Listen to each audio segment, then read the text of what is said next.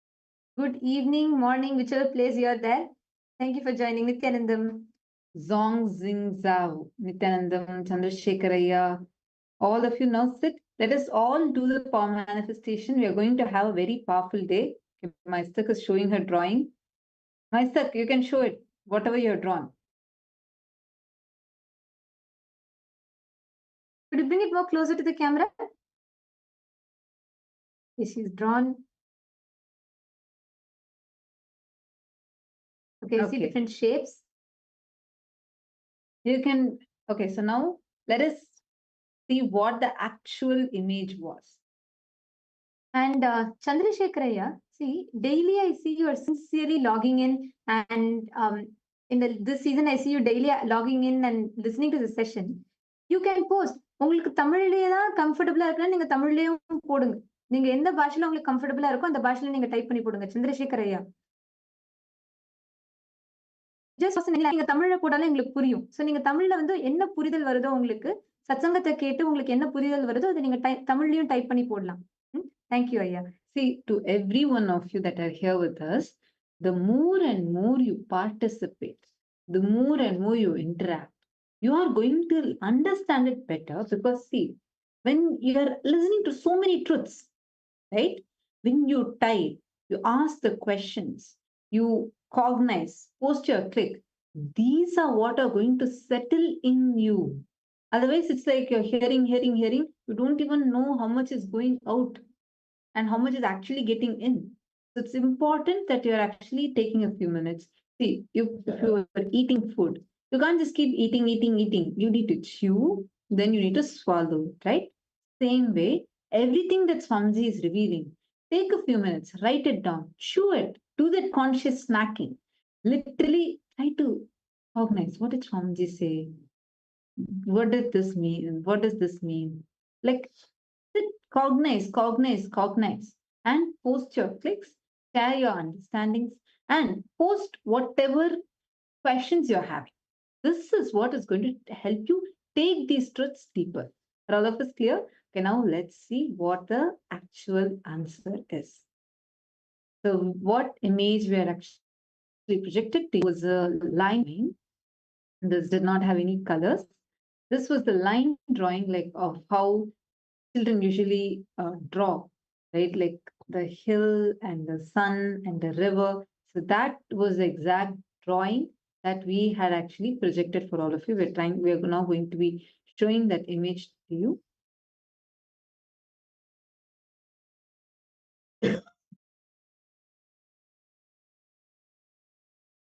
And all the others, all the participants understand whenever you start manifesting, there might be different ways through which you will connect, right? So sometimes you will feel like it's you click a lot with drawing, and if you're someone very passionate about drawing, or if you're someone who associates with colors the most, or if you're an reader, right? Whatever you connect with, sometimes your cognition, what makes it easy, what makes you believe it's easy. I remember one of the Balasans, he will not see anything related to like reading words, he could not see. So we tried different things, and for a long time he was like, I can't manifest, I can't manifest, I can't manifest. But he we started writing different food items, whatever he liked. So one day the principal, she was like writing and giving him, and she wrote some food items, and he clicked with that more. So he started reading only food items he used to read. And after that, Samji actually said it's absolutely nothing to do with power manifestation. It's just something that's cognition, psychological. So once he started believing that it is easy, once he was able to see food items consistently, he will see every item that is shown to him, he will be able to read it. But if you tell we are showing you English word, or if you tell you we're showing you storybook, he will not read. So we started changing. And after he became comfortable with reading, he could demonstrate this power as well. So even whatever you said, if some of you can, if you feel your reading is easier for you, some of you feel drawing is easier for you, or you associate more with colors, please feel free to post it in the chat, and we can customize it for you to be able to see and have that breakthrough. Are all of you understanding?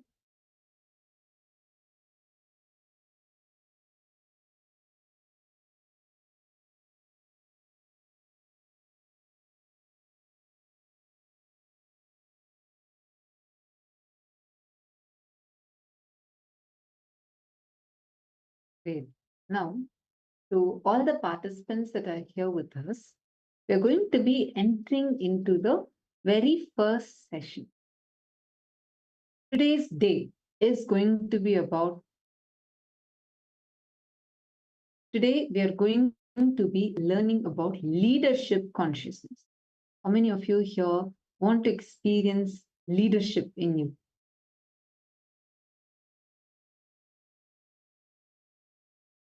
How many of you are understanding that many aspects of your life, you need to actually manifest this leadership quality? You're actually seeking for it, whether you want it in certain aspects or not, but in many aspects, at least for yourself, you want to be a leader for yourself, being the boss of your own life. Okay, see now many of you posting. So now so many of you want to experience the leadership quality in you, right?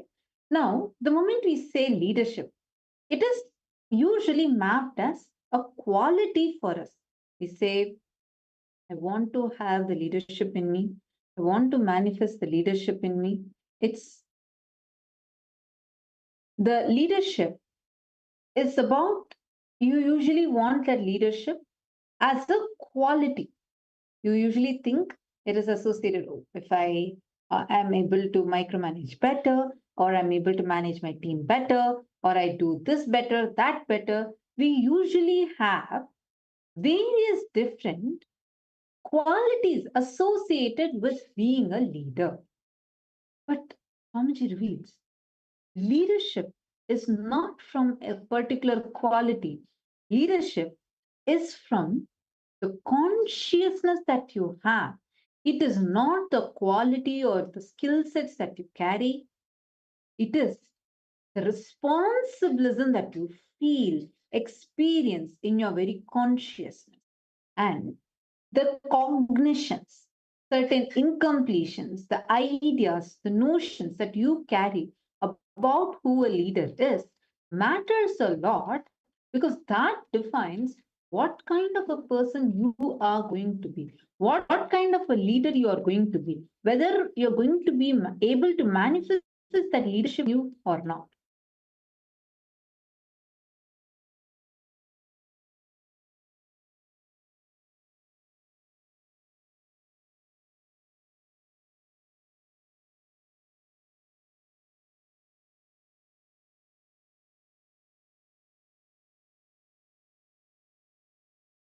Come on, every one of you post.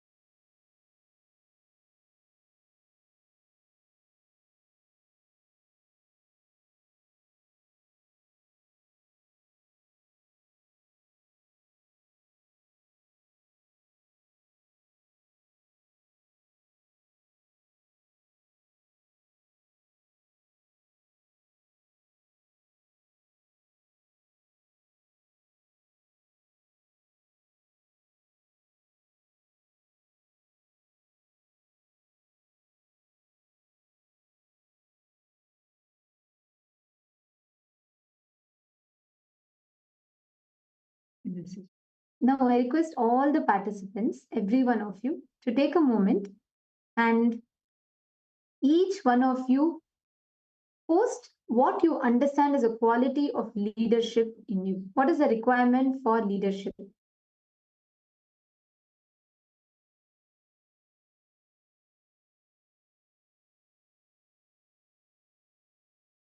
See, now to all the participants that are here, listen intensely. Now, what Swamiji revealed yesterday. How many of you here did? I see more of you joining. So, can I request all of you to post? How many of you here were able to do the power manifestation yesterday that Swamiji gave, to be able to raise the Atmalinga in your hand and to contemplate and have it click to what Swamiji had revealed yesterday? How many of you actually put your Atmalinga under your pillow And today morning started fresh with conscious snacking, just conscious having cup of coffee, conscious coffee.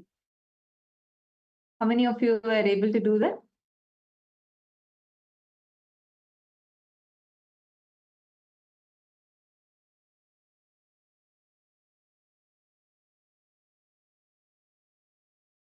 Great. See, today, just sit every single truth that you're listening to, whatever revelations that you're listening to, whatever understandings that you're listening to, sit and start typing that down. Start writing that down.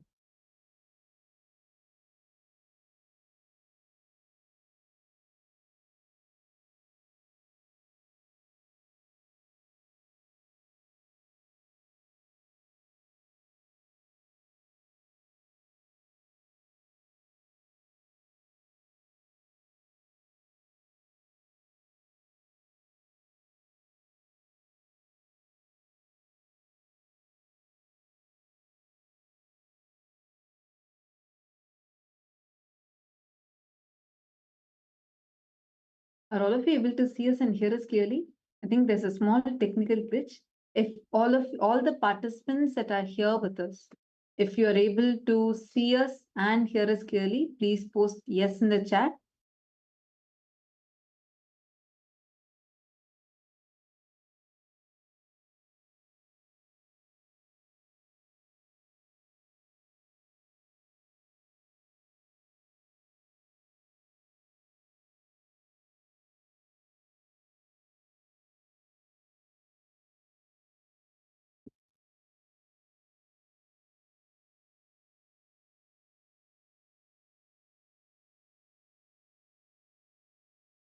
If all of you are able to see us and hear us clearly. Okay. Yes, sorry for that. We were facing a small technical glitch. And this was the image that was projected to all of you. All of you can see this now. And now we are going to be entering into the very first session. Today, the first session we are going to be learning is going to be about Kailasa Loka. Kailasa Loka is the phase that we are going to be experiencing today as the plane of existence. Understand, we have 14 lokas that exist. 14 that exist. And to access each one of these 14 lokas, you understand, not just the Bhuloka plane. Bhuloka is where we all are existing now, the planet Earth and the entire known universe, the Milky Way galaxy, everything that we know comes only under the Bhuloka plane. Now, above this Bhuloka plane, there is Bhuvarloka, Swargaloka, Tapoloka, Janaloka, Maharloka, and like this we have, and Satyaloka, all these lokas exist above the Bhuloka plane. And below the Bhuloka plane, there are Atala, Vitala, Sutala, Talatala, Mahatala, Rasatala, Patala.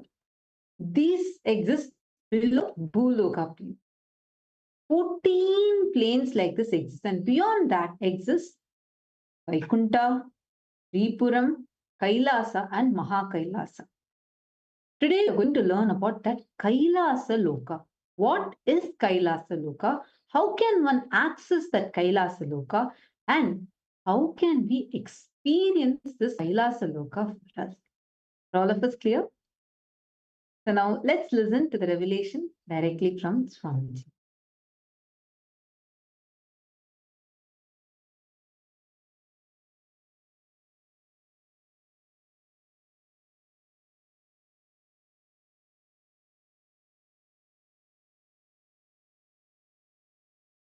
Sanatana Hindu Dharma reveals about this cosmos. It has time zones, higher worlds, Bhuva, Suva, Tapa, Maha, Jana, Brahma, Vaikunta, Kailasa. The higher worlds and the lower worlds, Atala, Vitala, Sutala, Talatala, Mahatala, Batala. I'll project a simple description diagram of these lokas understand, Sanatana Hindu Dharma, the Hinduism, reveals about the cosmos, the higher planes, vertical time zones, and the lower planes, both. Just physical mutation and mental mutation happens in the lower planes of the universe. But conscious mutation, superconscious mutation happens in the higher planes of the universe, vertical time zones of the universe. Here I am projecting a simple description diagram of the vertical time zone. So understand, this is the rough description of cosmos revealed by Hinduism. The vertical time zones, Suvarloka, Maharloka, Janaloka, Tapaloka, Brahmaloka, is where conscious and superconscious mutations happen. The lower worlds, Atala, Vitala, Sutala, Talatala, Mahatala, Batala, Rasatala, in these worlds, just physical and mental mutations happen. So understand, this Brahmanda, cosmos, is focused on giving superconscious mutation to all beings and ultimate oneness, Paramadvaita Anubhuti.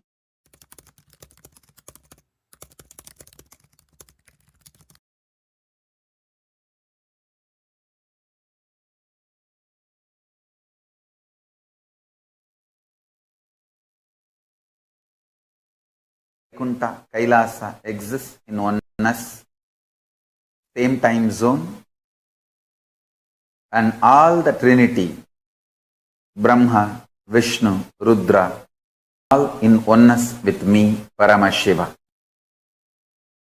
I'll describe precisely how the Kailasa is. Listen to this description and contemplate on it, connect with it, you will experience it. See, you see many of the photographs taken by NASA and many telescopes from the space station and the science fiction movies and all that. Whole background is dark and the suns, stars, all of it look like a light, flickering light. How you get the pictures, videos of the cosmos? It's like a black, dark background. In darkness, the stars and suns and moons are like a light point. Understand? Kailasa is just the other way. Full of light, extreme light. All the stars, everything looks like a dark spot. Small, small, small flies. First, visualize how this Bhu Mandala looks. This mandala is already portrayed and photographed, videographed by NASA and other space organizations, and it's available to you all. It is just the opposite. Whole thing is extreme.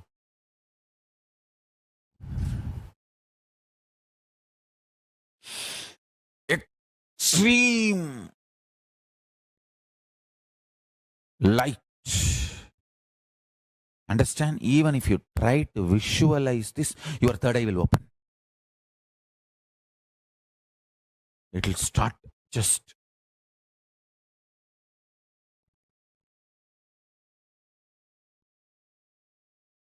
that's all. I tell you,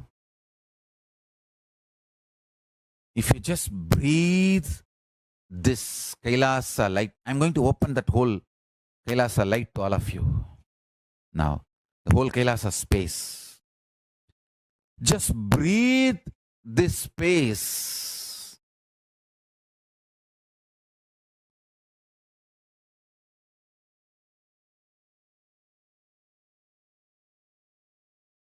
First, the Parama is the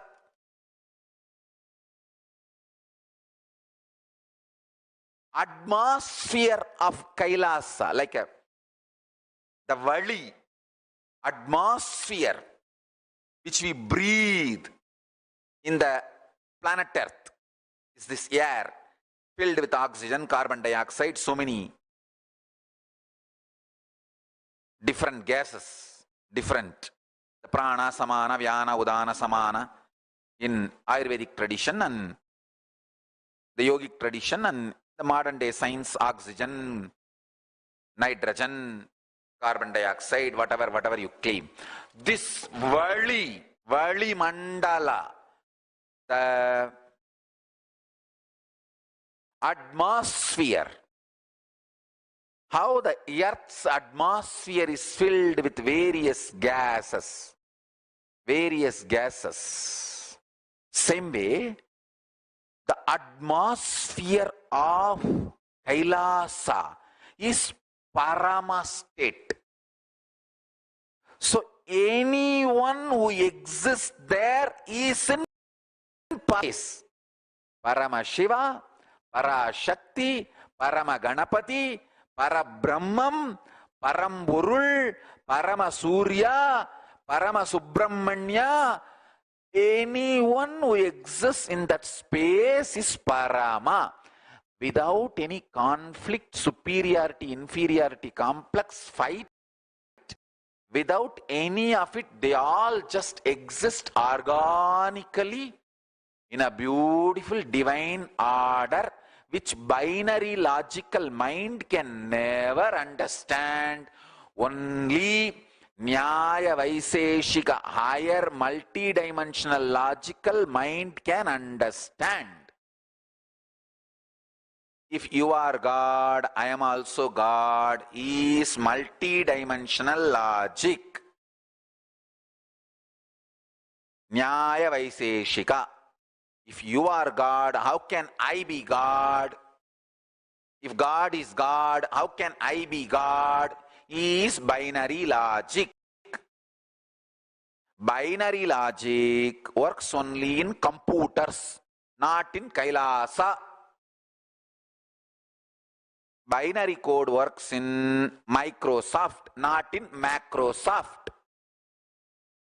Only Nyaya Vaiseshika works in Macrosoft. Binary works only in Microsoft.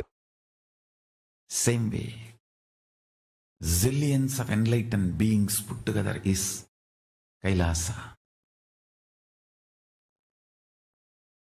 All the greatest knowledge, possibility, powers, everything put together is Kailasa.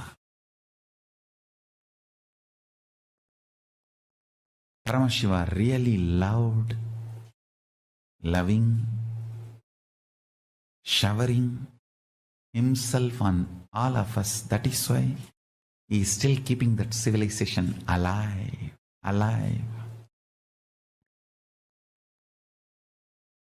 Again and again, he revives that civilization, even though human beings go and destroy it. By their ignorance, they get swayed and destroy. Then again, he revives. Last time, he revived by coming to Madurai as Sundareshwara and with Meenakshi, Parashakti Parvati. He revived the KAILASA Dvatashanta Shyamala Pita. Now he saw again the need for revival once more has arise. The need for revival has happened, is again here back to revive the enlightened civilization. I'll give you the time, the whole sutra. Current enlightenment means manifesting the state of Paramashiva, unclutched nirvana, nirvigalpa, suddhadvaita swarupa samadhi.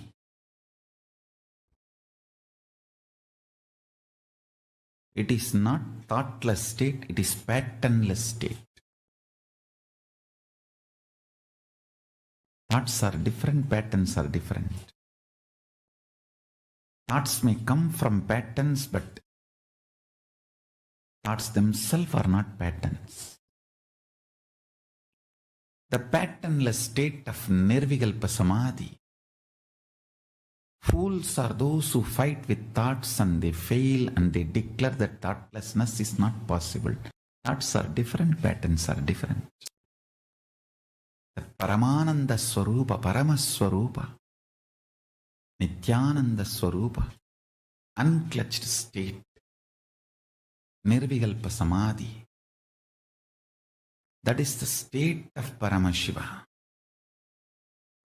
I have spoken elaborately almost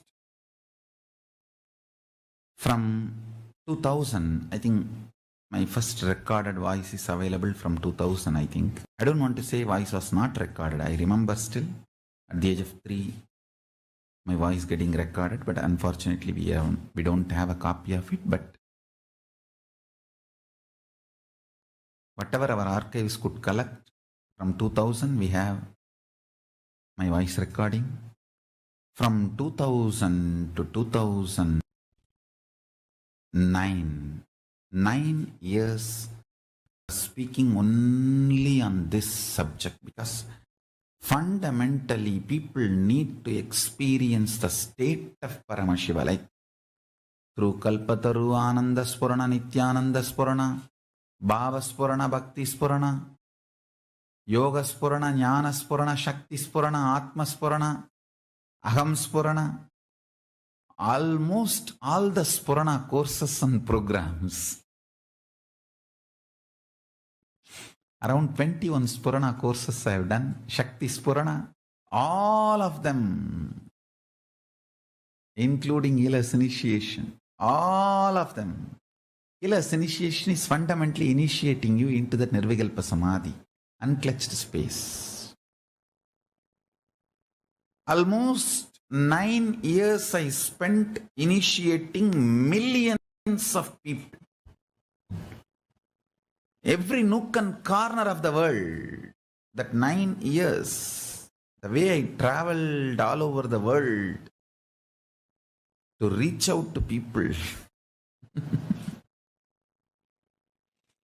Organization was started in 2001 in Tirugodu, but my public life started in 2000 itself in Tiruvannamalai, doing the Chandi Homa in Tiruvannamalai Rajarajeshwari temple, which is just in front of our ashram. Those days it was in our devotees' hands. From 2000 till 2009, I can say, I was working, creating millions of people to experience the state of Nirvigalpa Samadhi, state of Paramashiva.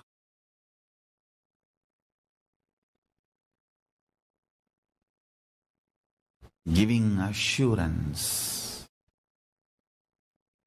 support, initiation, ultimately experience itself. using multiple methods, techniques, writing books, almost 24/7. Literally like Shiva Bhuta, I worked.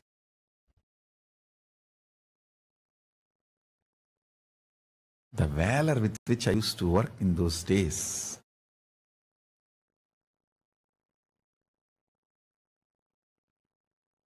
In one statement, if I had to describe how I was in those days, தொந்தரவு பண்ணலன்னா சிவனே நிறு, பண்ண சிவனாயிரு. It's like, people don't disturb you, be Shiva. Just remembering, if people disturb you, be Shiva.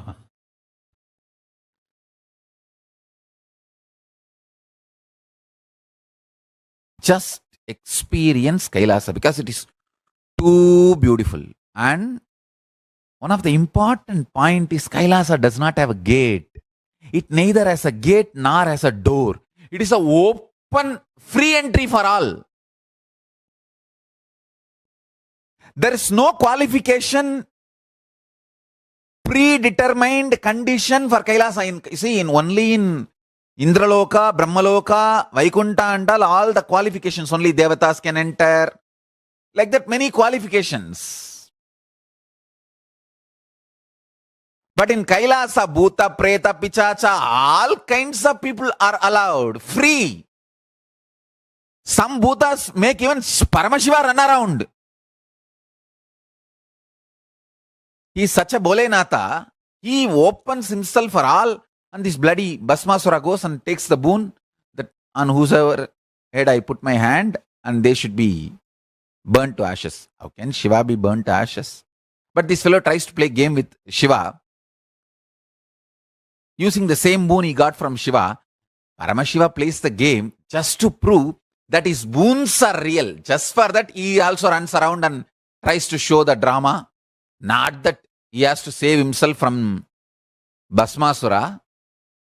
How can fire be burnt? But he has to prove that the boon he gave is really, really real.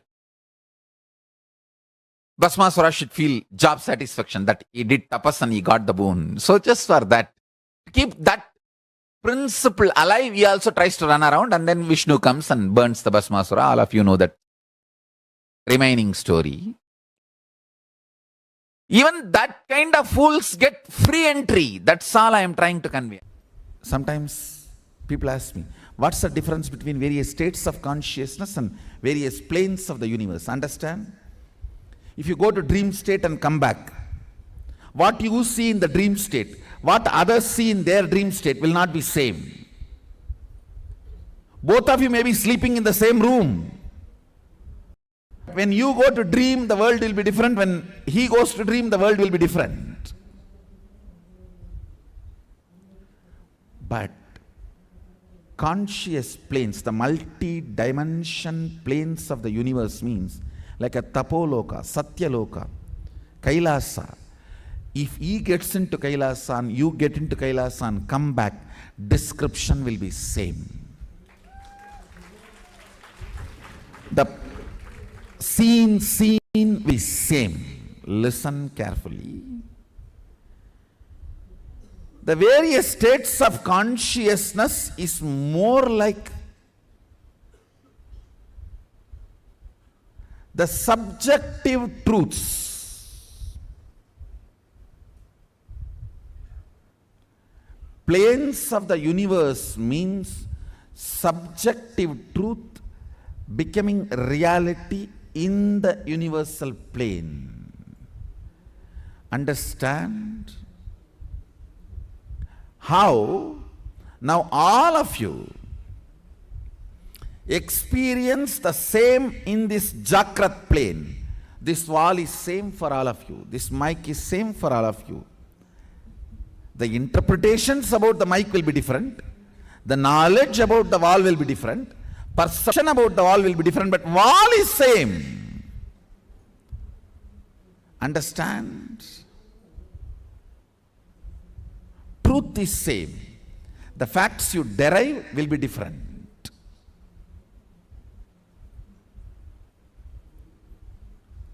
So this is the plane of Bhu.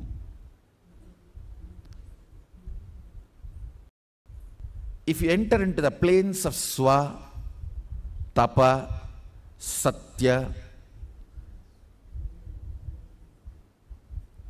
exploring those planes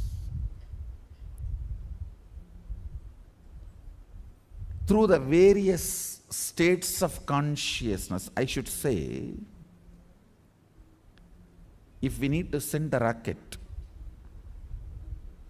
to Mars, the fuel we need to fill is states of consciousness. If we need to reach Kailasa, we need to fill our being with Turyatita. The fuel is the states of consciousness. The place to reach, the plane, is those lokas. If you in your life, grabbing, stealing from others is the best strategy for success. Your identity in Patala gets strengthened. If you think the win-win is the best strategy in any deal, whether relationship or business, in every deal of your life, you also should win, other person also should win. The win-win is the most successful, long-term, peaceful, right strategy. Then, your identity in Swargaloka gets strengthened. If you feel no, giving up, Sarva Parityaga, Tyaga is the best strategy for all the auspiciousness in the life. Tyaga is the best strategy. The greatest powerfulness in the life. Then your identity in Tapoloka gets strengthened. If you feel integrity is the best strategy. Your identity in Satyaloka gets strengthened. If you feel integrity to Guru and the God is the best strategy. As I say,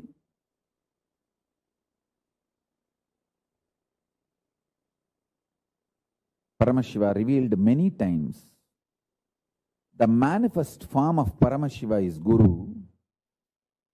Unmanifest existence of Guru Paramashiva. State of Guru is Paramashiva. Statement of Paramashiva is Guru. Statement of Paramashiva is Guru. State of Guru is Paramashiva. Avyakta of Guru is Paramashiva. Paramashiva's Vyakta is Guru. Manifest component of Paramashiva is Guru. Unmanifest existence of Guru is Paramashiva. Understand? The extraordinary powerful existence, extraordinary powerful existence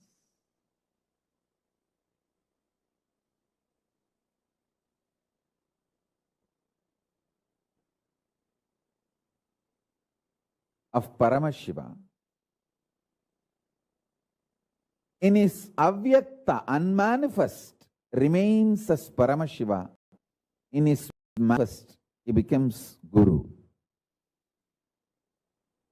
Some of the powerful cognitions I repeat, so it enters into your very core cognitions, your very being, your very core.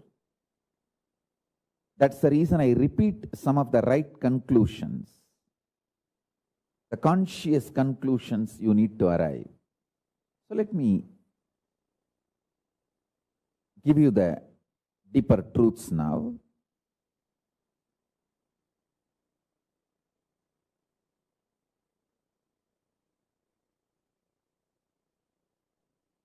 Level by level, understand about your body.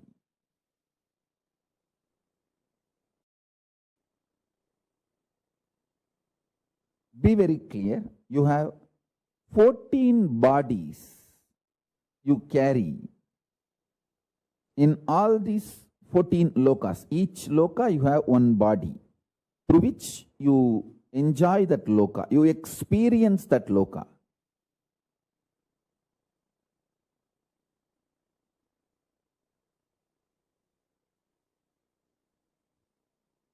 Actually, the body you carry is the base from which you enjoy that loka. So the body you are carrying now in this bhuloka, where you are sitting and listening to me, this body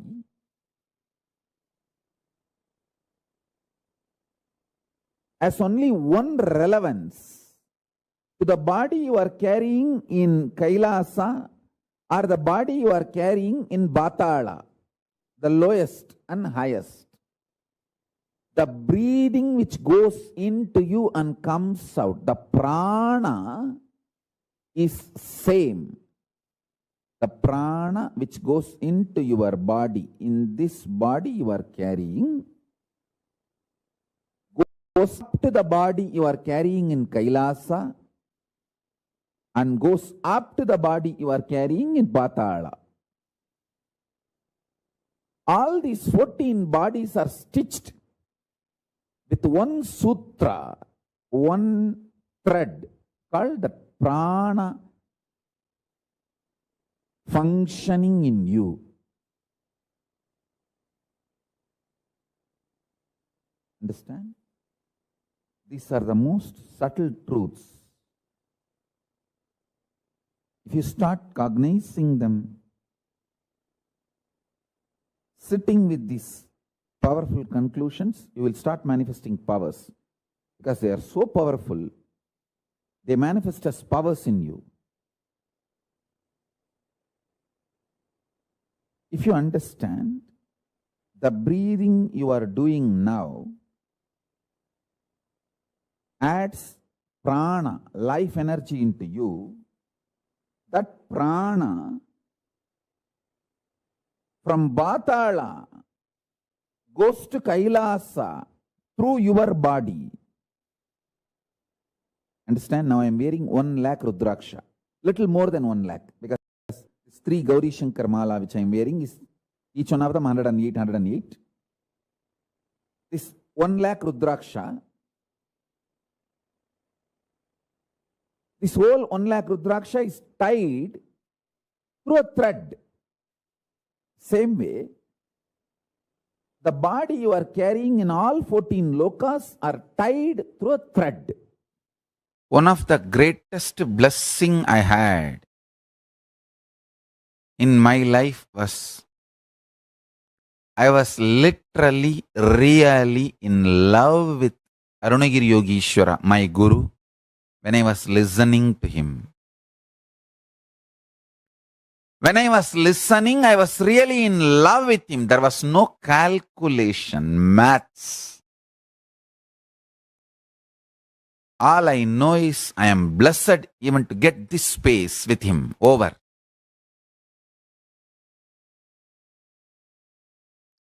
And if my guru has said, after the end of this satsang, your life is going to end, everything is over, even then I would have decided to be with him. I would have said, that is absolutely okay for me. Take the life, let me be here with you.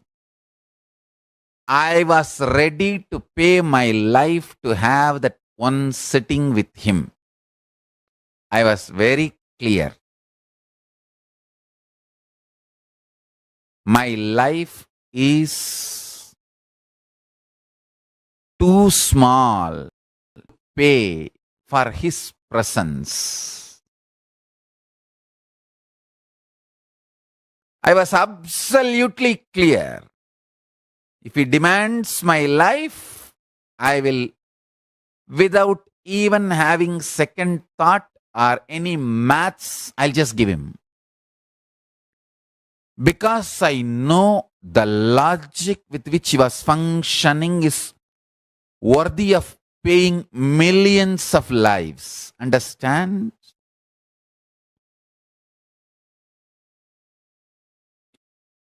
Every penny you acquire, you can enjoy till your this life. Every powerful cognition you acquire, you can enjoy as long as you exist. Accumulation of powerful cognitions is the most important life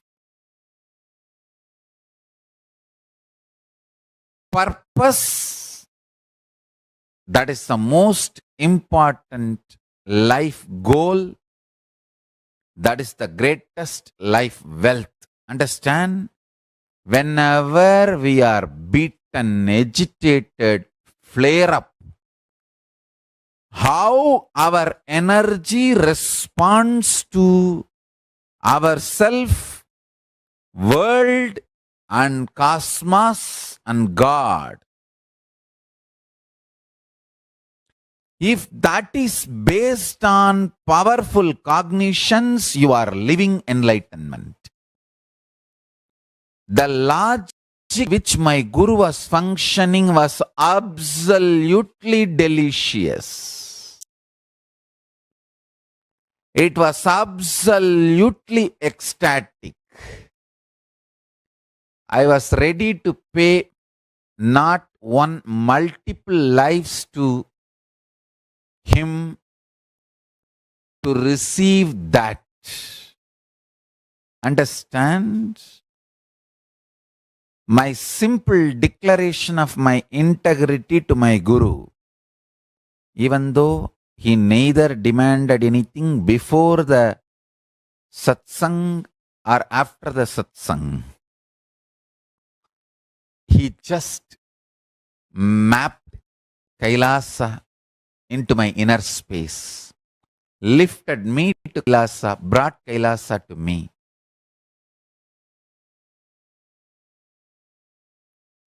I literally do that to all of you now. I lift you all to Kailasa and bring Kailasa to you. Listen. Listen intensely. You can have 1,000 reasons why you should be integrated. You can have 1,000 reasons why you should not be integrated.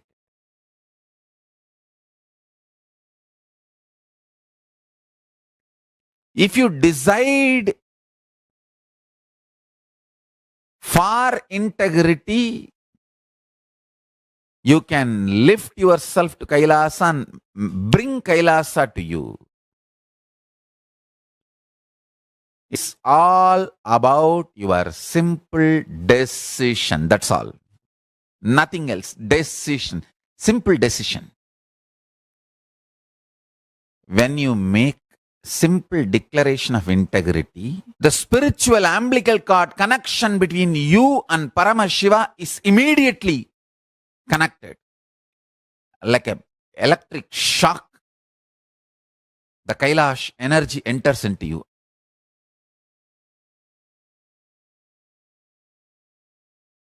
Please understand, like how Mahadeva's Kailasha, he has instructed when people are sincere, give way, give darshan wherever they are. Because Tirunavukkarasa Swami is so sincere. Just in Thiruvayaru, he had the darshan of Kailasa.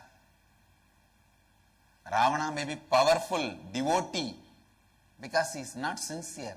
He could not carry Kailasa to wherever he wants. Power does not move Kailasa.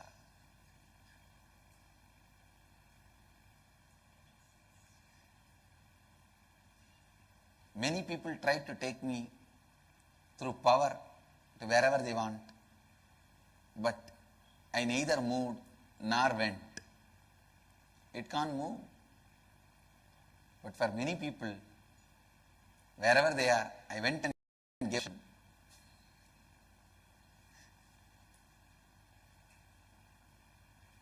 Always the Tirunavukkarasthas get the darshan, but never Ravanas can move Kailasa. Listen, just like Mahadeva's instructed his Kailasa, wherever sincerity is there, don't trouble them, give darshan. It is just to check the sincerity. That sitting in the Kailash is just a methodology to check the sincerity of the people. So if they are sincere, they don't need to take the struggle, give way and give darshan. I tell you, you can look at me only when I decide to look at you.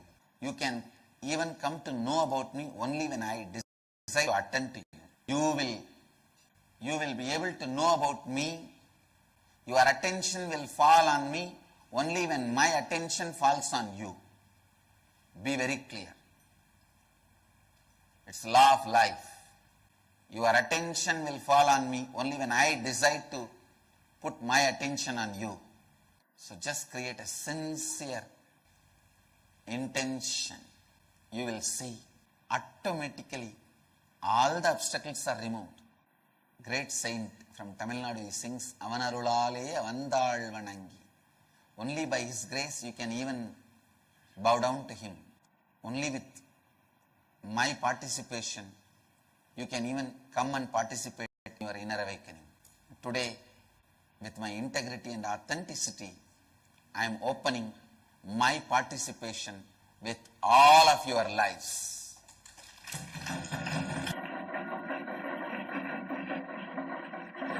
With integrity, authenticity, responsibility, I commit with you all. Make the sincere intention, I'll make it into reality. Listen intensely. First truth. Tell Paramashiva, I know you are real. Second truth. Not only Paramashiva is my first priority, he is the only priority. Third truth. Let my independent intelligence, consciousness, my will to feel good, bad, right, wrong, my individual soul exists only as extension of Paramashiva. Let me think what Paramashiva wants. Let me will likes. Let me live as his extension.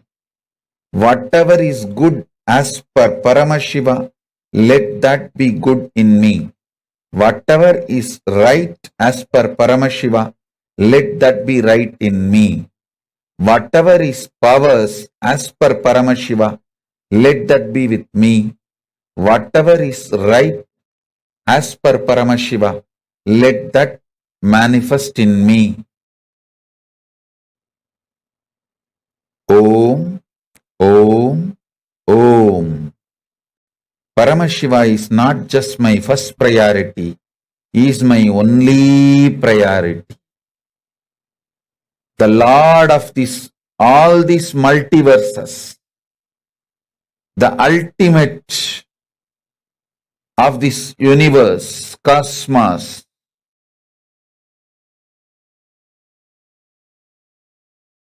Om. Let Paramashiva's activism manifest in me. Let me breathe only the way he wants. Let me think only the way He wants. Let me live only the way He wants. Let me desire only the things He wants. Let me enjoy only the things Paramashiva wants. Let me live only the way Paramashiva wants. Let me manifest only what Paramashiva wants. Let me attract only what Paramashiva wants. Let the activism as defined by Paramashiva manifest in me. Let intelligence as Paramashiva wants happen in me. Let wealth as Paramashiva defined happen in me. Let life as Paramashiva defined happen in me.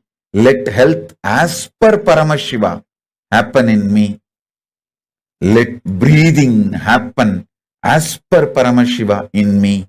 Paramashiva is the only priority.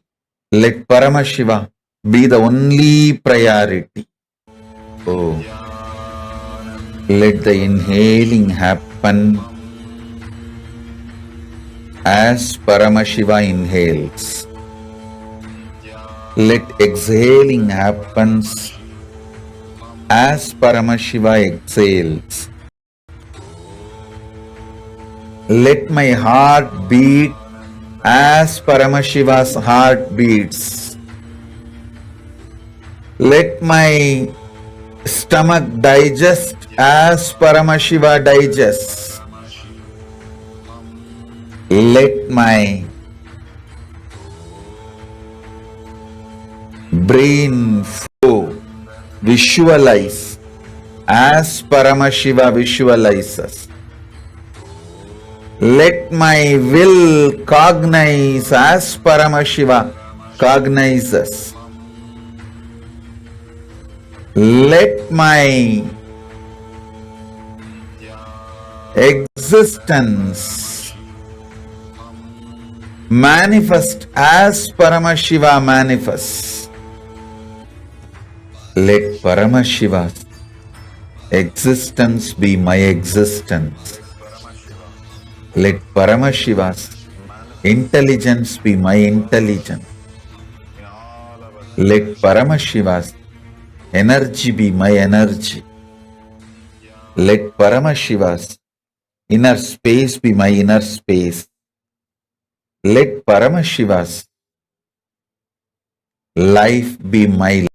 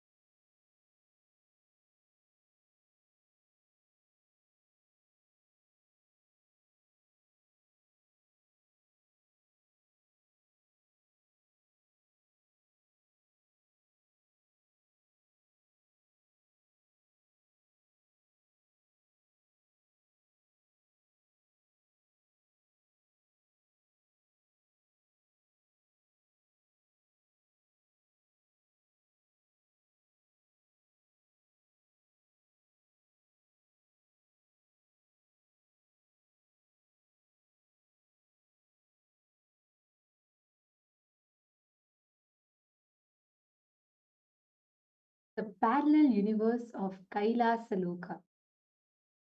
Okay, all of you, all the participants are going to experience awakening yourself to Kailasa Loka, experiencing the space of Kailasa. See, each universe, right? We have Bhuloka, Bhuvarloka, Suvarloka. We are going to be learning elaborately about the parallel universes and vertical time zones. One of these lokas is Kailasa. Each of these lokas have certain like a password, let's say, some a kind of a password that you can access with. So that is a frequency, a thought current. See, the day one, all of us received the Shiva Diksha, right? And in the Shiva Diksha, Swamiji initiated us with a very specific mantra, the Shiva Diksha mantra, not the Gayatri initiation, before that, the Shiva Diksha initiation that we received. That mantra completely opens up Kailasa for you. And listen intensely. This Kailasa Loka that we are going to be experiencing today, see, all of us have our identity in each of the planes. You might be right now in this Bhuloka plane, but you also have an identity, meaning identity, but existing in a different form, exists in each of these loka. Like there is a devata with your face and a devata body existing in Swargaloka. There is a naga who's existing with your face and the naga body, a snake body, existing in Nagaloka. Your same face with a rishi body is existing in Tapoloka. And if you're understanding, you're not just this one person that you think you are. Ma Lin Eating and Ma Yu Xuan Lai. Understand, to each one of you that are here, each of you have your parallel universe existence. How many of you are cognizing it? Means it's not just this one person sitting here with you. There is 14 more people connected to you sitting in 14 different lokas. Every time you empower a parallel universe identity of yours, how that when you empower a certain thought current, constantly cherishing life negativity, constantly cherishing some depression in you, some low inner image inside of you, then you are empowering the Rakshasa body that you carry, which is existing in the Patala Loka. You're empowering that demon body. If you're empowering, just I win, you win. Win-win strategy of your life. If your whole life strategy is not just about grabbing, but it is about you also win, I also win. You cherish that more and you focus more on contribution and the higher possibility of yours that you denied. But now you are starting to connect with that possibility. All these will empower your identity in the Swargaloka plane. And understand, each lokas, each of the parallel universes unlocks a certain possibilities and powers in you. It is like, for example, if you've seen like any softwares and all, right? Each level, each like if you see the software upgrades, when you pay for something pro, or when you pay for a or when you pay for like for the ultra pro kind of a levels that they keep, and as you pay more, they give you more access, more features, more possibilities you get to access of the app. Much like it in the vertical time zones, not of course it's not related to any currency or any payment, but here in the vertical time zones, based on the frequency that you are in, you access different higher dimensions and planes, and with each of the plane you get to harness that frequency, that higher energy, and those powers and possibilities become available to you. In Kailasa Loka, the thought current, the frequency you need to be in is feeling connection. All the aspects of you that you cherish deep feeling connection with, the way how you experience your core as Paramashiva, as Swamiji, the deep feeling connection that you experience with Swamiji, when you decide nothing else matters in life, integrity to Swamiji matters. And integrity, my commitment to Swamiji matters. When you cherish that, you start manifesting Kailasa. In the areas of your life, how much frequent, how many times, how often do you consciously align yourself to that integrity-based thinking? Let's do one quick exercise, a quick activity. Okay? See, it is the integrity that you carry with Guru. That is the key for Kailasa. Take a few minutes and pen down in the last 24 hours. How many times, which all aspects did you follow? Did you have the maintain the integrity to Guru Vak? And which all aspects did you miss the integrity to Guru Vak? Take a few minutes and please pen this down. Like yesterday, Swamiji said, put your Atmalinga under your pillow before you fall asleep.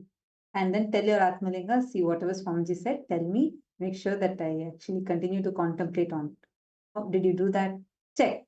Or did you take a few minutes, contemplate when Swamiji said about having the Vakya skills? Did you do that? Like for every Guru Vak that you have received, or any personal Guru Vak, Swamiji would have personally given you a Guru Vak, a particular thing for you to do. You do that. Have you had it even in thought currents, the way how you're holding yourself? In every level, sit consciously analyze this whole thing. Please start now. Let's start. I request each of you to sit and pen.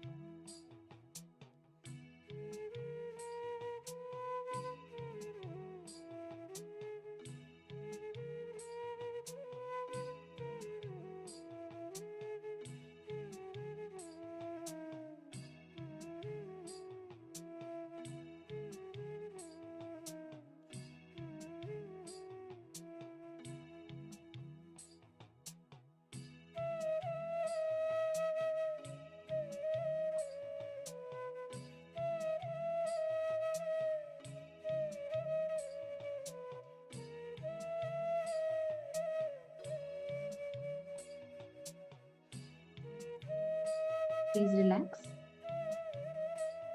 Hope all of you have finished writing. See, what thought current that you cherish, the frequency, the thought currents you cherish is very, very important. So in Kailasa Loka, for you to experience this parallel universe, you only need to focus on one thing, which is experiencing, staying tuned in the right frequency, experiencing all your actions based on Guru Bhakti again and again and again.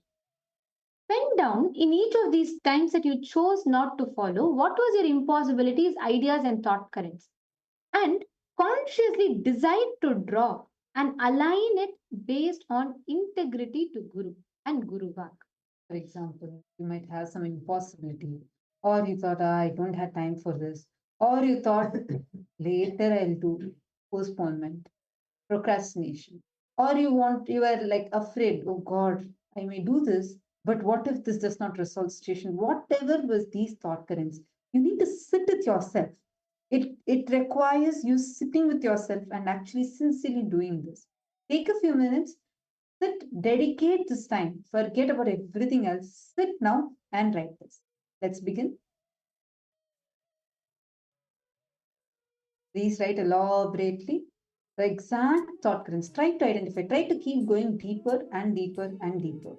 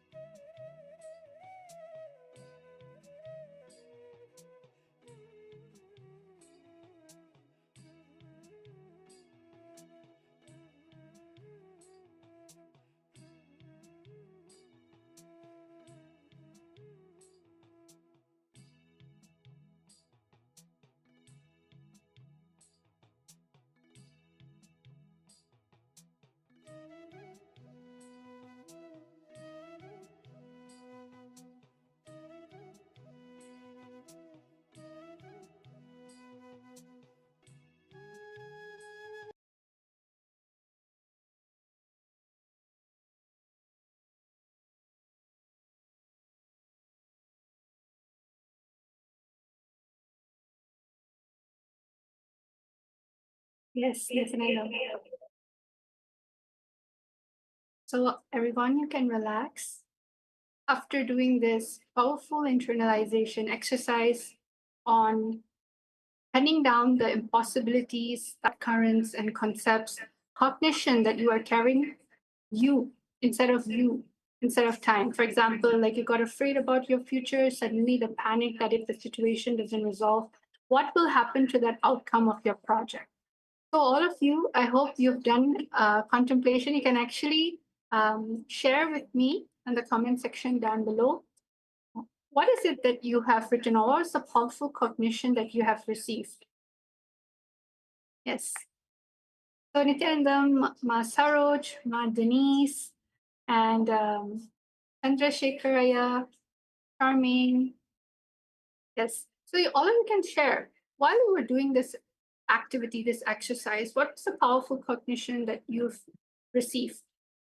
Because that powerful cognition, that completion that you experienced for this session, it's going to be the fuel for you to manifest powers. Yes. So right now we're going to shift the session into the power manifestation. So now what is power manifestation? How can we convert the pain or the feeling of being stuck, right? Whenever you're caught up in a pattern, the pattern is nothing but a reflection of unmoved matter in your life. Because even when you're trying to describe, I have a problem, you use the word, I'm stuck. When you say I'm stuck, it simply means that you're handling matter, because only matter cannot move. But when you experience completion, what starts happening? The part of you that got stuck starts releasing itself, and consciousness starts flowing through you. So when you do that completion, it's like a wall that got broken and the water is finally flowing out. So that flow is nothing but the third eye. The energy that flows through you in the form of completion is the third eye. So I hope all of you are understanding this. So I don't want all of you to miss out this amazing power manifestation session. So I'm requesting everyone to please come on camera. Yan Hui Jing, Di Shuan Chen, Ma Margarita, Ma Denise, Ma Saroj, and Chandrasekharaya, Wu Ji, Ti Aya. Yes. It's very nice to see all of you. And now let's get started with the actual power manifestation session. I want each and every single one of you to get a matter. It can be a coconut. It can be a bottle cap. You can even use the deities like Ganesha or Lakshmi or Swamiji, whatever deities that you may have. And what you're going to be doing is that you're going to be putting it on a surface. You're going to be putting it on a surface, and you're going to be putting the object on top of it. I mean, whether it's your deity or anything, you can put it on top of it. We're going to be doing a power called consciousness over matter, where nothing in life, whether it's the problems you have, nothing physical, mental, emotional, that blockage in which gets turned into matter, right? It should not be the reason why you can't. Yes, so it should not be the reason why you can't move things. Because continuously, Swamiji is saying one thing: you are consciousness. When you flow with life, you say yes to life. You just simply move. You move according to the energy in your body, which is the free flowing energy, the part of you that is complete. So I hope all of you are excited. So I'm requesting all of you to have a setup. If let's say you don't have those items, it can even be an orange, you can get it. No problem. As long as it's sort of a circular, oval type of a structure. It can even be something that you set up on the table so that you can put the items on top of it, like a deity, It can be a wooden box. It can be a bottle cap if it's possible. Does not matter as long as you place it properly. And the second thing, what are we going to do? We're going to take a picture. Means ensure that you measure it. Ensure that when you're measuring, the object that you're going to be manifesting with is measured in such a way where you know that, okay, it's taking up a total of 1 centimeter or 1 inch. It doesn't matter how big is it, how small it is. Just take note of the measurement. Then next, what are you going to be doing? You're going to be connecting to Somji in the third eye. I'm going to be showing all of you the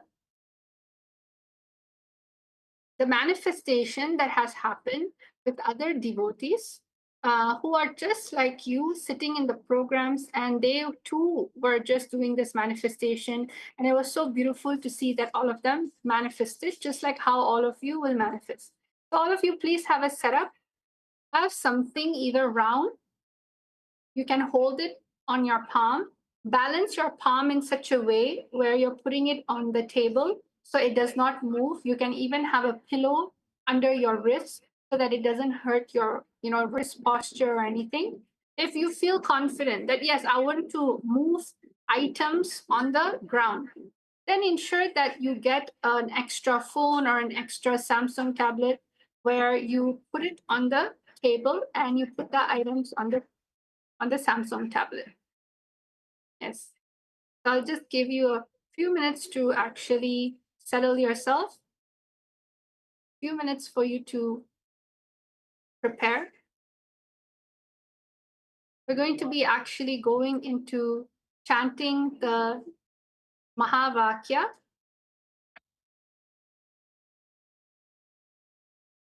So for this session, you just need to remember one thing. Sitting with Swamiji, remembering Swamiji in the third eye, sitting with your head, neck, and spine in a straight line. Your powerful cognition is that you are not matter. You are not matter. You are consciousness. You are infinite energy. And that energy residing in you is nothing but the energy that is residing in every single thing, in every single object, in every single thing around the world, in life itself. So matter is something that things does not move and it gets stuck. Consciousness, overflowing energy. So just cognize sitting as Swamiji. Whenever you sit as Swamiji, you will see even consciousness only connects back to you. So now let's start with this power manifestation session. Set yourself up. I'm going to be playing the Mahavakya, and we're going to be sitting for this power. And remember, have patience. Avoid touching it. Just experience yourself and Swamiji sitting down. Play with the higher dimension of you. This is what is going to make everything in your life that is stuck move. Okay, let's all settle down. And I'm going to be playing this video of somebody moving deities on top of their silicone tablet.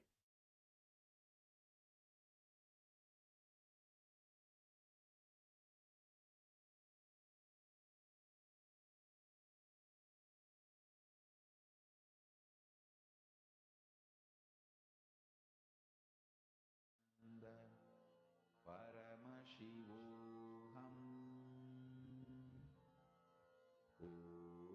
Om Nithyananda. Paramashivoham.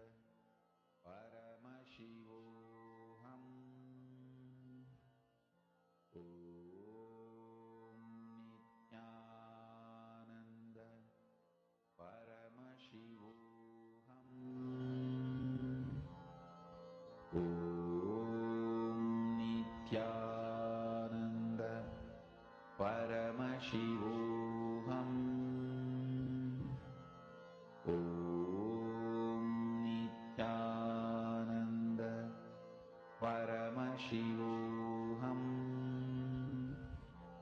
Om Nithyananda Paramashivoham. Om Nithyananda Paramashivoham. Om Nithyananda Paramashivoham. Om Nithyananda Paramashivoham. Om Nithyananda Paramashivoham.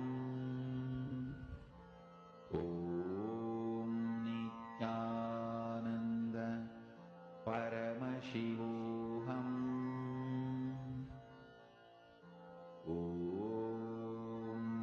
Nithyananda Paramashivoham. Om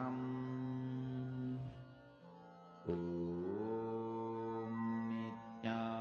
Om Nithyananda Paramashivoham. Om Nithyananda Paramashivoham. Om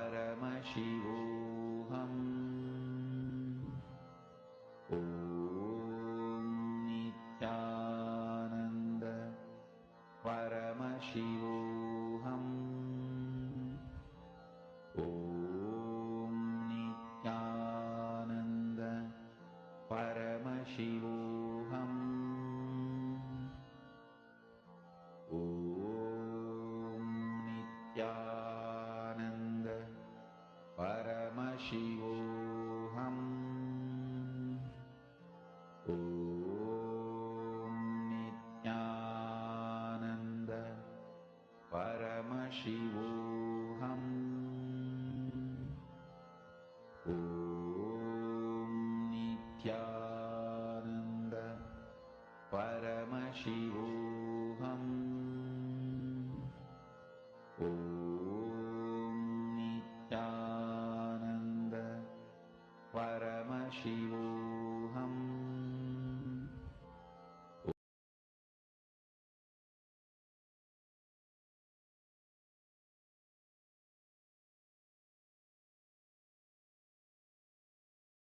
Remember, all of you just have a simple setup like the way I was showing all of you, that tablet being on the table, and how any type of deities you have, if let's say you don't have deities, it is also fine. You can find something like an orange or a coconut. If you have a very circular, stable rock, you can also have your rock. It does not matter. But of course, because it's your first day, your first time, just have small, simple things. It can even be a button, something that doesn't really roll off immediately. You will just see and experience this amazing benefit. See, once you start experiencing the higher dimensions of yourself, you no longer become matter, you become consciousness. When you start relating to your body all the time with matter, what's going to happen is everything around you will start responding to you like matter. Things will just, it will start, but it will get stuck. So, this is how things move. So that's why when you get a powerful cognition, you'll just simply see only Swamiji lands in you to make everything move. So this amazing science revealed by the ancient Vedagamic scripture, you'll just simply see you experiencing a higher dimension of yourself in the vertical time zone. Consciousness over matter is one of the best experience you can have when it comes to experiencing the vertical time zone. Because I'll tell you this one thing. For anything to move, gravity needs to lose over its possibility around the object. Because once you start experiencing, like for example, when you go with an airplane, right? You need to actually fly in a certain parameter of the sky high enough, but not so high that you start floating off. For example, if you were to see the rocket getting launched in the sky from NASA or SpaceX, all these amazing organization that studies the space and the stars. Just like that, in ancient Hinduism, we studied the space and stars through our consciousness. Just with our will, we were able to go and experience different vertical time zones. So one of the way you all can experience that is the fuel. And the fuel is not something external, the fuel is internal, which is you. So let's go. Chant the Mahavakya. Om Nithyananda Paramashivoham. Get any object, anything. Just visualize. Okay, this is my current health issue. Project what is it that you are feeling that is stuck in your life. This is maybe my wealth issue, or this is a conversation that I had with my wife or anyone around me that is not moving. I promise you, if you just visualize with the intention that I am nothing but consciousness, things has to move around me because I am saying yes to life. I am moving things around me. You'll just simply see, just with that intention and with that space, even the very idea of time, space, gravity, it starts loosening up away from the conditioning that is just matter. So welcome, Stephanie. Stephanie, it's really nice meeting you again. So hopefully you can join us for this amazing power manifestation session. And Margarita, Saroj, yes. So all of you can take any object and experience this. You'll just see every single time you spend time with yourself, with your higher dimension, you will simply see things moving. Things will move not only from the angle of you being on planet Earth, but it will also move things which is outer, because everything is a reflection of you. So let's go back to the power manifestation. All of you are doing a good job, great job. Let's keep on going. Using the Mahavakya mantra initiated and given by Swamiji to connect with the higher parts of yourself.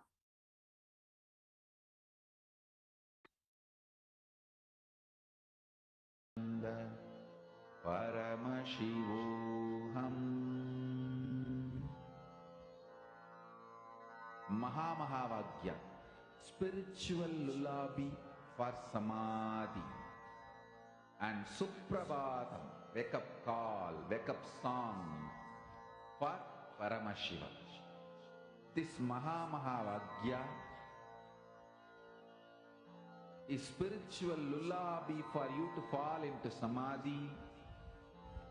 Suprabhatam, wake up song for Paramashiva to wake up in you.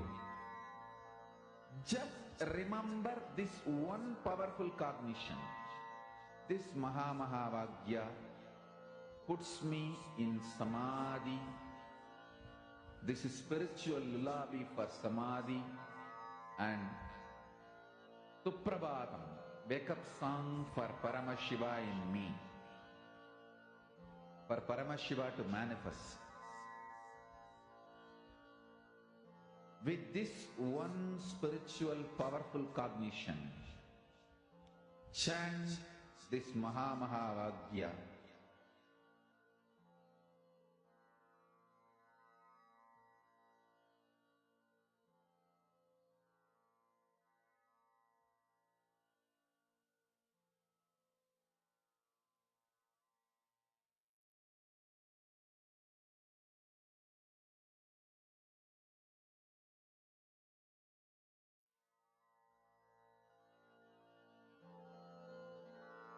Mahavagya, spiritual lullaby for samadhi.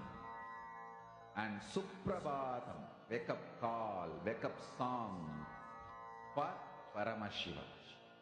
For Paramashiva to manifest. With this one spiritual powerful cognition, chant this Mahavagya. Om Nithyananda Paramashivoham. Om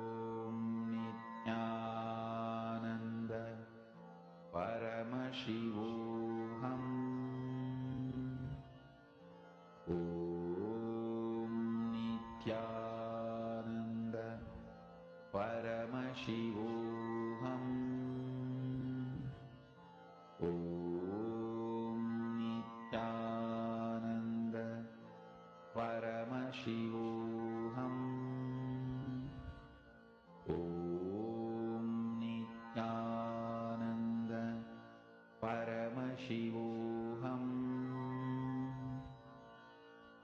Om Nithyananda Paramashivoham. Om Nithyananda Paramashivoham. Om Nithyananda Paramashivoham. Om Nithyananda.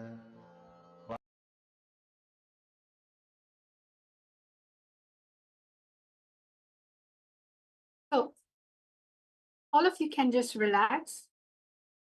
Share your experience. How is it that your experience about matter moving?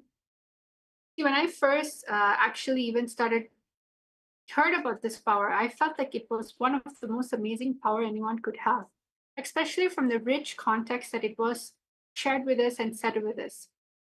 Over here in the planet Earth, you only connect to your body, yourself as a physical matter.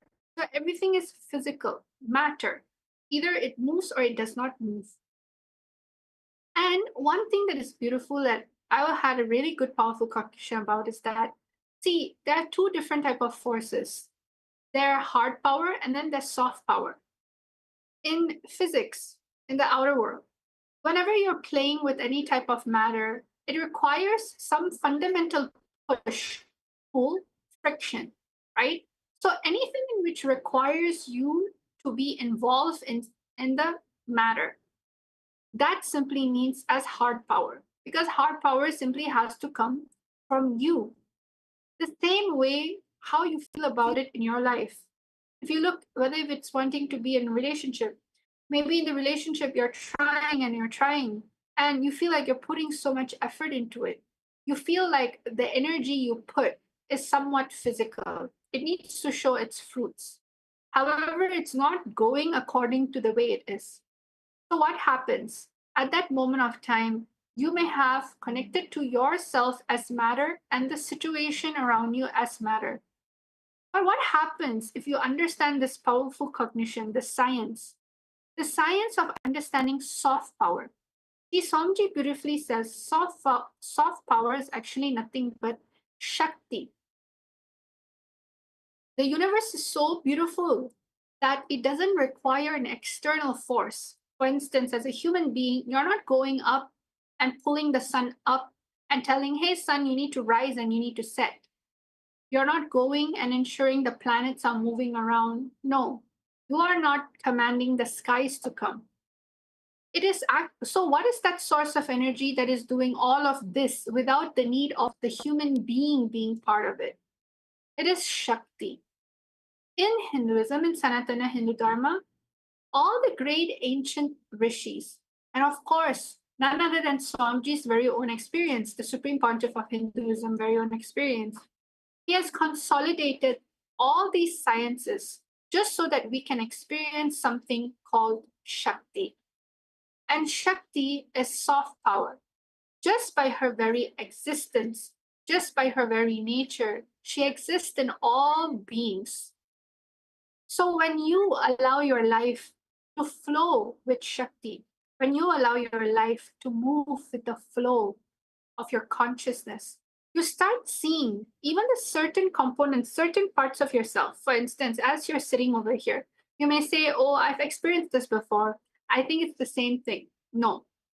Every single time when you decide to even spend 1% of your energy, 1% of your energy into power manifestation, you're continuously deciding to choose a new aspect of yourself, a new part of yourself in which you have yet to discover. Any time where we feel, oh no, I think I've done it, that part of you in which takes certain situations for granted is the exact pattern and reflection of all the things manifesting around you. So when you feel stuck in your life, don't pick up the patterns. Because when you feel stuck, picking up the reactionary patterns is much more easier. Picking up the reactionary patterns is much more easier. But what is Swamiji doing here? He's making us pick up the consciousness, the part of you that experiences high level frequency, the part of you that is deciding, no, I'm not going to be part of my resistance. So that is the beautiful science of consciousness over matter. I'm going to put you all again into another 3 minutes. So I'm requesting each and every single one of you, do not miss it. I promise you, as you're sitting down, if in any way you feel stuck, just by doing this, even for the first 21 minutes, it does so much healing inside of you. All the parts of you that are stuck starts moving. It starts understanding, hey, this being is connecting to herself as consciousness. She's doing something different. She's not picking up her patterns. She's picking up something more powerful that is sitting inside of her or himself. So when you understand your fuel is not matter, your fuel, your possibility is not matter, you will start understanding the beauty and the addiction of connecting to everything in life as Shakti. That is what you call as consciousness over matter, deciding to make the problems which are stuck become a power that moves. So I'm just requesting anyone, even the viewers watching us on YouTube Live, you can try sitting down, getting a matter, getting an orange, getting a coconut, anything that's oval or circle, putting it in your palms, and just without the need of your heart power, which is you trying to move it, without the need of you, there's an intelligence sitting inside of you. But just by connecting with it, just with the Mahavakya, it simply starts moving. This is one of the most amazing gifts Swamiji has given to us, making us understand the ancient Hindu sciences that existed 5,000 years ago. You need to understand 300 years ago in Gurukul, this was a subject taught to every child so that the child understand that life is nothing but energy. So let's go on. Let's do for another final 3 minutes. Let's look into the power manifestation session again. And trust me, when you connect with Swamiji, he will always ensure that you simply manifest powers. So let's get straight into it.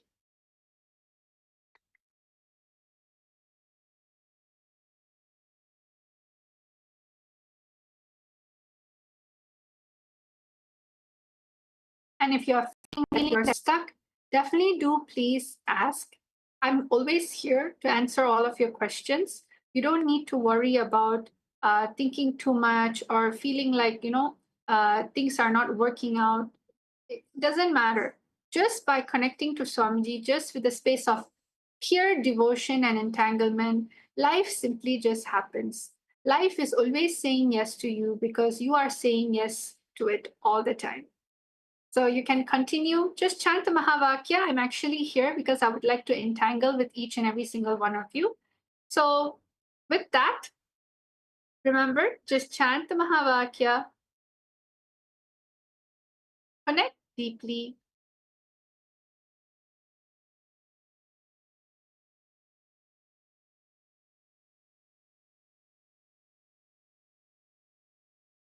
enjoy the part of you in which connects to the soft power. The power, see what is greater? You taking it up and doing and having heart power, which makes things move from force, or you just by sitting down, cognizing that you're pure consciousness, making it move without physically intervening.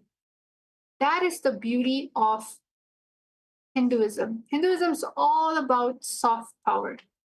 And Swamiji always teaches us how we should be our own sovereignty. So that is why the next session is all about how to be your own boss. How to be your own boss doesn't require you to have actual physical description. Like, for example, in order for you to be a boss, you need to have a strong body or a strong mind. Astrology, it's all about having the strong space. And that is why for the next session, you're going to be understanding how to be your own boss.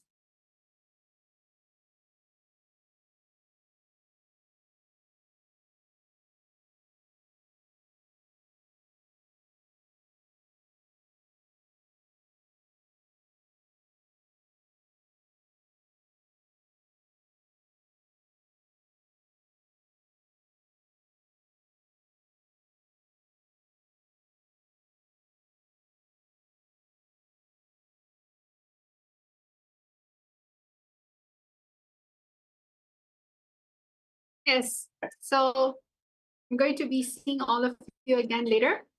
But remember, when you be your own boss, you yourself will find out the dimension of energy in which allows you to move things as per your consciousness. So get excited and let's go into the next session.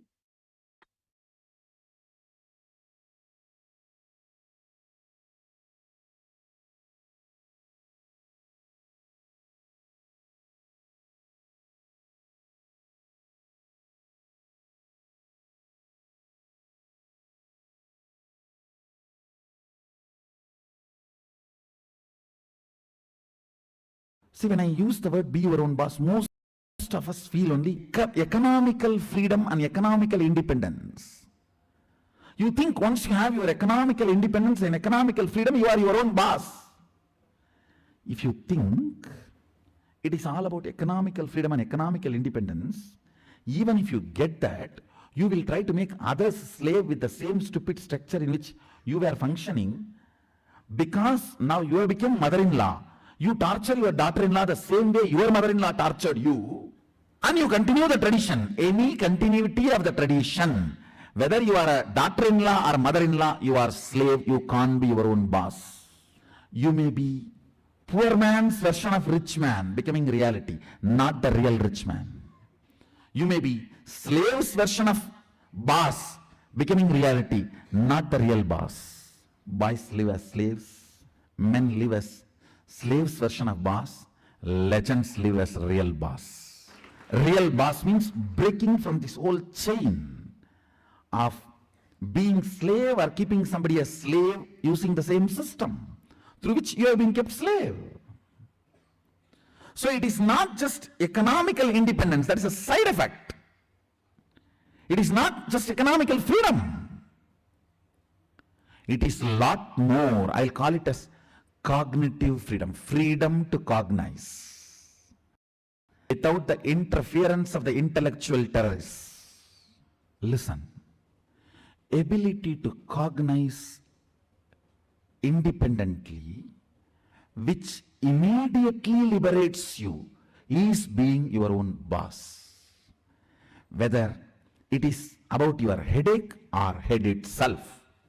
The idea, cognition you carry about your headache should liberate you from the headache immediately. If there's a pain, you don't have the right cognition. Don't blame, I have the cognition, but I don't know how to use it. I don't know how to apply it. Still I have a pain. No. If you have pain, you don't have cognition.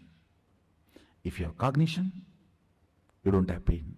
Whether it is relationship issues, headache, stomach pain, or economical issues, or the suffering of ignorance. Understand, that is very important. Suffering of ignorance means not standing up for your integrity at some time in the past due to weakness and ignorance, and not correcting it even now, is what I call shrinking, withdrawing from life.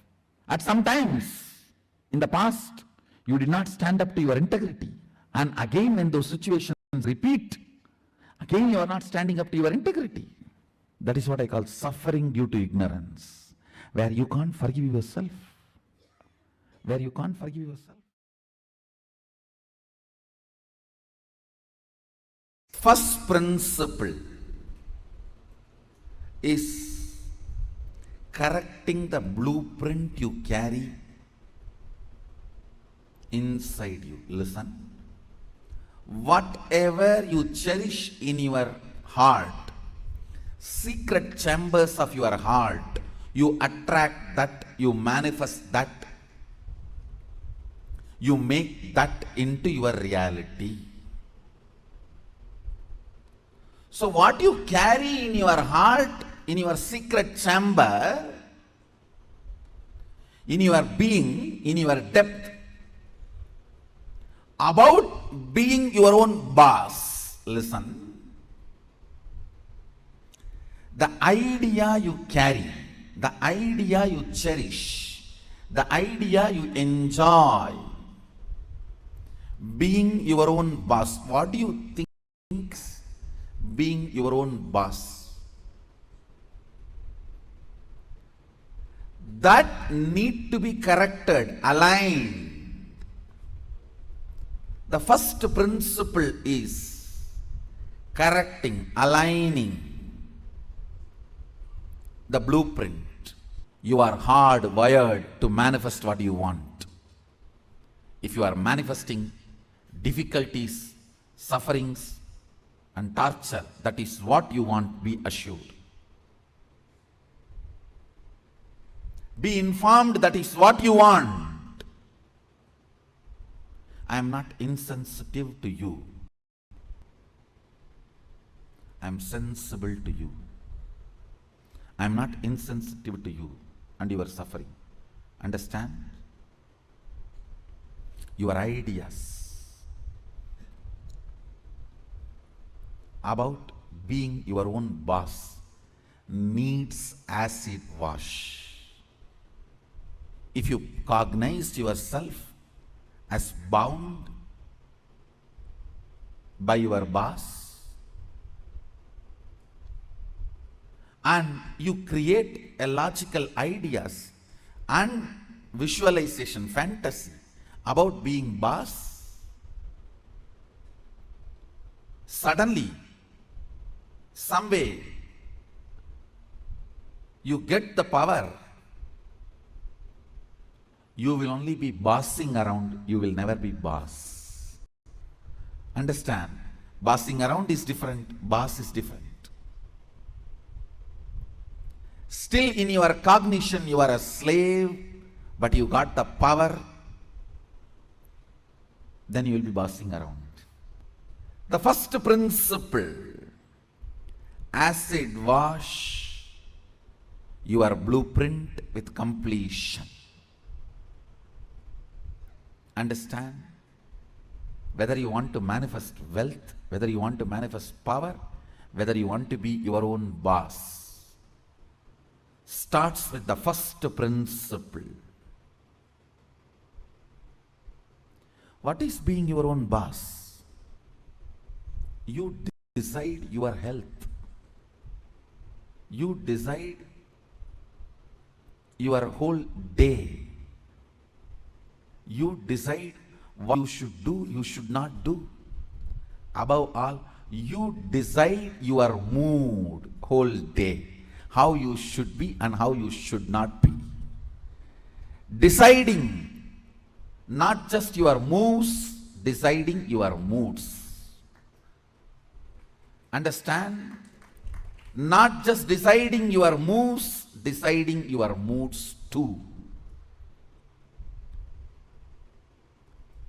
Be your own boss means not just deciding your moves, deciding your moods. Most of you, I should say almost all of you, cognize poverty and create an idea, an ideology about richness. Cognize slaveness, but create theory and theology about freedom. Cognize bondage and create filth and philosophy about being your own boss. Understand? Creating your own theories and theologies, your own ideas and ideologies, your own filth and philosophies is not going to make you your own boss. The first principle is bringing completion to your depth, not just your thought currents. To your depth, bring completion. What is my idea of my own boss, being my own boss?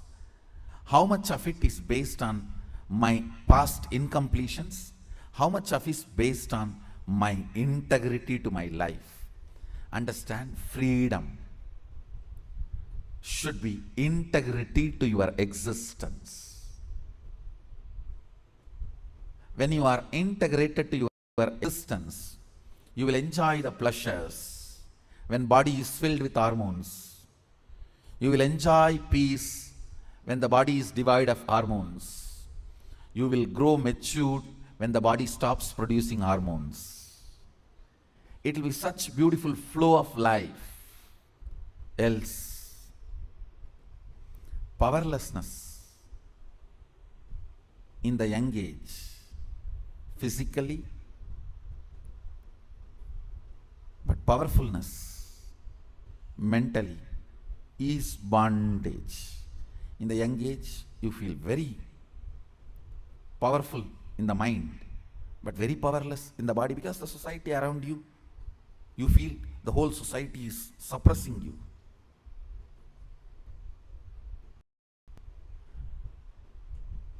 When you are old, the whole society gives you freedom to do what you want, but you become powerless physically.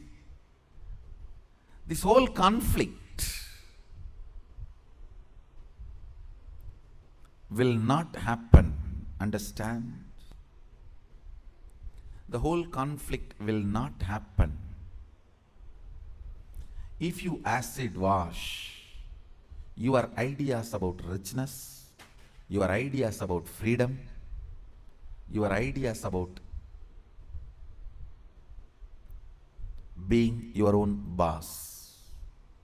Being your own boss is not deciding when you will go to your office or when you will go to golf club. It is all about deciding whether do you really need golf. The stupid game. Because your boss was doing that and you were waiting for him to come back, your anger and vengeance against him towards this whole boss idea. When you become boss, you do the same. Making your staff to wait, and you will be tuck, tuck, tuck. Fools. It is not about golfing.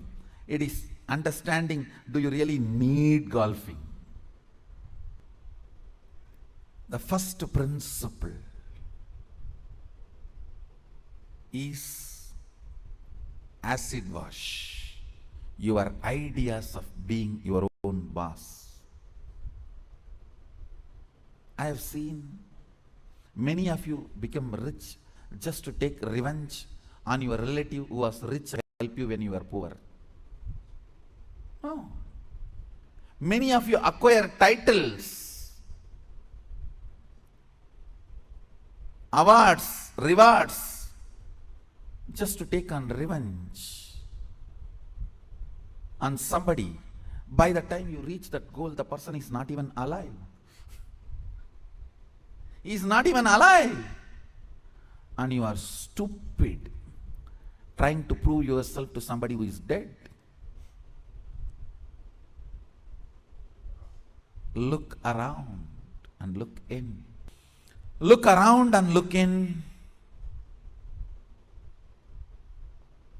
What is your depth? understand your length logic creates ideas. Your breath, heart converts that ideas into ideology. Your length, logic creates theories. Your breath, heart converts that into theologies. When your cognition depth is established in the completion, from that completion, the ideas of richness you create will simply become reality. From that completion, the idea of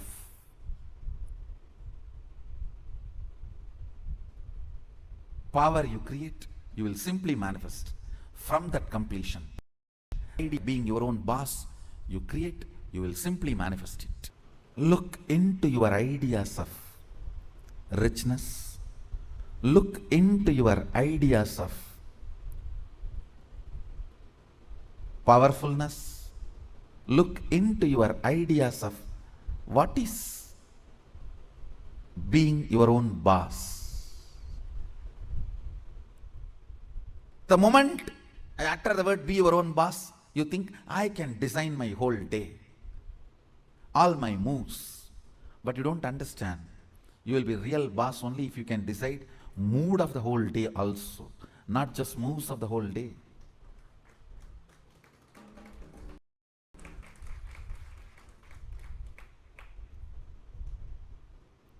I'll say mood and moves both should be in your freedom. If I have to choose, I'll choose the moods than the moves. I'll choose the moods than the moves.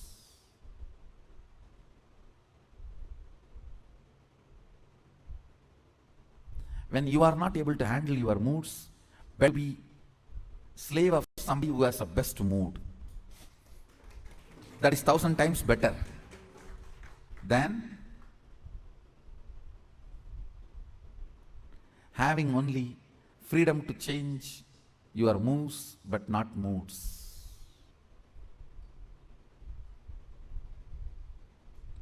Few minutes,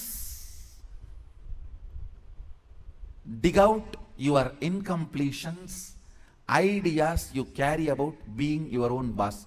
If you suddenly win a lottery and from tomorrow, no why tomorrow, today, from today, you are your own boss, what are you going to do? How is your life is going to be? And your ideas, theories, theologies, why you want to be like this? What is the reason you want your life in this way? Think and pen down what you want to be, how you will be your own boss. Second, why you will be like that. You may think, I'll be in the golf court all the time, fully drunk. I think better to be slave than fully drunk and being in the golf cart.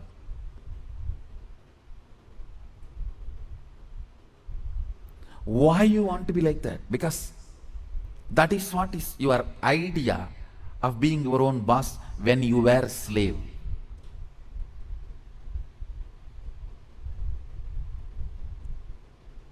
If you are slave and create an idea about power, even if you get power, it becomes politics, not power.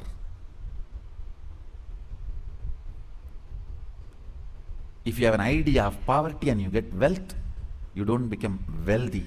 Wealth stinks around you. Look into your ideas of poverty, ideas of wealth, ideas of slavery, and ideas of powerfulness, ideas of being a worker, ideas of being your own boss. Write first ideas. Second, ask why that idea got developed into your system. You will understand your incompletions.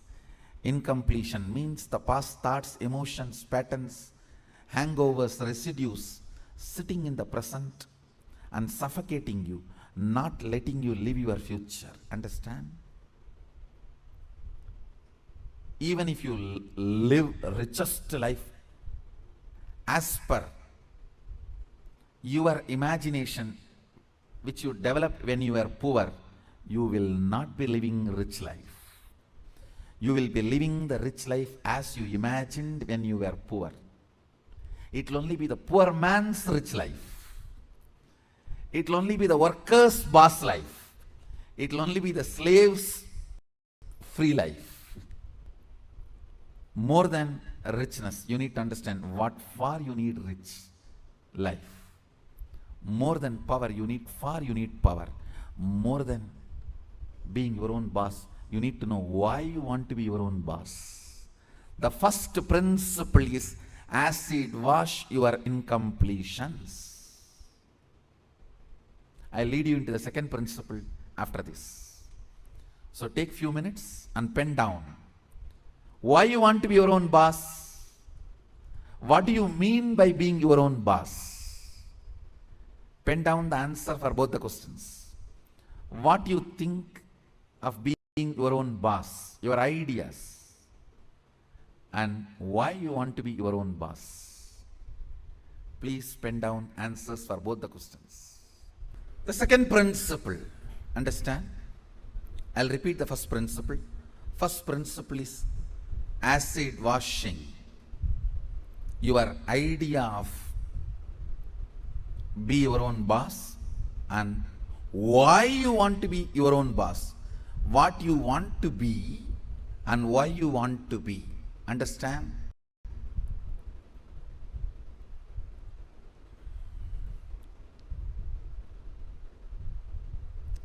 Knowledge, clarity, Saraswati, understanding is the foundation on which anything can be built. People always tend to say, oh, I don't understand all that, Swamiji. You just do. You just say what I have to do, I'll do. You will not do if I just say. Even if I make you understand, you won't do. It's different. Whenever people come and tell me, oh, this is all too much, I cannot understand. You just tell me what I have to do, I'll do.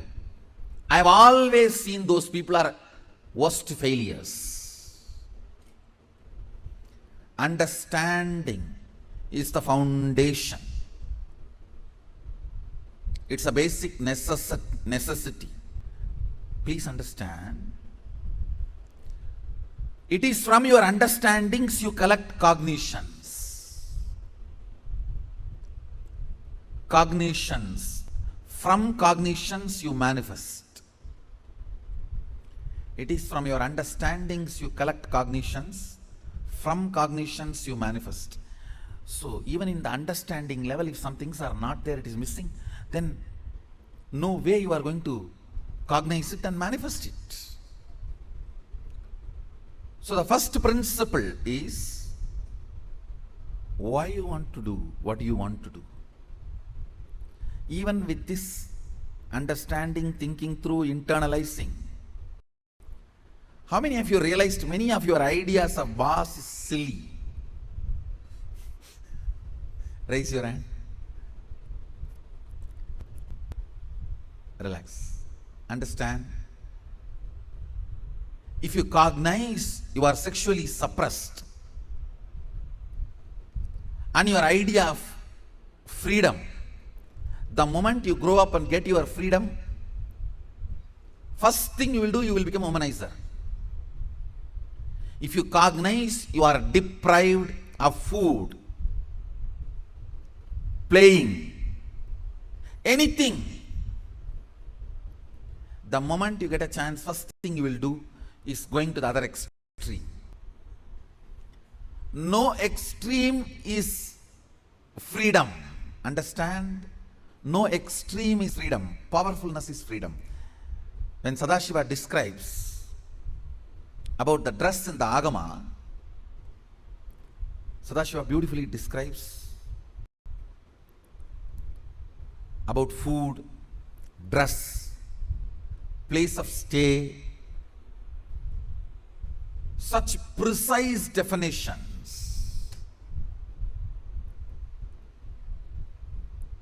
If you are new to Hindu tradition, I will use the word Agama.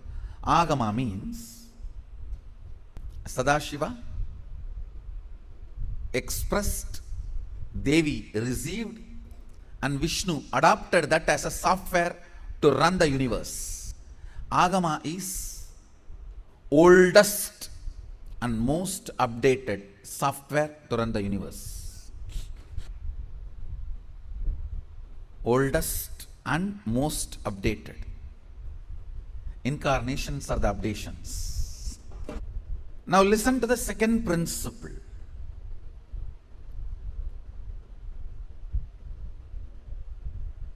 Neither your ideas about being your own boss is right, nor they are wrong. Listen carefully. Coming to the same understanding principle, neither your nudity nor your modesty is right or wrong. If you are feeling empowered by covering yourself, that is your dress code. If you are feeling empowered by exposing yourself, that is your dress code. What all the ideas about being your own boss empowers you? Listen, when I say empowering, making you feel powerful, joyful, ecstatic, I tell you, sometimes you do some politicking and jump into the seat of the boss. Then you know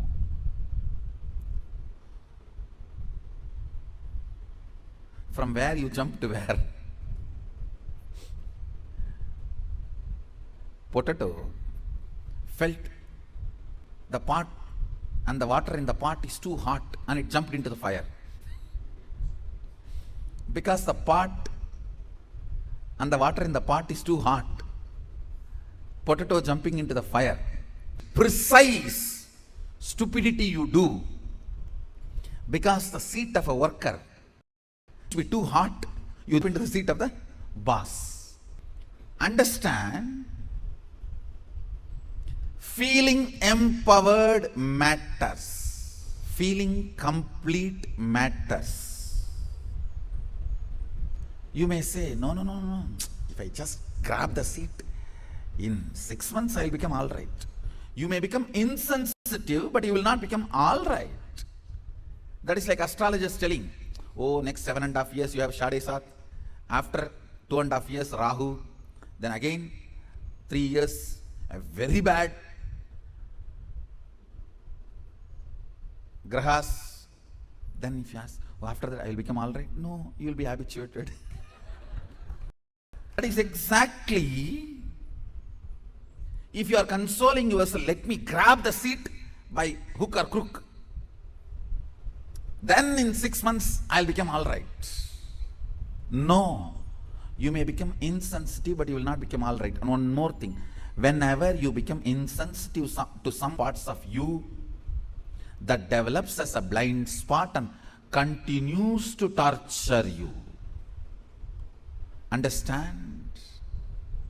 Continues to torture you. Completion matters. Feeling empowered matters. To be your own boss. So second principle, listen. Second principle is completing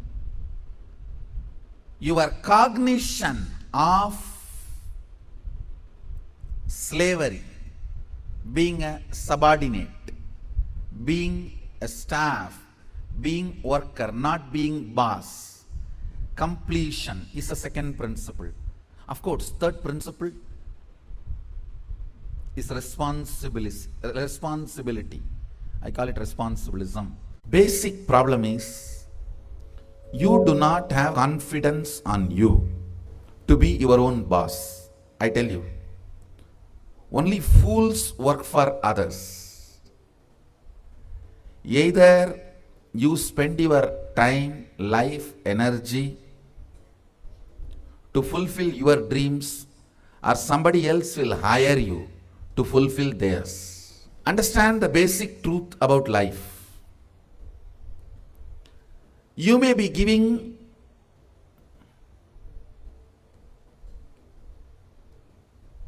little energy to your time.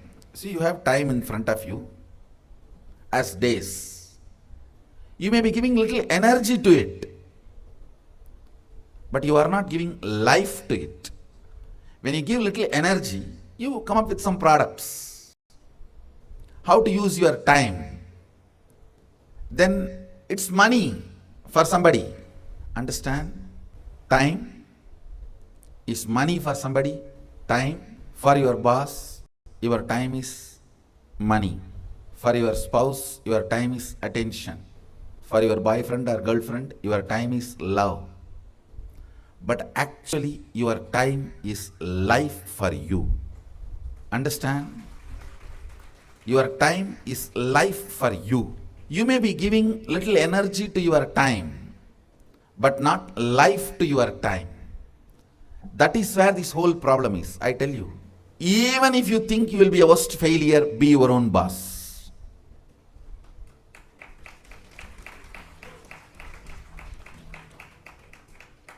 See, when you decide what should be done, how to make yourself a product, how to share with the world, when you have the complete freedom, you can't be in depression for a long period. You can't be in depression for a long period. You have to wake up. There are multiple reasons why you should wake up, but you will wake up. Sometimes greed will push you. Sometimes jealousy will push you. Sometimes inspiration will push you. Sometimes right things, sometimes wrong things, but you will be pushed. When you add life to your time, when I say adding life to your time, I mean, listen carefully. Ends of your actions result completely for you. You become responsible end to end. That is what I call adding life to your time. Listen, I'll repeat. Ends of your action, effects, side effects, everything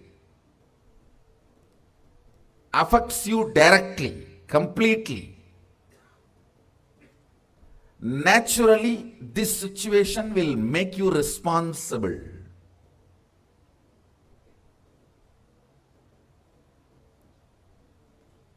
The responsibility, knowing that you are only going to be affected by the ends, naturally makes you add life to your time. Understand? Your time, if you only add little intelligence, it becomes product. If you add little energy, it becomes activism. But if you add this great, powerful component, responsibility which comes by the clarity, the end is going to affect only you. See, the biggest problem with working for somebody is, you do not care about the end product. It means you do not care about your life. It is all about what you can grab from that person to make yourself comfortable. You do not care about your life. Your actions, your thought currents, are they aligned? Are they useful for you and the society? You do not care about that. You do a project for 10 years and the whole project collapses, you don't care. The salary you received and the life you made for yourself all matters if you are working for somebody. I tell you, that is where all the worst corruption, wrong mental setup starts. I should say, not only the person who asked this question, many of you are in this situation. I create product and different people have profit, but not me. How many of you feel you have this problem? All of you do not take responsibility for your actions end to end. You are afraid of the state. The end will affect only you. Right or wrong, good or bad, only you are going to stand to face it. You are afraid of that. You want somebody to face for you. When somebody has to be faced for you, naturally the benefits will go to them. It will go to them. So understand, it boils down to taking responsibility. I tell you, failing few times is perfectly all right. Then being under somebody and be a failure for whole life. When I say be your own boss, I mean your whole day should be decided by you. To whom you should serve, to whom you are going to share yourself, with whom you share your energy, with whom you share your products, with whom you share your love, with whom ultimately you share your life. All this should be your freedom. Understand when I say be your own boss? Multiple levels I am talking. You try to understand only work level. Work level is only one level. With whom you share your time. Your boss. That should be your freedom. With whom you share your products, your clients, customers, should be your freedom. I tell you.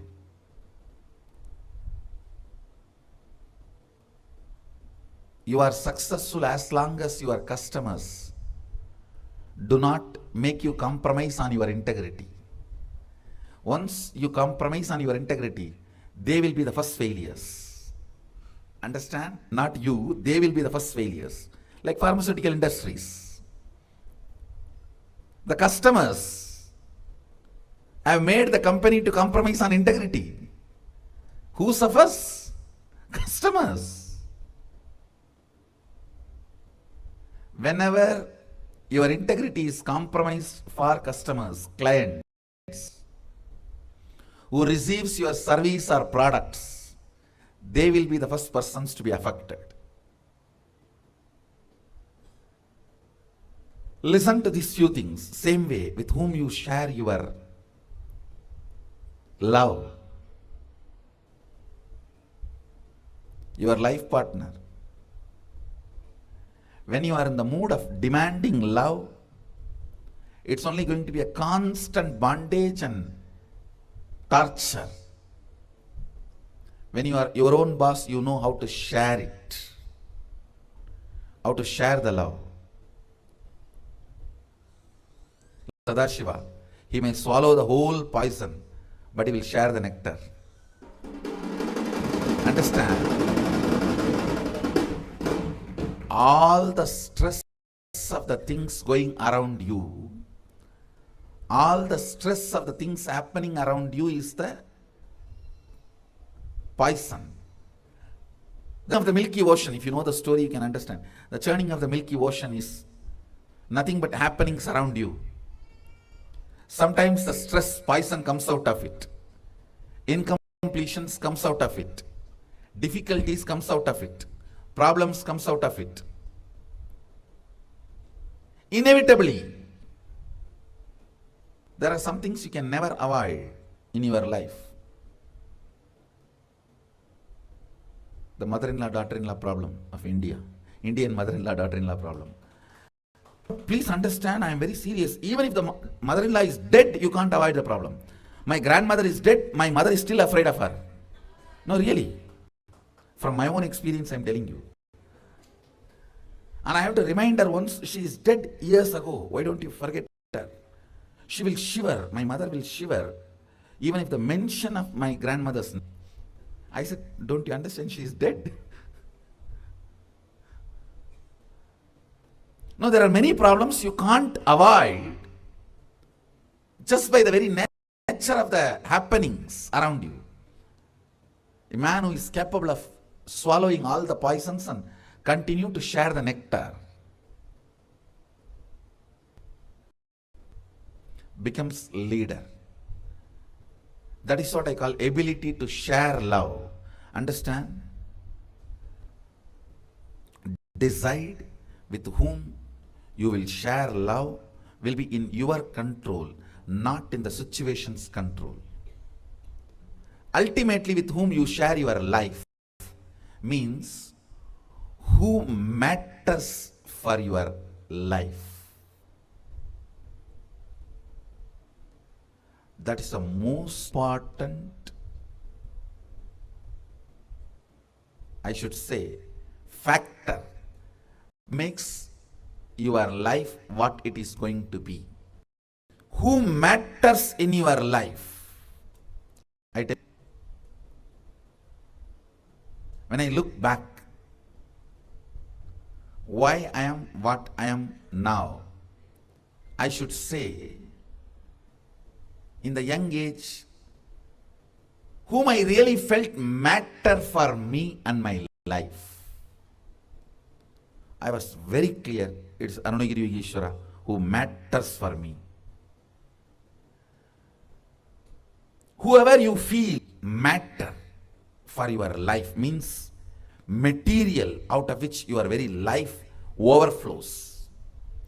The functioning, activation, Jakrat, waking up of your life happens by that person who kindles life fire in you, who makes your eyes wide open, whose memory makes you jump out of your bed, whose thought current is the first thought current before you wake up and last thought current before you fall asleep, who matters, molds your life. Understand? They become the life material for you.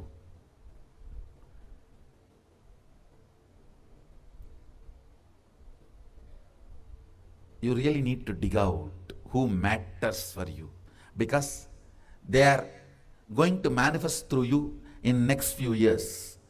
Whoever matters for you, you are in Shaktipada with that person. If that person is a politician, you are going to become a politician. If that person is a cinema celebrity, you may not become cinema celebrity, at least you will be in fantasy of the cinema celebrity. You will be fantasizing. You are a celebrity at least for few people. You are Facebook. I wanted to teach today. The third principle is responsibilism. Understanding the end result is going to be affecting only you, even though you try your best to push it on somebody else. It's the end of your life. Do you want to be standing and giving justifications, or do you want to be standing and declaring your victories? What is it you are visualizing? End of every situation, do you want to be standing and giving justification? Oh, I tried my best, this fellow failed, and that fellow disappeared, he ran away, she disappeared.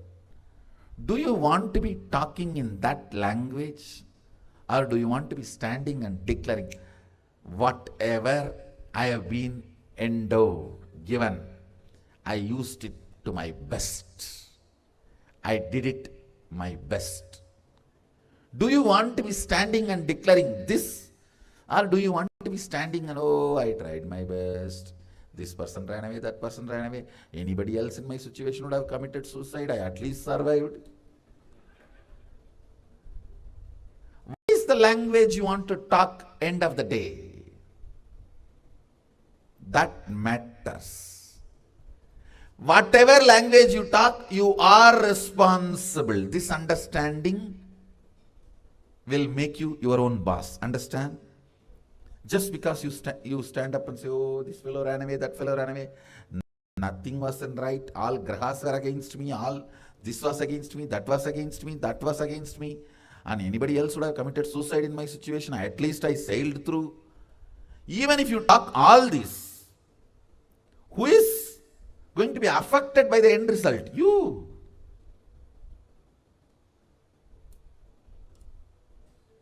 Understanding. End of the day, effect, side effect, after side effect, side after effect. Effects are going to be affecting only you. Is what I call responsibilism. Understanding this is responsibilism. Responsibilism is the third important principle to make yourself as your own boss. With this responsibilism, start building. I tell you, like salt adds taste to the food, responsibilism adds life to your time. Only when the responsibilism is added into your life starts. Only when responsibilism is added to your time, life starts. So the first principle is knowing why you want to be boss and what is the reason you decided to be your own boss. Second, completion with the blueprint you carry. Third, responsibilism. You need to know responsibilism is not just technique or a strategy for social success or just being your own boss. It is actually a spiritual awakening. Because when you start feeling responsible, it's not that only you are awakened to the external world. You are awakened even to the internal happenings. Awakening to the internal happenings is what I am calling enlightenment. See, I have seen sometime a small story. A guy opens his lunchbox in his office and cries, "Oh God, same brinjal." His friends are feeling very bad. Next day again he opens his lunchbox, "Oh, same brinjal." Third day again he opens his lunchbox and cries, "Oh, same brinjal, oh God, I can't take it anymore." This goes on for 7 days. The friends are not able to tolerate.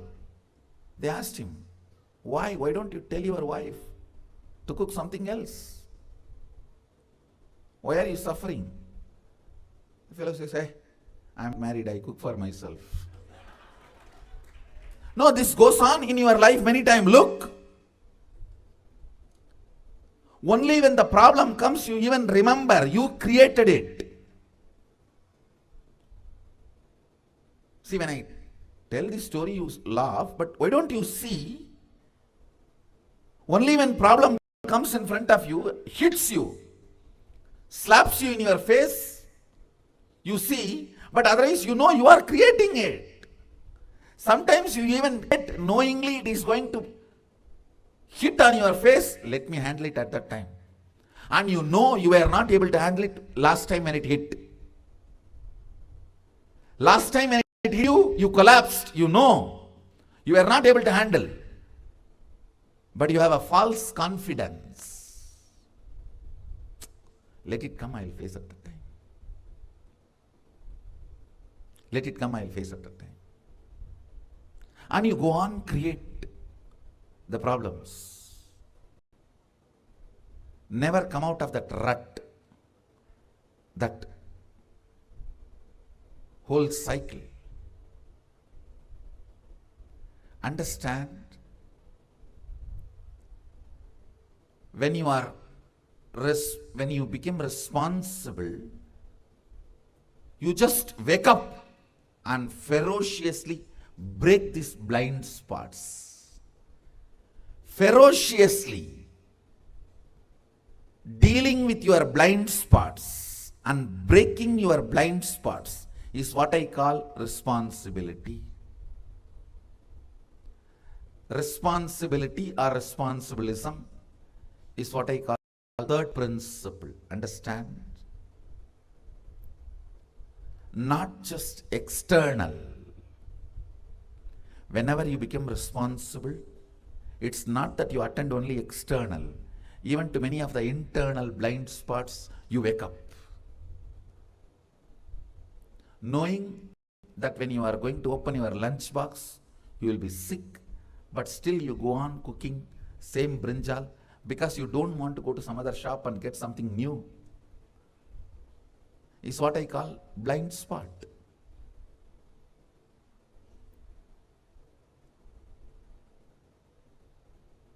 I should say, knowing the problem is going to come and continue to create the problem is what I call third eye blind spot. Not just two eyes blind spot, it's a third eye blind spot. Responsibilism opens not only the external, internal. You know, you will create the situations only which you can handle. Is responsibilism. You will create situations, enter into contracts, enter into the interactions, everything where you can handle your life on your own is what I call being your own boss. Understand? These words may look, going above my head. With the next few process, internalize. I tell you, if I am uttering 50 statements, even only 5 becomes your cognition, I'll feel I've done my job. I'm talking for everyone. Even if 5 cognitions enter into your system, I'll feel I've done my job. So each one of the truths I am sharing is cognitions, not instructions, cognitions. See, if I speak and you say, okay, he's telling something must be good for me, it is instruction. If I say something, he's right, yes, exactly, this is what I want to verbalize, I'm not able, yes, verbalized it, then it is cognition.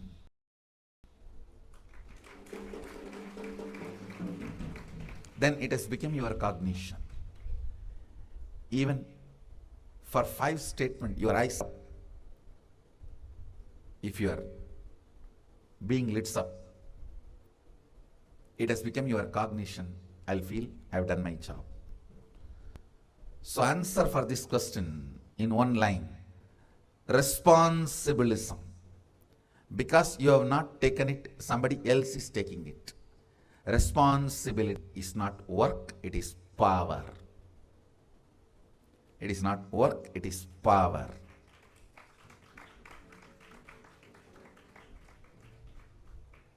Whoever feels responsibility is work will be a Shudra, the 4th class. Whoever feels responsibility is a power, naturally will make their life successful and they will be their own boss.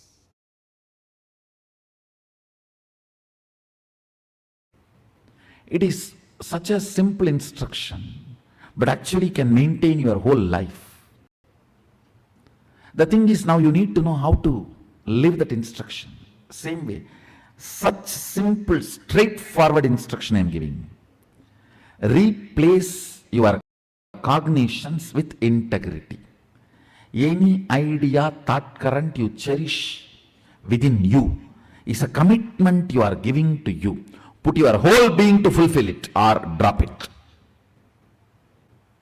Same thing with outside.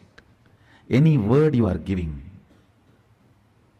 put your whole being to fulfill it or drop it. understand, maybe looking too simple. When you start living, you will see your whole life will become different, because in every level, your action, reaction, cognition, everything will be acid washed.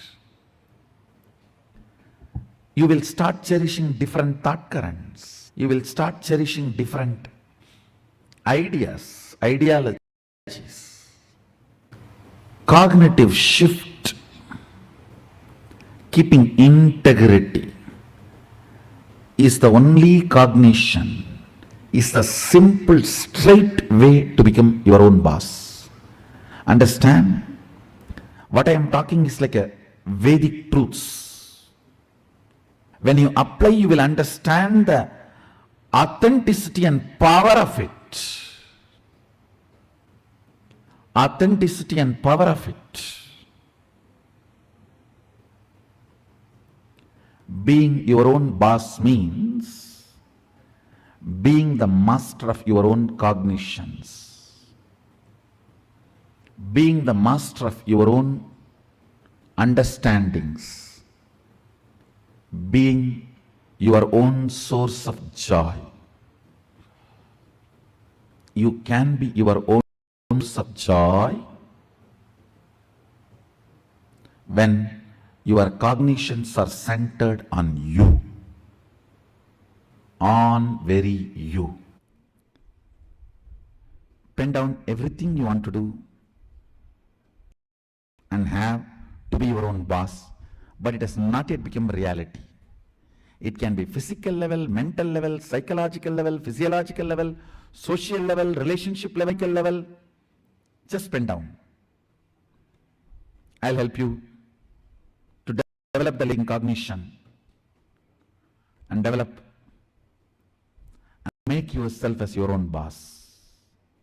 Not just your own boss, your own big boss.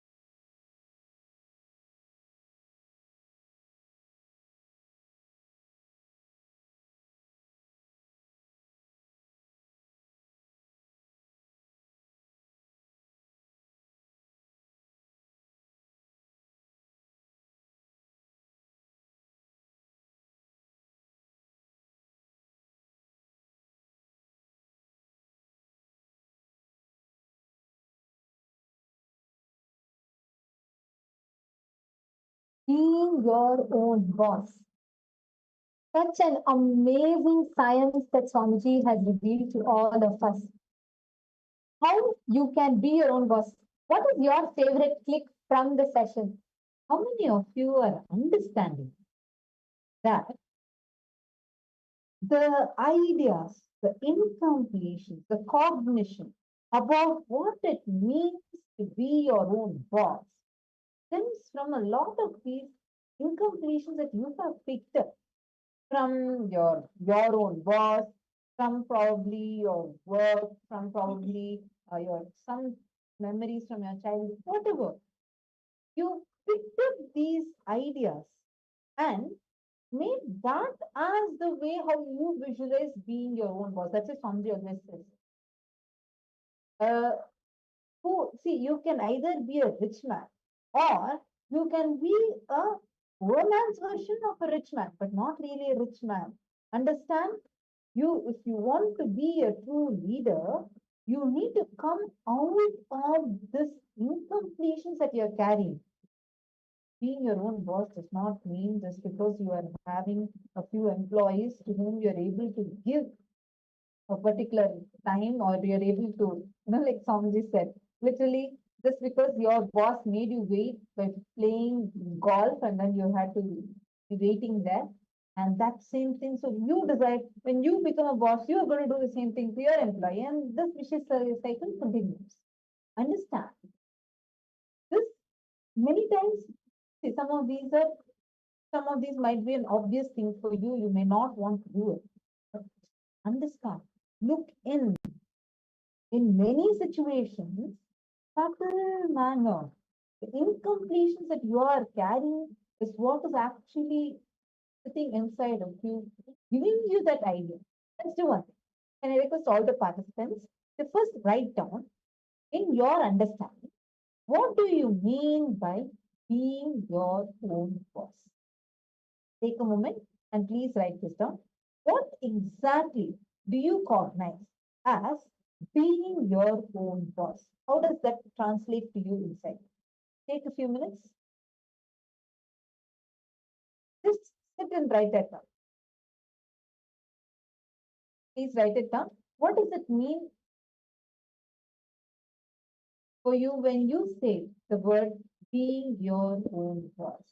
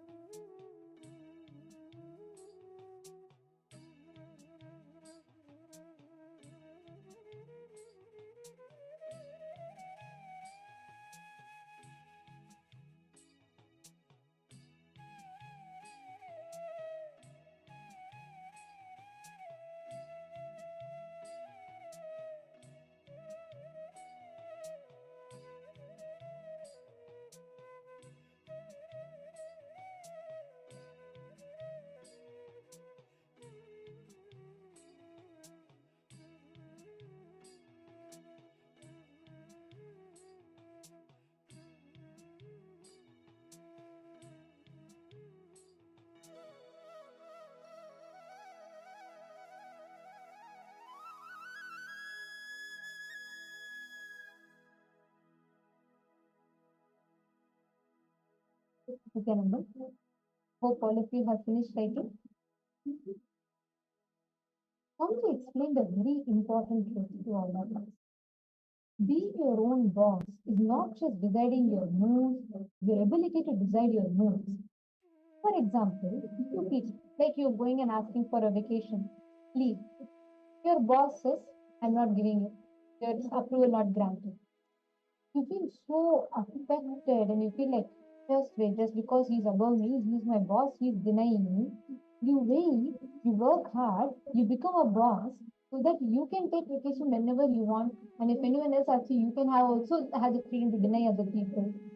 Understand, even if you think you have succeeded, you have failed. You have only experienced poor man's version of being a rich man, not a real rich man version of being a rich man. This whole truth, what Swamiji has revealed, is such an important aspect of leadership to understand. You cognize this. If you understand this truth, you will not have the same kind of, you will not have so many incompletions and so many patterns that continuously get triggered in you. Now, for each of these ideas that you have written down, can I request each of you to mark how much of it is based on your past incompletion or integrity in your life? Like, for example, if you believe, I want to be a boss. Like for me, being a boss is to be able to lead a team to success, be able to make something happen and take up the responsibility for it. That is integrated understanding of it. But if the same thing is coming influence from and past incompletion, like for example, I want to be a boss, so I can have the freedom to tell a yes or no to things. Or I want to be a boss so that I have more control in my hand. I want to be a boss so that being a boss to me means to be able to make my own decisions, take my time off when I want, or to be able to have a team under me and make them anything. It's not the statement itself, but the cognition from which that statement comes from. You need to address that cognition, that thought process in you. Are all of you understanding? Can I request all the participants to please post in the chat if you're understanding?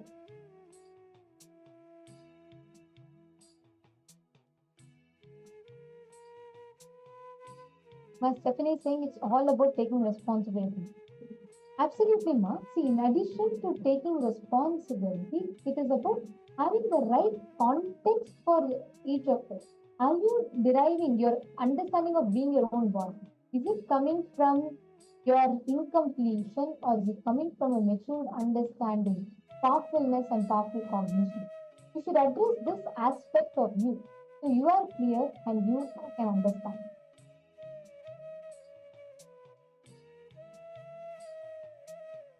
Each one of you, I request everyone to please post in the chat and whatever you have written down, classify those ideas into which are all based on the link incompletion based and which are all based on aligning yourself to that integrity of mind. Just take a few minutes to dig in and analyze to every single situation, analyze it. Do an honest analysis. This will help you. Understand, this will not put you down.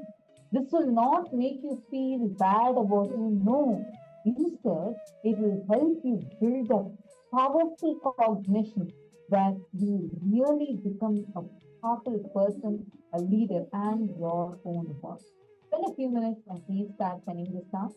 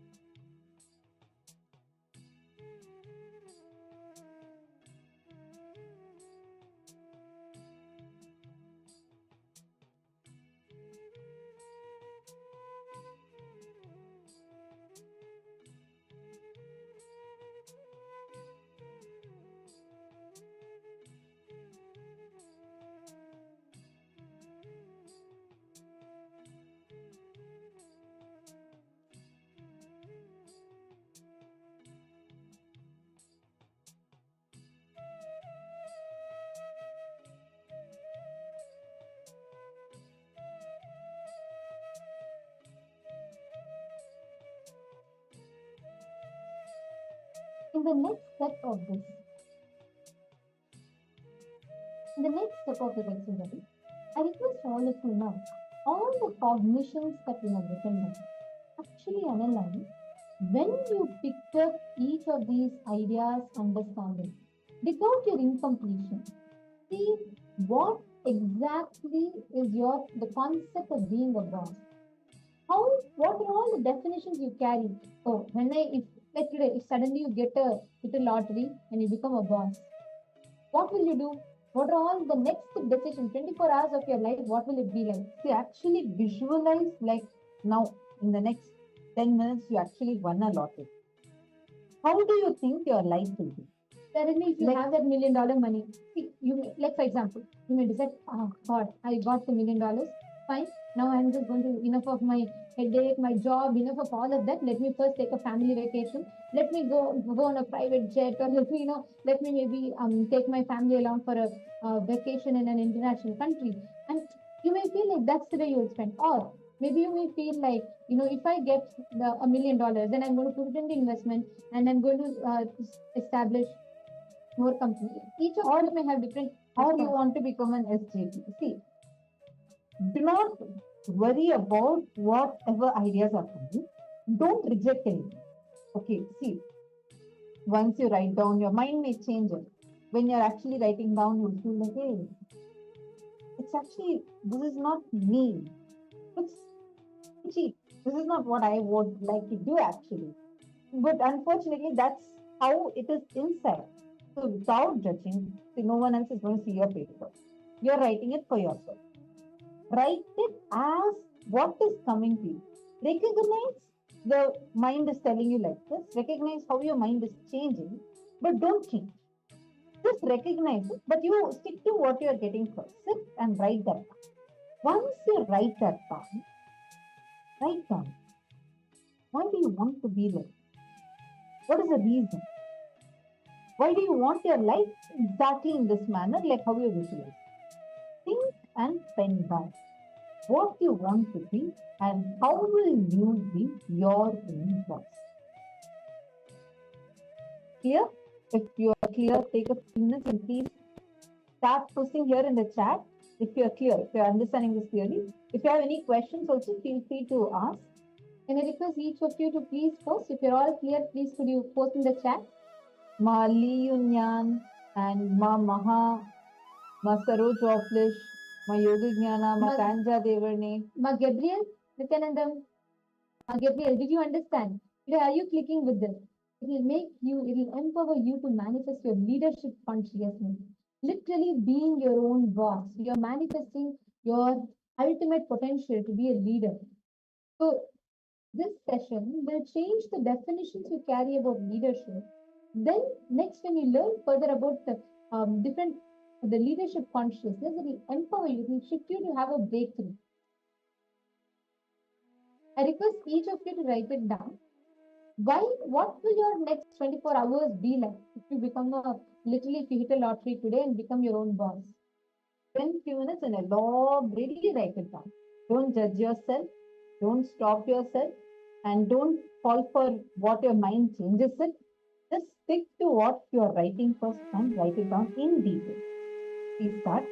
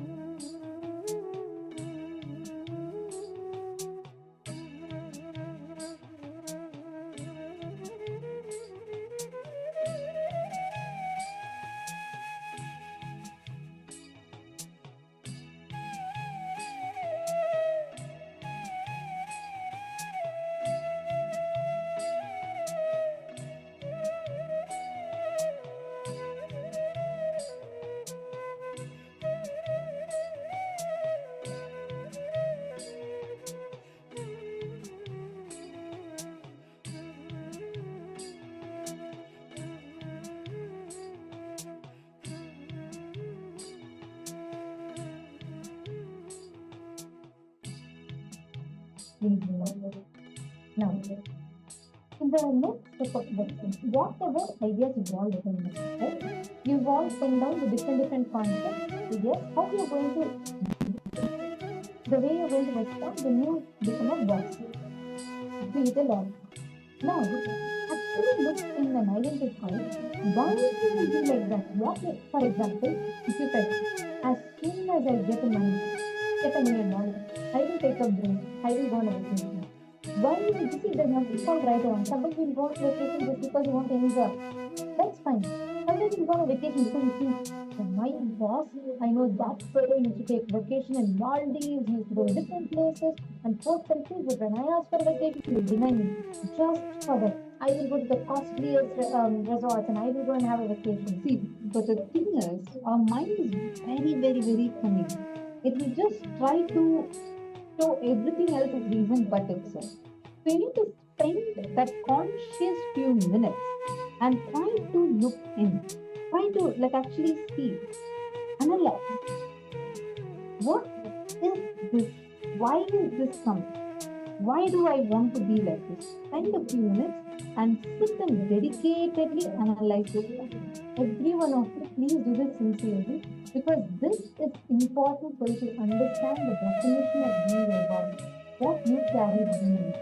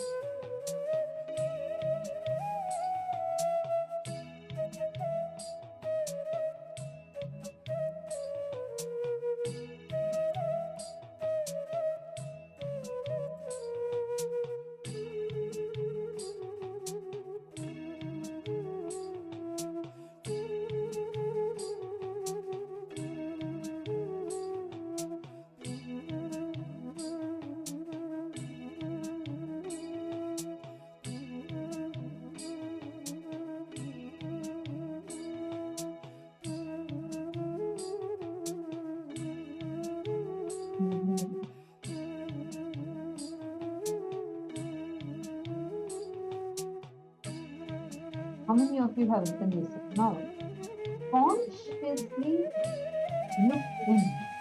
All these incompletions that are happening to you, complete it.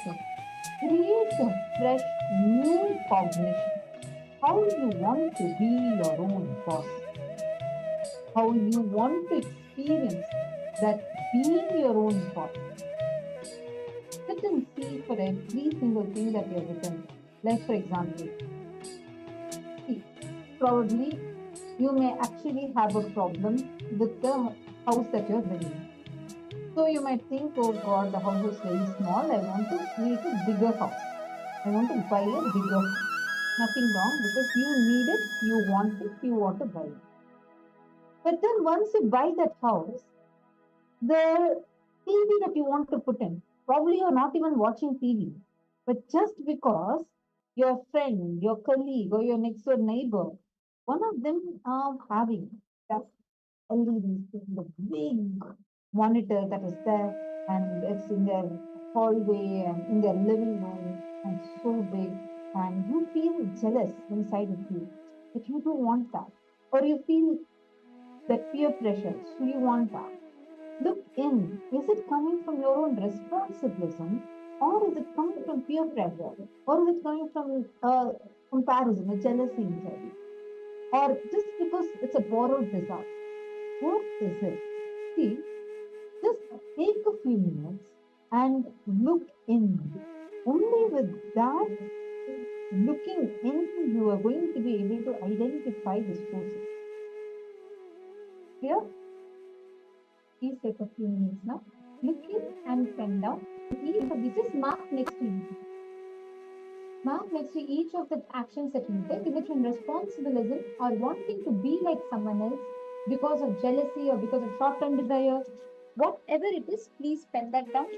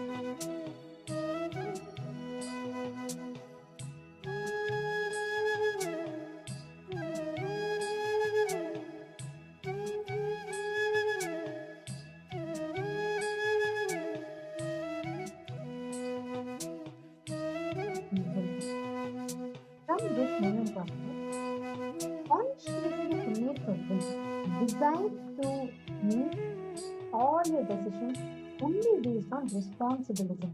You do not need to be a boss because of someone, for someone. You need to be a boss because you are experiencing that leadership.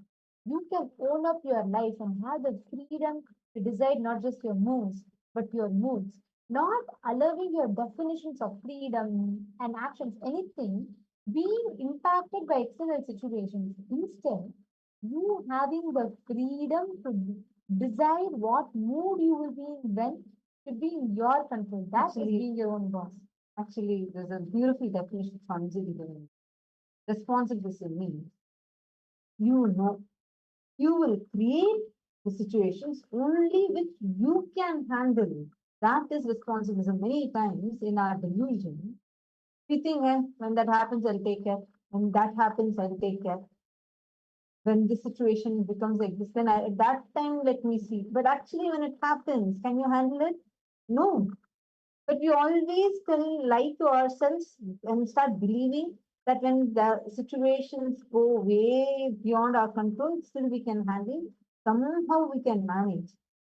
Understand responsibility means you know you will create the situations only which you can handle. You will create situations, enter into contracts, enter into interactions, everything where you can handle your life on your own is being your own boss. Exactly how you want to be, how you feel that you can handle. If I take up these things, I can handle.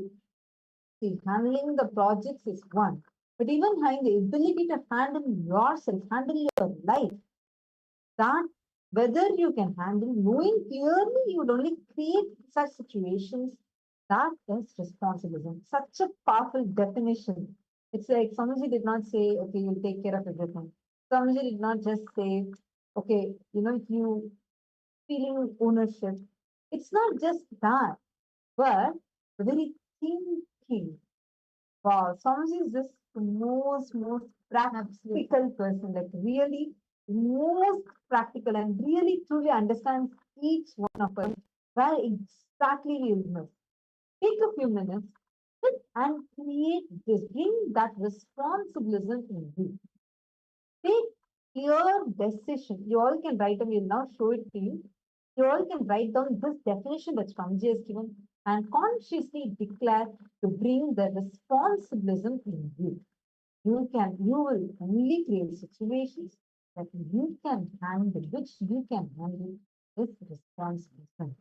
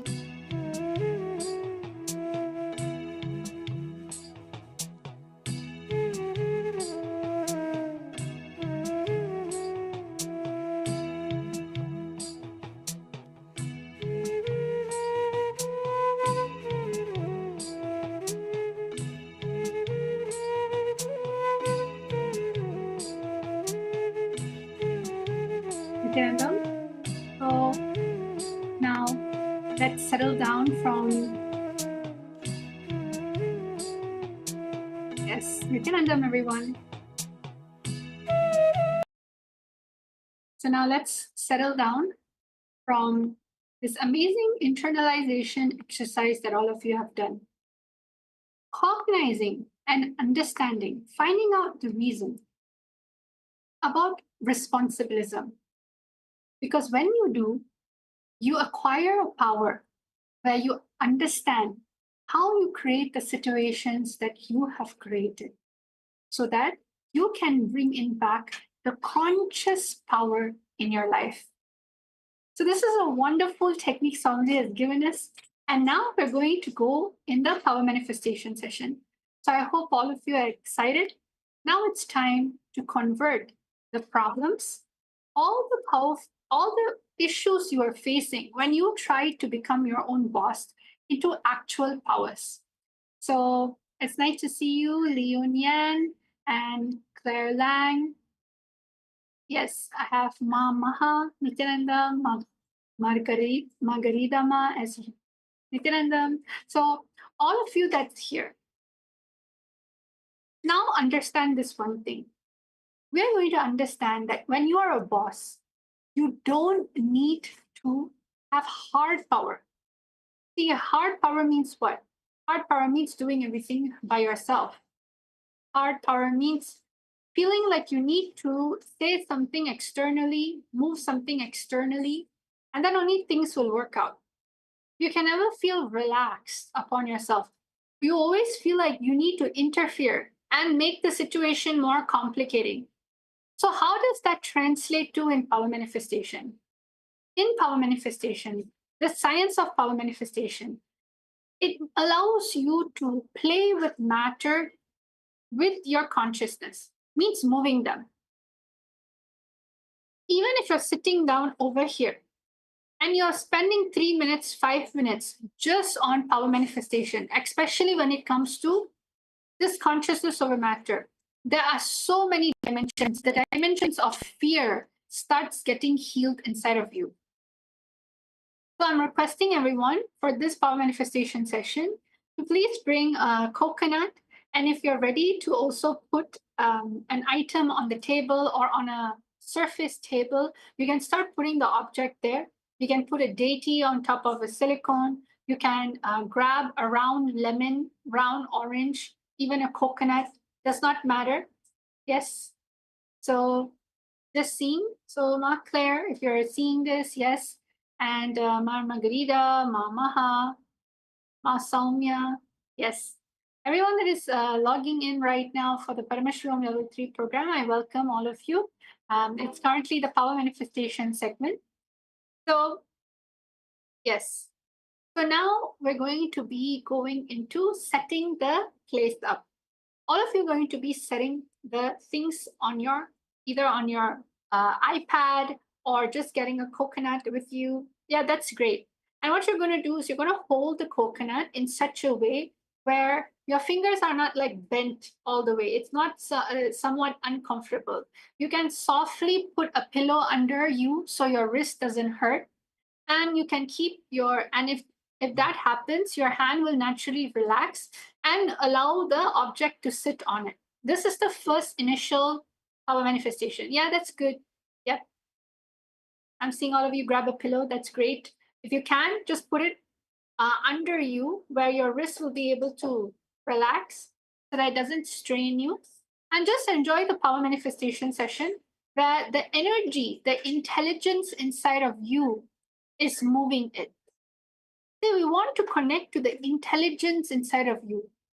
You have forgotten that natural intelligence, which is consciousness, which is moving many things in your life without your interference.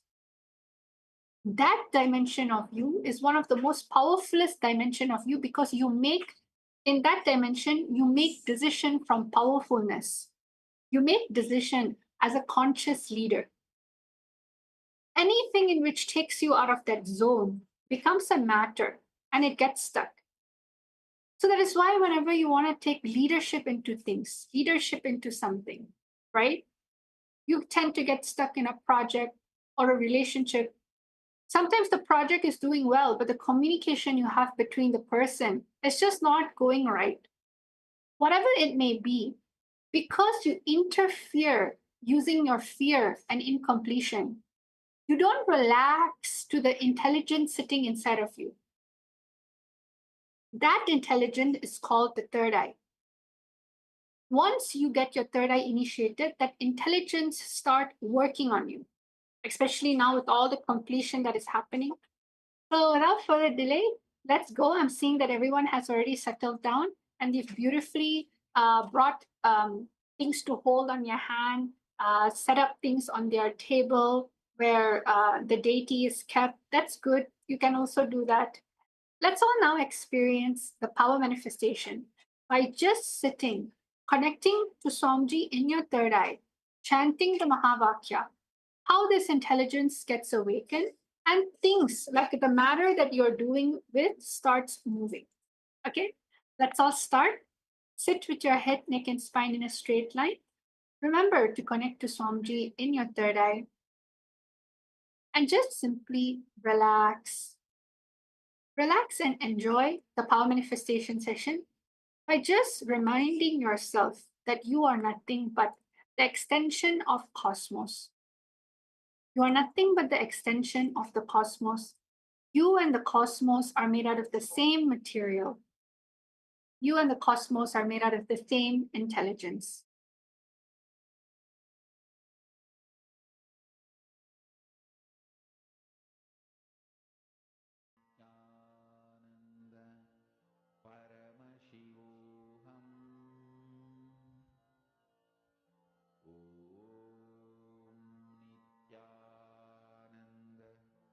Paramashivoham.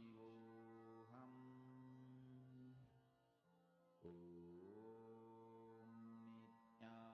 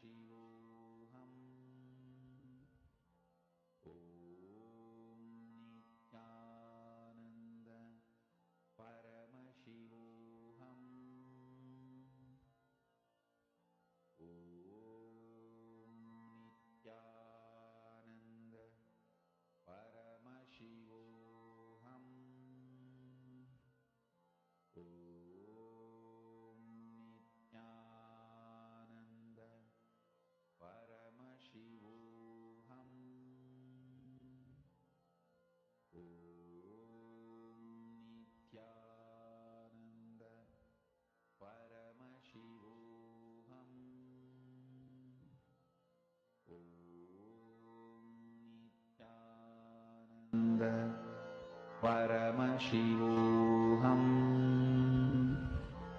Om Nithyananda Paramashivoham. Om Nithyananda Paramashivoham. Om Nithyananda Paramashivoham. Om Nithyananda Paramashivoham. Om Nithyananda Paramashivoham. Om Nithyananda Paramashivoham. Om Nithyananda Paramashivoham. Om Nithyananda Paramashivoham. Om Nithyananda Paramashivoham. Om Nithyananda Paramashivoham. Om Nithyananda Paramashivoham. Om Nithyananda Paramashivoham. Om Nithyananda Paramashivoham. Om Nithyananda Paramashivoham. Om Nithyananda Paramashivoham. Om Nithyananda Paramashivoham. Om Nithyananda Paramashivoham.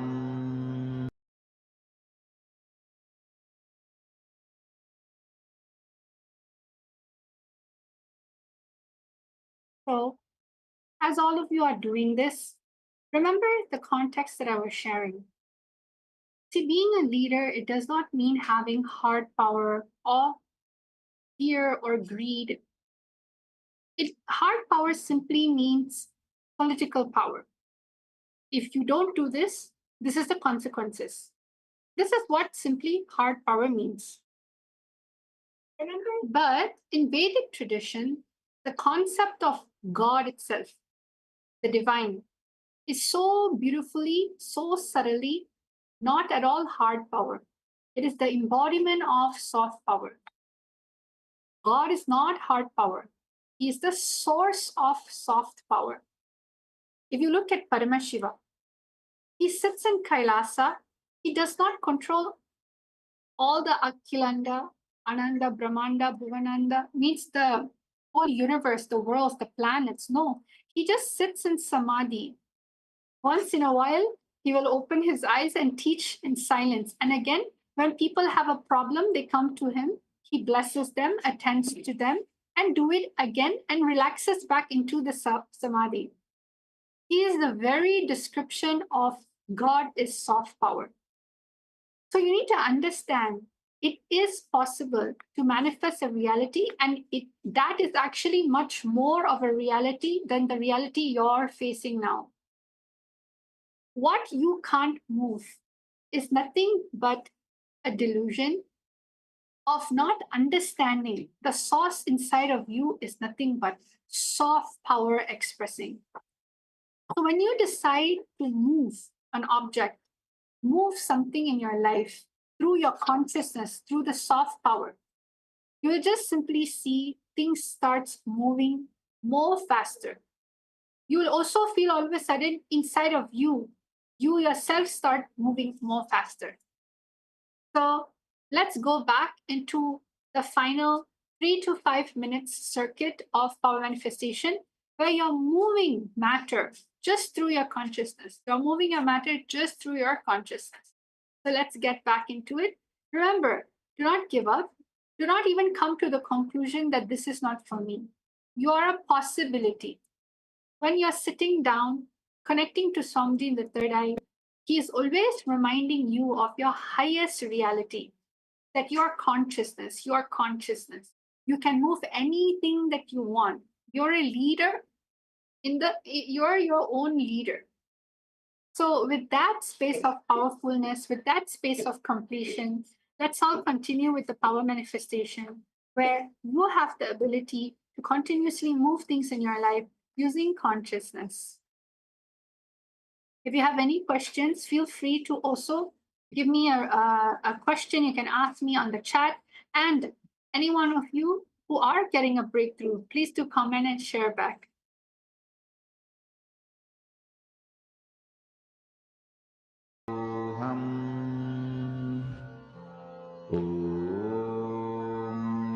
Nithyananda Paramashivoham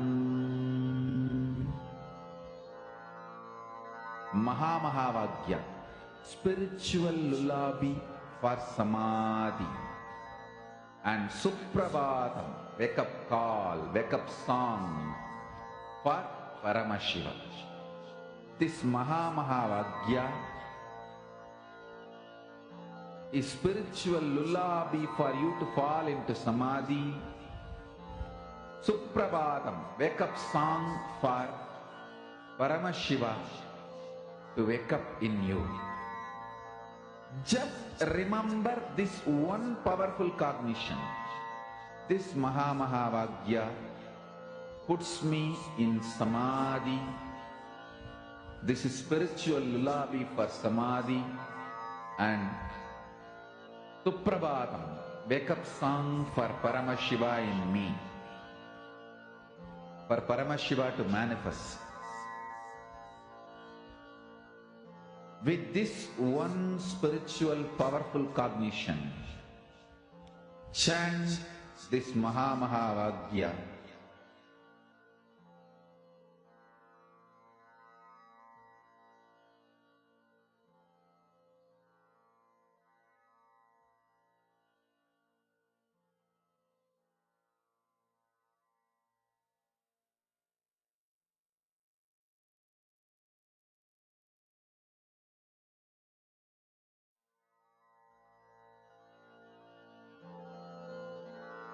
Mahamahavagya, spiritual lullaby for samadhi, and Suprabhatam, wake up call, wake up song for Paramashiva, for Paramashiva to manifest.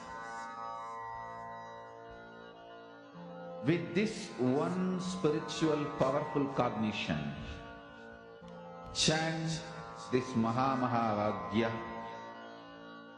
Om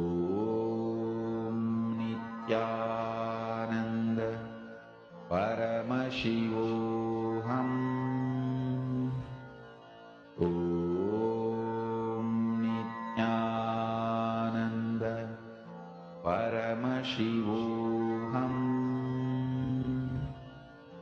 Om Nithyananda Paramashivoham.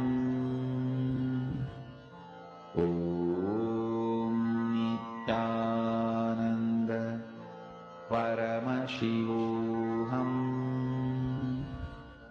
Om Nithyananda Paramashivoham.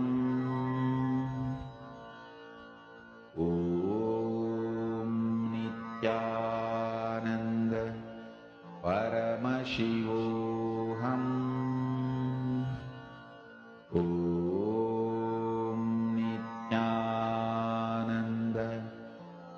Paramashivoham. Om Nithyananda Paramashivoham. Om Nithyananda Paramashivoham. Om Nithyananda Paramashivoham. Om Nithyananda Paramashivoham. Om Nithyananda Param. Yes, all of you can settle down. All of you did a wonderful job. See, one thing that I'm able to see that every single person of you are sincerely sitting down, because the science of power manifestation is something that you have to experience for yourself. It's a deep yearning and feeling connection that you have waited to continuously experience inside of you, especially when you yourself know that you are nothing but divine. Swami always says this one thing: you're not the human body, you're not a human trying to have a spiritual experience. You're a divine being having a human experience. So don't get stuck in your life thinking that matter is nothing but something you can't do anything about. No, soft power, the Shakti. When you connect to life with soft power, it listens to you. So now let's go towards the next session of the day. We're going to be going into your next session where you will experience what Swamiji has to do, taking you further, making you dive deeper into the truths.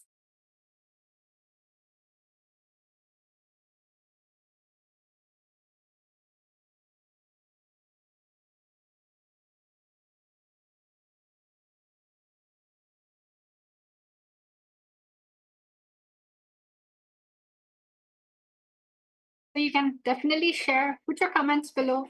How many of you are able to move? How many of you will be able to move things? Definitely will be exciting to see everyone's results.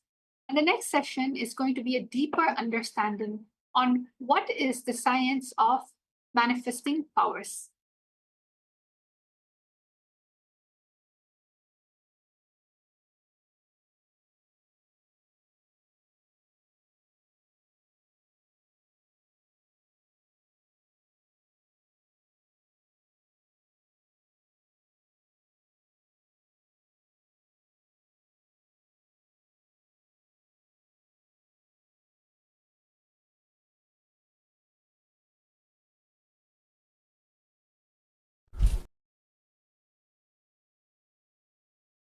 Understand, I will reveal three important words, truths.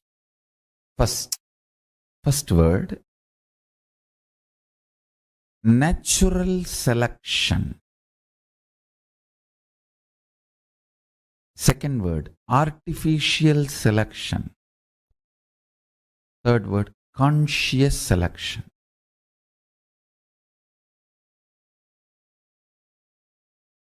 In evolution, fish becoming tortoise is an example for this consciousness.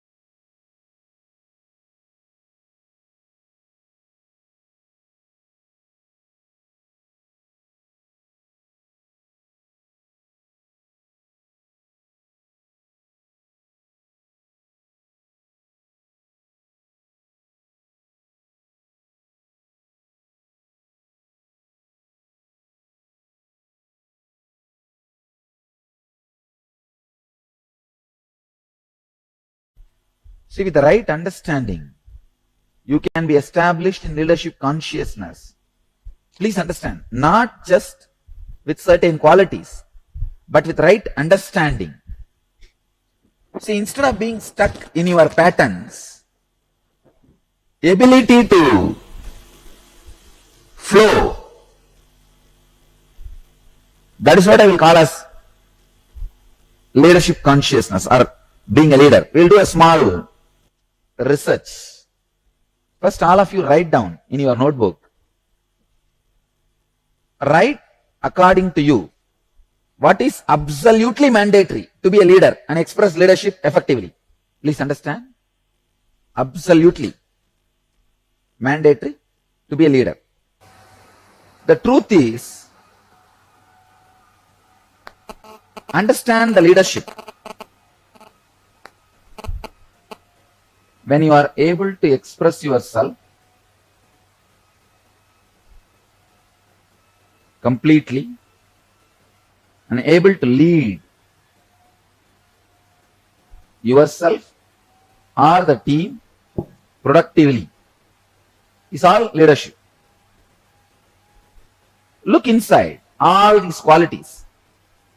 Many of you would have expressed leadership consciousness many times without any of these qualities. Without many of these qualities or any of these qualities. Come up and give me one example. Many of you would have achieved the leadership quality in many places without having empathy, without having focus, without having being trustworthy, without knowing time management. So many of you would have had. So many of you would have developed a strong vision after your success. After you became leader, not before that. This is all rewriting history. When you started, nothing would have been there. Because suddenly you are successful. You write your big autobiography. Come on. How many of you had some incident expressing leadership in your life without any of these qualities? Come up and say, come up. You see, actually, what you classify as weakness, as strength, as I told you yesterday itself, it is just looking from different angle. That's it. So all I am saying, whether you call it as a strength or weakness, whatever you define it, finally you can look at this as from the angle of strength. When you look at from the angle of strength, they don't have a meaning. So when you look at from the angle of weakness also, they don't have a meaning. It is just your will. If you have a will, let me be a servant, you are servant. If you have the will, let me be a leader, you are a leader. That's all. That is all I am saying. I am not saying there is a theme and after that you need one or two. I am saying that is all. Which is now the mind feels frightened because it has to give up all the very caring, comfortable words which it preserved. Understand, the simple truth is, except will, nothing is required. You just need one paper and pen, write it in a paper, I am a leader, paste it on your forehead and live like that one. That's it.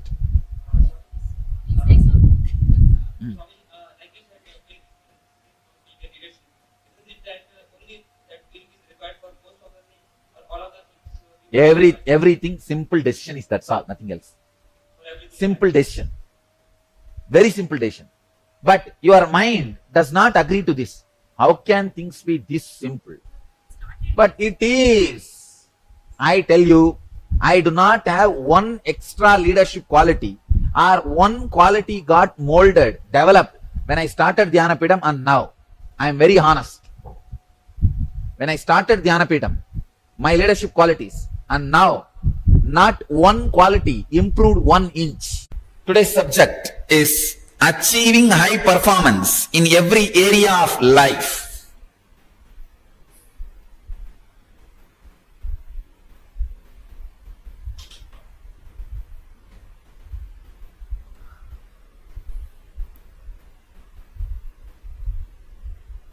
If I have to give basic qualification you need for living enlightenment, Please understand. I am giving you a basic one-line qualification to live enlightenment. Be a high achiever. That's all.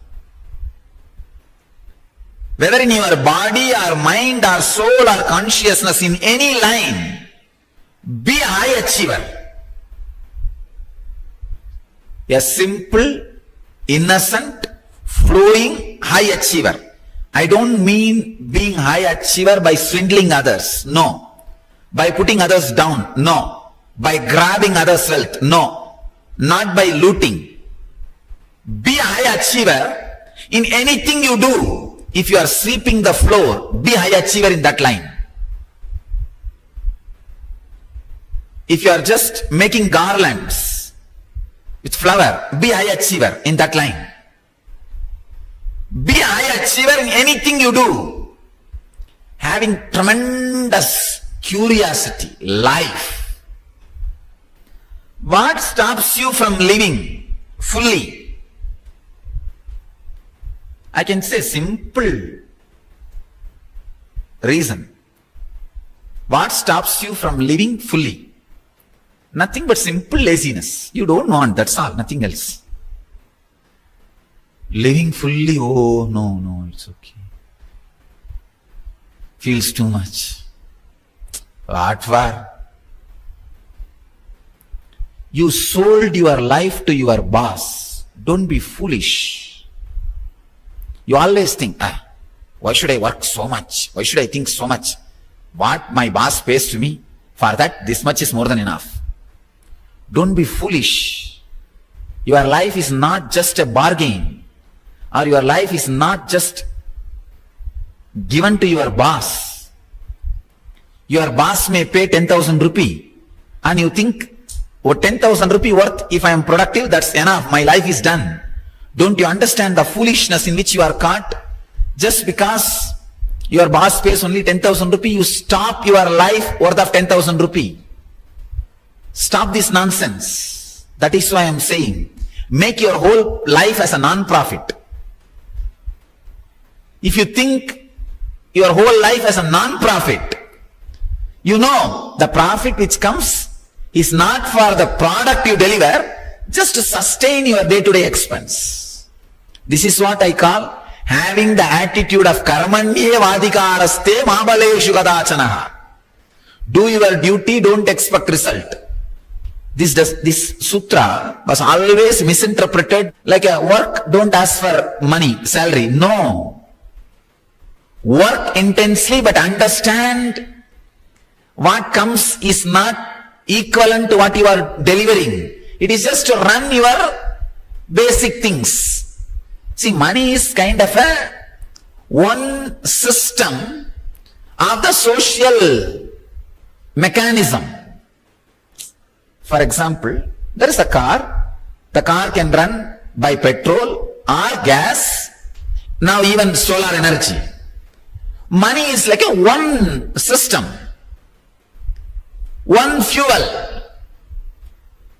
But unfortunately, if you are stuck with that one fuel and bargain your whole life, trade your whole life for that one fuel, you are a fool.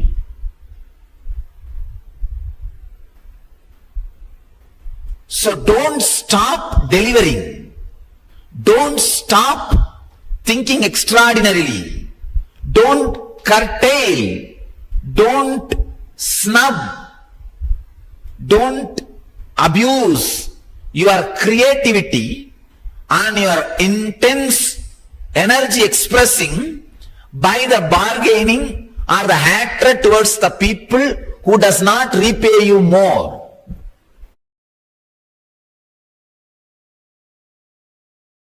Ishwaratva means functioning from the cognition that I am the Ishwara, source of everything, Lord of everything. I am not teaching you arrogance. I am not teaching you ego. Please understand. I am not teaching you ego. I am not teaching you arrogance. Actually, when I am the source manifests, your ego will not be killed. It will be just swallowed. It will be swallowed by Sadashiva. I am not teaching you arrogance. I am not teaching you egoism. I am teaching you the precise truth which will let the bioenergy manifest through your biomemory. Understand? If you decide, I am the source, just by putting your hand on people, you will heal them. Even if you are a doctor and doing thousands of surgeries and healing people, you may get the punya of being a doctor. When you leave the body, you will have so much of punya, you can take it and be in heaven. But if you decide, I am the source, and do the same surgery, you will become Sadashiva. Go on not only saving lives, when you leave the body, you can save yourself.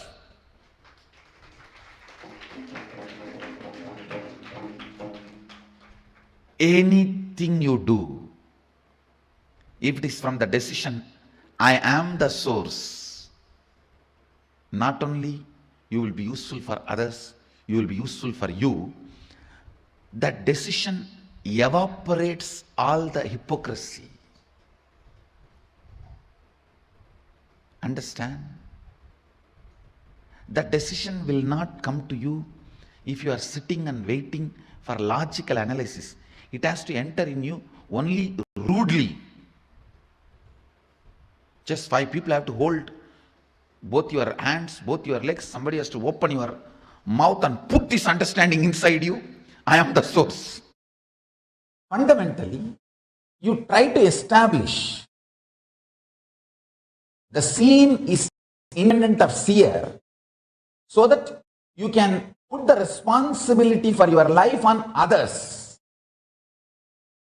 When you realize the truth that seer is responsible for the scene, you need to work, alter, transform, evolve.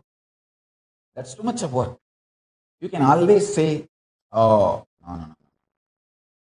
You can always find some false reason why external reasons are responsible, not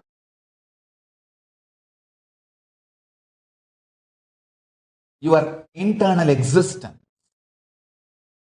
So fundamentally, you try to build a narrative, grand narrative of the existence is independent of seer. Once you believe this, once you are convincing, once you are able to convince this false delusory idea within you, then you start blaming, then I am not responsible for what is happening outside. Then he is responsible, she is responsible, everyone. So if your Guru is asking you to look in and find you are responsible, abuse him also. Understand? The fundamental delusion is making the scene independent of the influence of the seer. Then the seer can claim always victimhood. Understand? Unfortunately, the cosmos will make you a victim if you continuously claim victimhood. Fortunately, cosmos will make you a leader if you continuously claim and realize that you are the leader and responsible for everything. That's the beauty of life. That's the beauty of life. Even to cheat others, never ever use victimhood, because you will start believing it and cosmos will say tathastu to it. Never. Never do that mess. Understand? This one curse, I will never want even my enemies to have, even people who cherish enmity towards me. I will never want them to have this suffering. Feeling that they are victim of the universe or the cosmos or the humanity or the whole. More and more you understand, seer is source of the scene, you become leader. You are empowered. You are empowered. You are empowered. And you start building a beautiful space which is absolutely protected, and you start radiating that sweet powerfulness as your fragrance. Understand? I tell you, what you build consciously inside will give you confidence. I tell you. If you all have the spiritual truths I taught you is enough to run your whole life, even for your economical needs, then you are a Shivagana. Because that kind of a strength comes only if that becomes fragrance. But I tell you,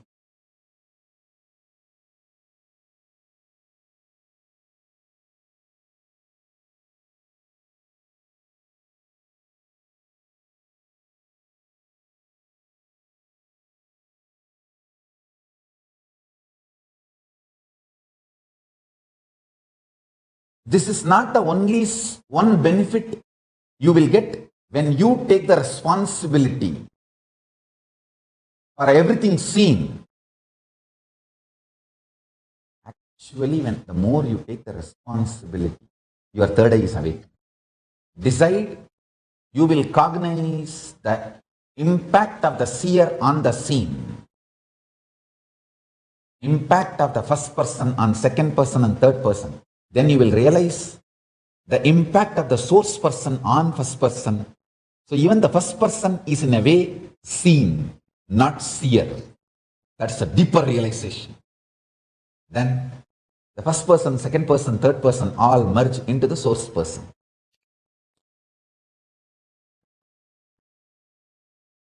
I think I said it. I'm so happy I said it.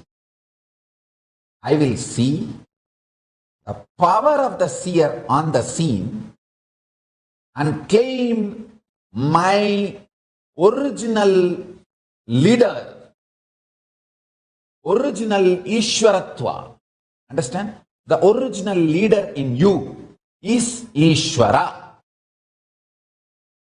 Claiming that original leader, Ishwara, in you and sacrificing your first person, second person, third person for that to recognize the original Ishwara is Tyaga.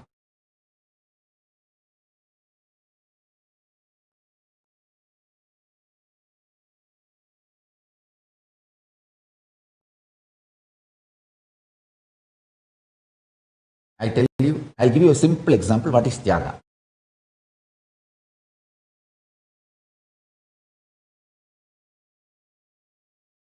Listen carefully.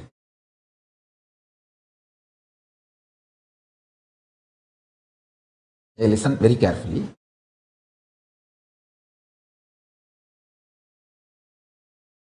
In Indian villages, they will cook rice in a pot. Once everything is boiled, they will remove that starch water. Never the pot or the cooked rice feels it is renouncing the starch water. For the food to be tasty, to be used, to be consumed, you need to remove the starch water. Over. It is as simple as procedure.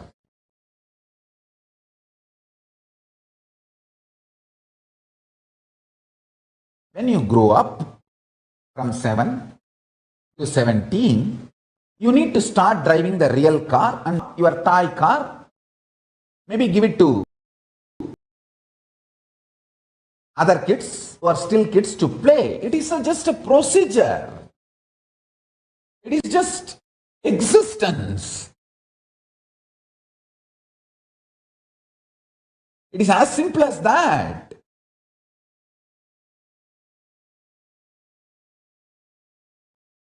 I tell you, feel oneness with Tyaga.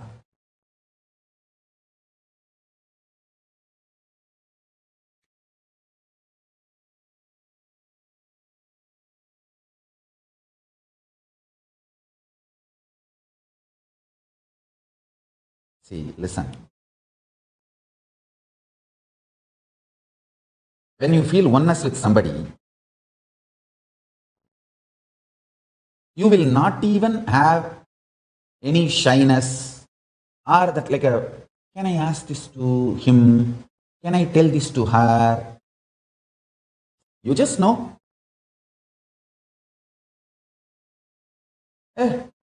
Me, my extension. I really want all of you in your life to have at least one or two relationship in that kind of a space to understand Tyaga. Tyaga is realizing the scene is extension of the seer, and ability to work on the seer makes you successful in everything in the scene. Yastu sarvani bhutani atmanyeva anuvashyati sarva bhuteshu cha atmanam tatana vichukupsate. One who lives by seeing as it is the whole existence, vyakta avyakta, manifest, unmanifest, everything, existing in the seer, the source person, consciousness itself, and the consciousness existing in the whole existence, thus does not feel violated or hates anything existing by virtue of not seeing oneself as separate from the conscious. Now listen. Listen to this powerful cognition.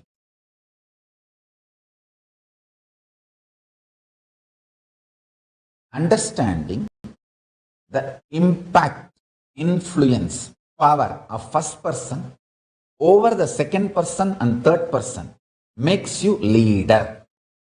That's the first cognition. Second, realizing your source person and just dropping even the first person, second person, third person is Tyaga. Two level. The first truth is, it will make you successful in the outer world. The second truth will make you successful in the inner world. That's it. Hold these two cognitions and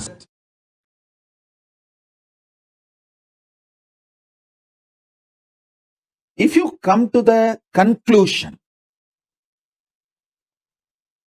that your God is Paramashiva, you will manifest bhakti. If you come to the conclusion your world is Paramashiva, you will manifest yukti, right knowledge about life, tasma. If you come to the conclusion your individual self is Paramashiva, you will manifest Shakti. Listen, I will repeat. If you come to the conclusion your God is Paramashiva, He decides when you will be born, how you will be living, when you will leave the earth, where you will reach. If you cognize that, you understand that your God is Paramashiva, He is living intelligence, independent intelligence, living alive right now, you will manifest so much bhakti. Wow! If you understand this whole world, this Jagat is Paramashiva, you will realize you will have amazing strategies to win, to be successful, consciously productive. Understand that word, consciously productive. Success is not winning over others. That is social success, winning over others, having more money than the others, having more power than the others, having more things than the others. That is social success. What I am talking is conscious success, feeling that you can do anything. Ishwaratva.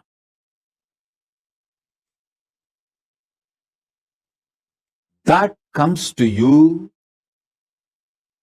when you know this Jagat is Paramashiva. Yukti, amazing Yukti. Anything you see, you will just strategy to deal with it, live with it. When you come to the conclusion, your soul, Jiva, is Paramashiva, you will just manifest Shaktis. Listen. Knowing Ishvara, your God is Paramashiva, makes you manifest Bhakti. Knowing this world, universe, Jagat is Ishvara, Jagat is Paramashiva, makes you manifest Yukti. Knowing yourself, Jiva, individual, is Paramashiva, makes you manifest Shakti. Knowing your Jiva, your Ishvara, your Jagat, knowing your Jiva, your Ishvara, your Jagat, all the three are Paramashiva, is Paramadvaita.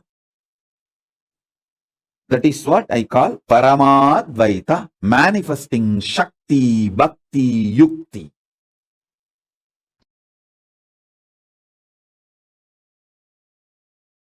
Responsibility and the unique relationship responsibility carries, the unique equation it carries to construct the reality of your choice.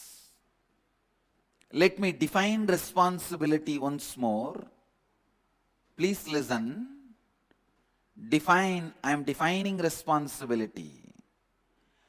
Living and responding means thinking, feeling, acting, cognizing to life from the truth that you are the source of everything.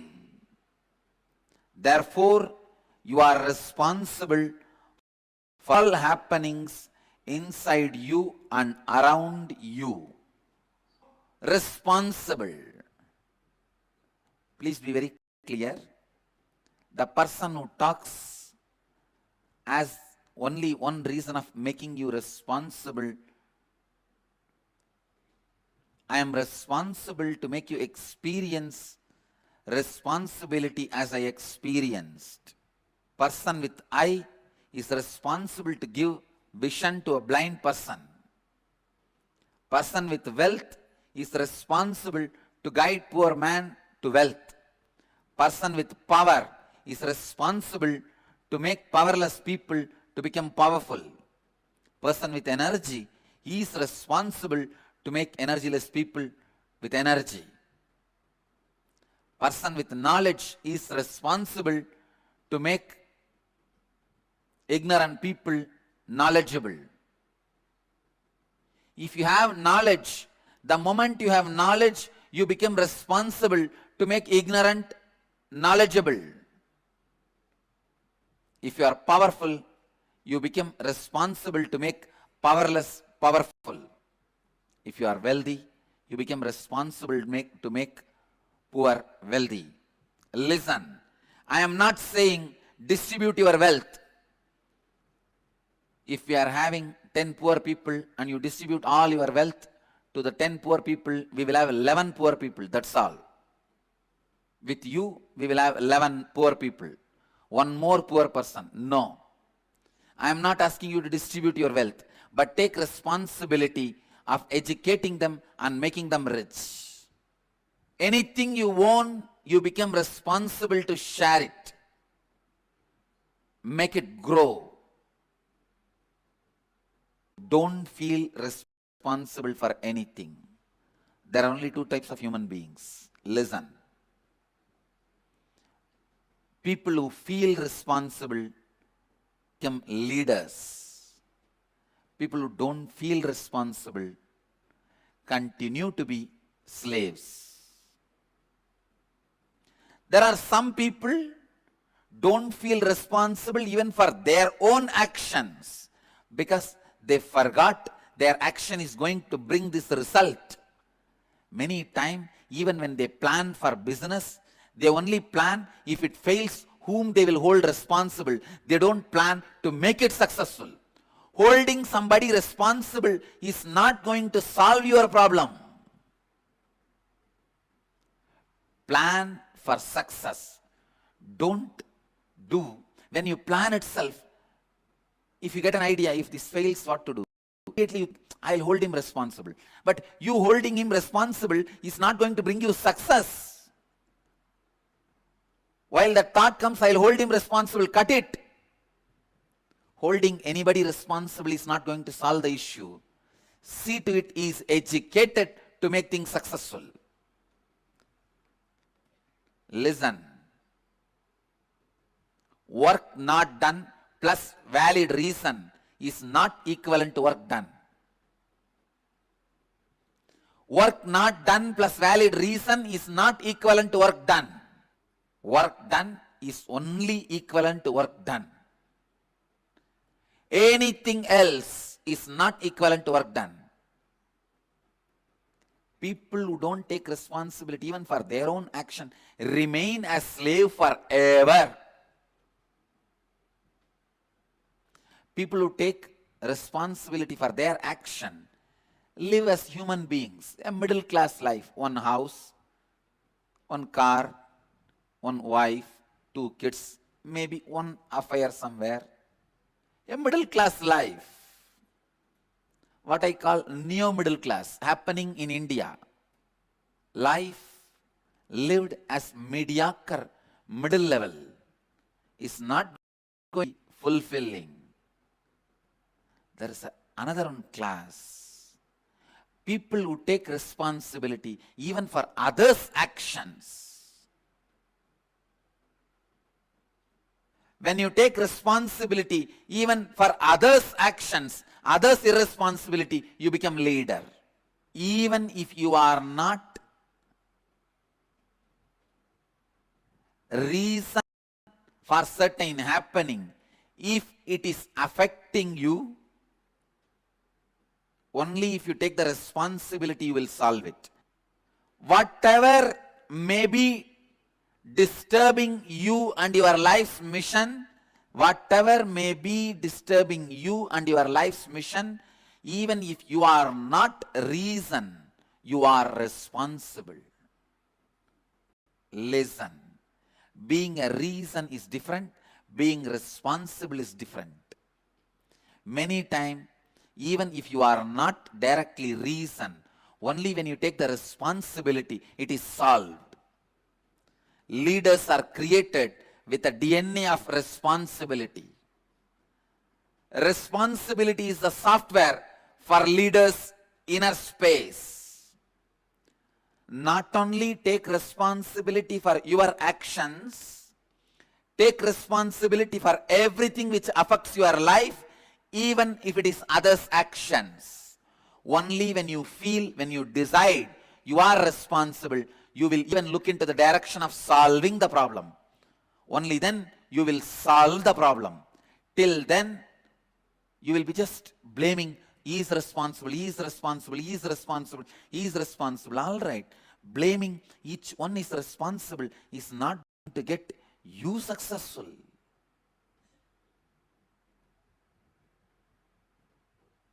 Maybe you can manage your boss, saying, he is responsible, he is responsible, he is responsible. Why we don't take responsibility? First step in our life, if you are receiving 10,000 rupees salary from your office, you think, for the 10,000 I am taking already enough responsibility. Why should I take more responsibility when they are paying only 10,000 to me? Don't be foolish. Taking responsibility is first going to help you live an expanded life. It is not the favor you are doing for your boss. Listen. First thing you need to understand, the 10,000 which is paid is not equivalent to you and your service. Second, you need to understand, by you not taking the responsibility, you are not destroying your boss's possibility, you are destroying your possibility. It is like you destroy your possibility and you think your boss will be suffering. You drink poison, you expect your boss to die. When you don't take responsibility, you destroy your possibility. First, decide you are going to be in your peak possibility by constantly taking responsibility. Taking responsibility is the right mental setup. It is not that you are doing some favor to somebody by taking responsibility. By taking responsibility, you are doing favor to yourself. It is the greatest favor you do to you. When you break that pattern, why should I take the responsibility? Your life starts. When you build the pattern, why should I take the responsibility? Your death starts. When you stop taking responsibility, even if you are alive, you are not living. You are waiting to be buried.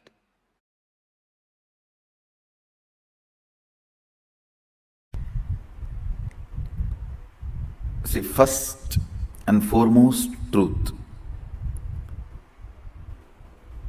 You have human body.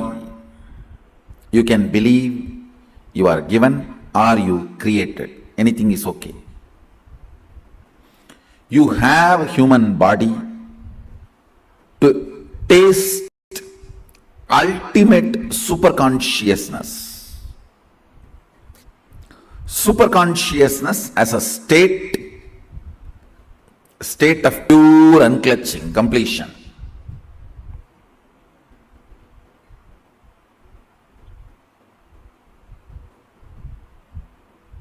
Superconsciousness as a state, pure state of completion.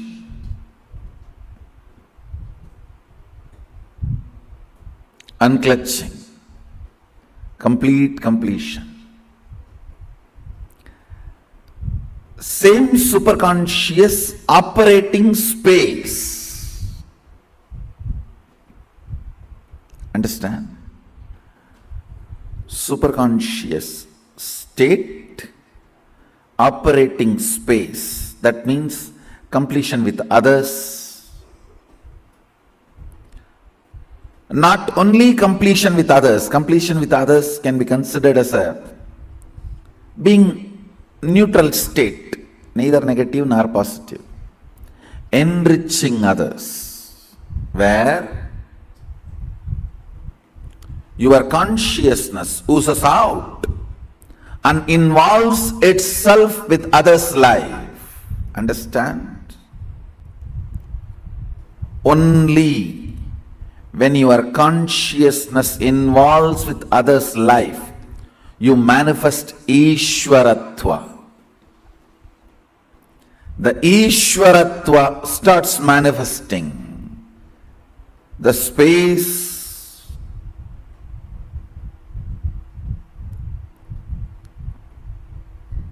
where you lead. Understand, everyone wants to be a leader. Really, everyone is interested. They want to be a leader. They want to help humanity. They want to show humanity how life should be. When I was about to leave the house once for all to do my mission, my family sat around me and said, first thing they said, we'll miss Arunachala going around the hill. It was a very valid reason because I was just in love with Arunachala and it's like a lifeline for me. Whether something is happening in the temple or something is happening in the Arunachala town, But I realized that is not going to be purpose of my existence. Just sitting there is not going to be fulfilling my purpose. I need to create thousands of temples like that. I took my to have training, not to stay there. I have to create thousands of temples. If I am sitting there, I will not be creating. Listen carefully. Sometimes the juicy choices pose as if they are freedom, but they are not.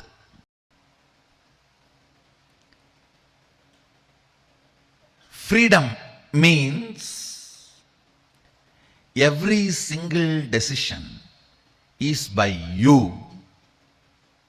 Ishwaratva, only that brings completion. Listen carefully.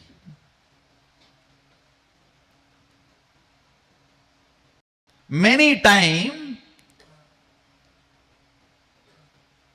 the choices which you think as freedom was inserted into you by the advertisement and promotions, or the others' opinions, false views, wrong remembrance. Please understand, you always think your college hostel period was a golden period of your life. But actually when you were living there, you were so much all the time afraid of the warden and the whole life was hell. You just want to get out and get a job as early as possible. This is called wrong remembrance. Which was not joy. You remember it as joy because you forgot how it was originally when you lived. Always the wrong remembrance of the past makes you take wrong decisions about future.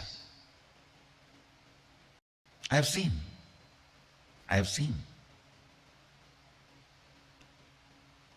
I'll give the essence, listen. 1. Choice is not freedom.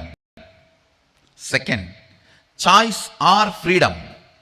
Everything has to be from your decision. Only then you will be in the space of completion.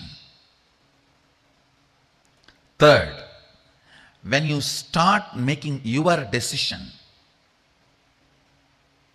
about everything, what you give up, you will not feel missing that. I am not feeling I am missing my morning chai and night sleeping alone in the railway platforms. That was a beautiful moment, no doubt, but that was not my purpose. So when I assume the responsibility of the purpose, not missing the choices is Ishwaratva. Listen. Assuming, fitting yourself into your own shoes, life's purpose, and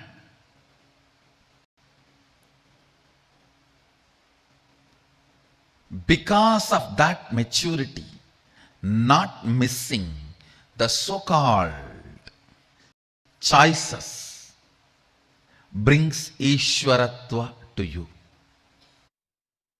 When consciousness manifests, it swallows all. Length, breadth, depth, time, space, all. I am telling you, you have consciousness which can just swallow the time. You can apply this science very practically in your day-to-day life. You can make it into reality. Anything which you think may happen in future, for example, you are working 8 hours a day.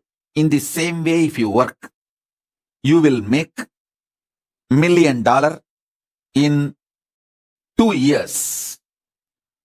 But if you consciously apply your will persistence, infuse that in your day-to-day activity, that 2-year time drastically reduced to 2 months, 2 weeks, sometimes even 2 days.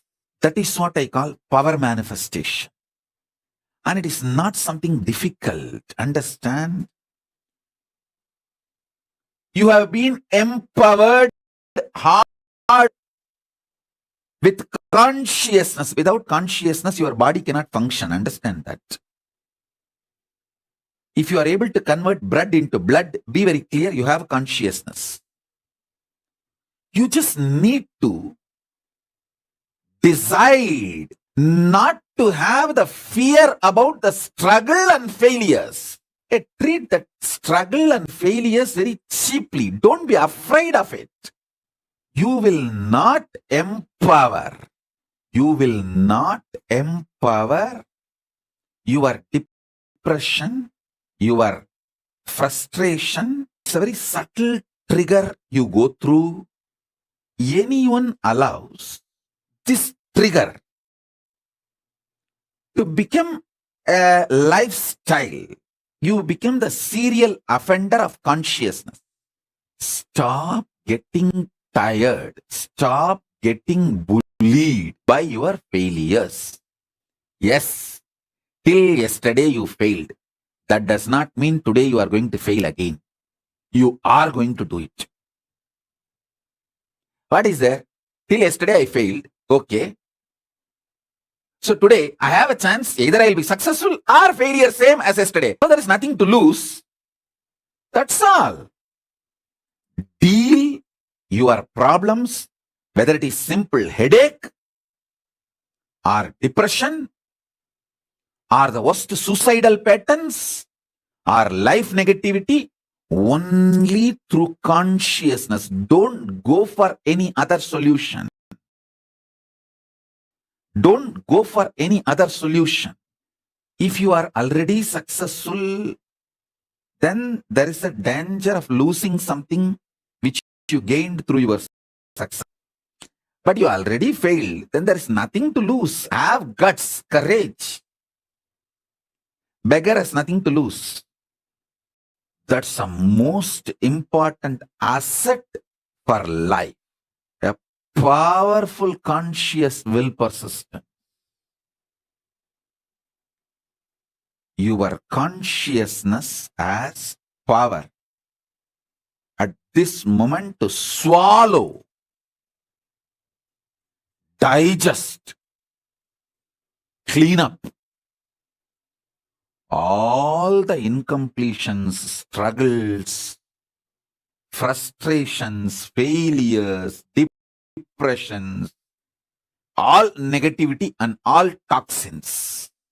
Listen, sit with your life situations. Don't avoid. Decide to pour conscious solution.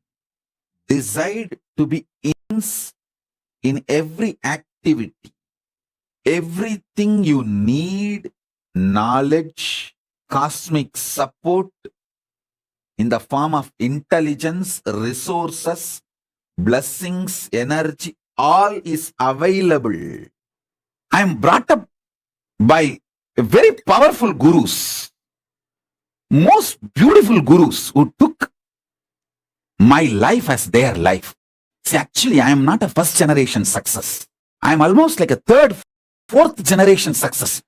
3-4 generations before, the vision, ambition, my guru, Paramaguru, Paramartha Guru, they cherished. My Paramartha Guru poured ambition, vision intensely into my Paramaguru.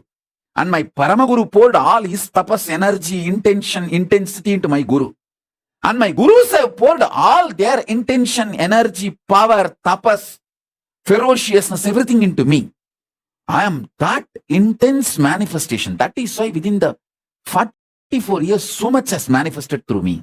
Understand? Only yesterday we realized, when we organized, till now, I think when I was 12 or 13, I started writing books. Means like, whatever I hear from my gurus, I started noting down and in an organized way.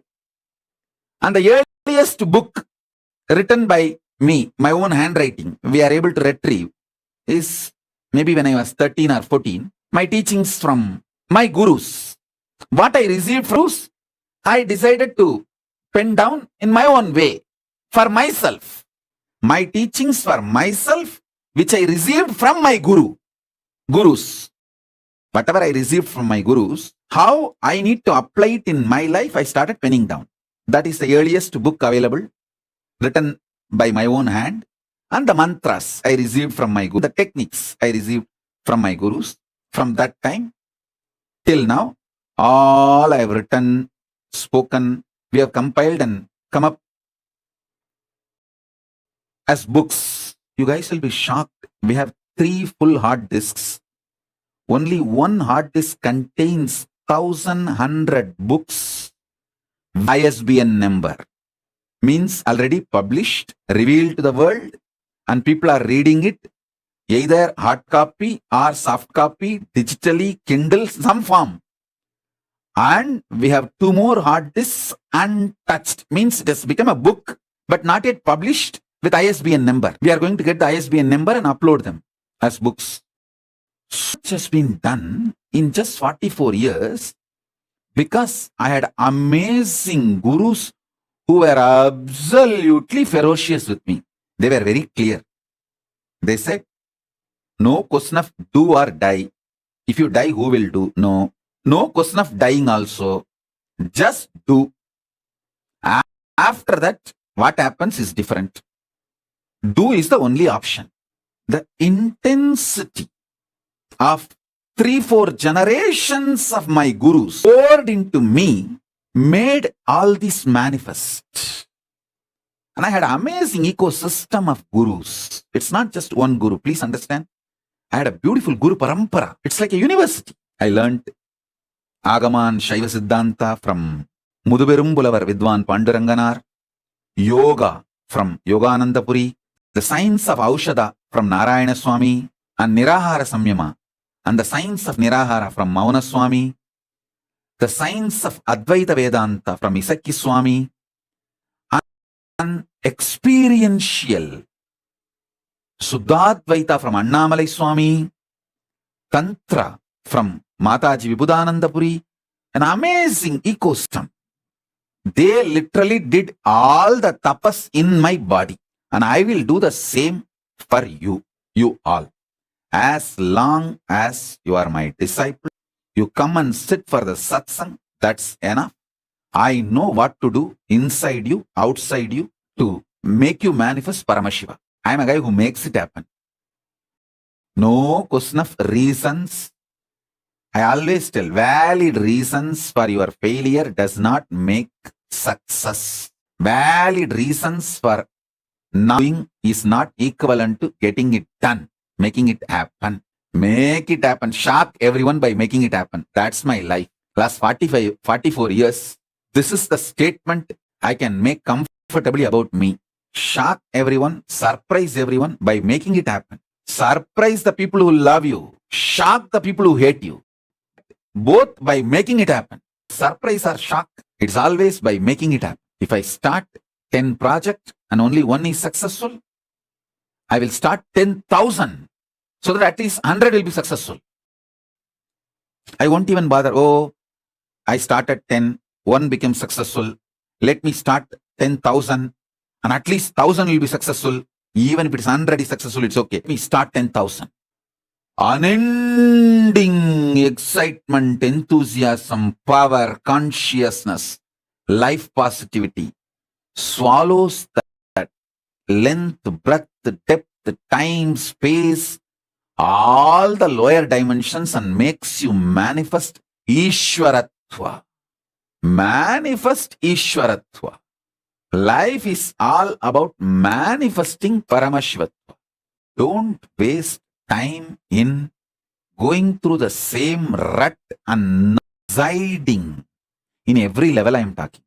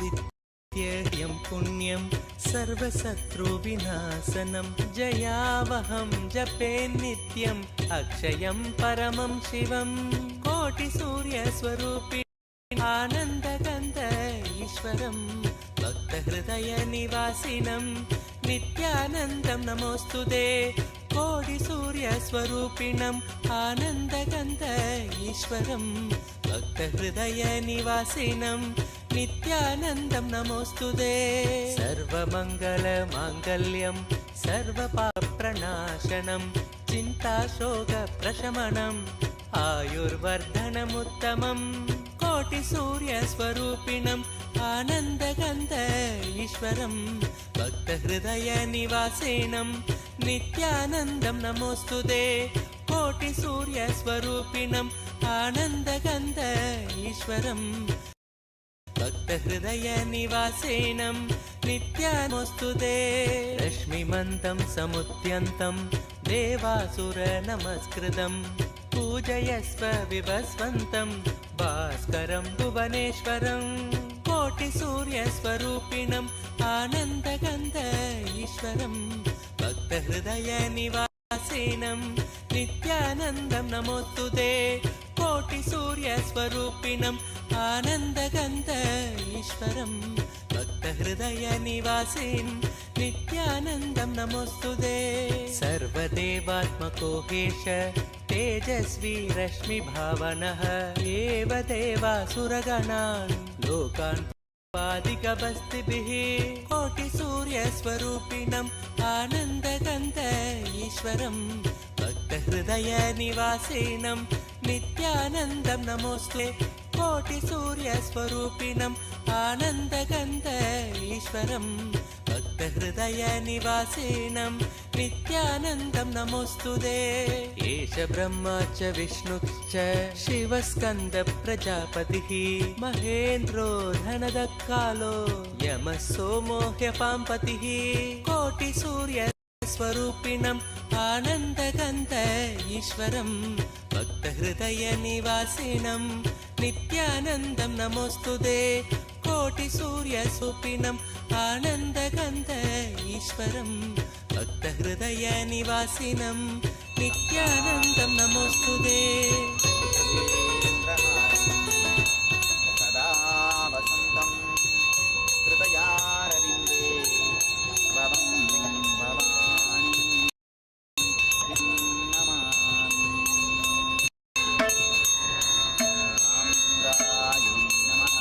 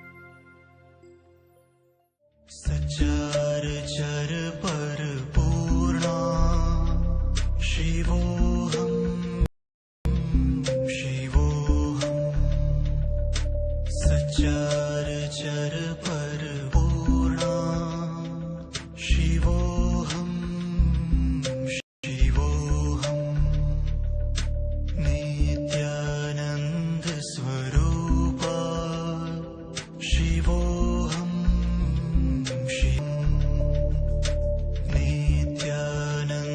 नित्यानन्दस्वरूपा शिवोऽहं शिवोऽहम्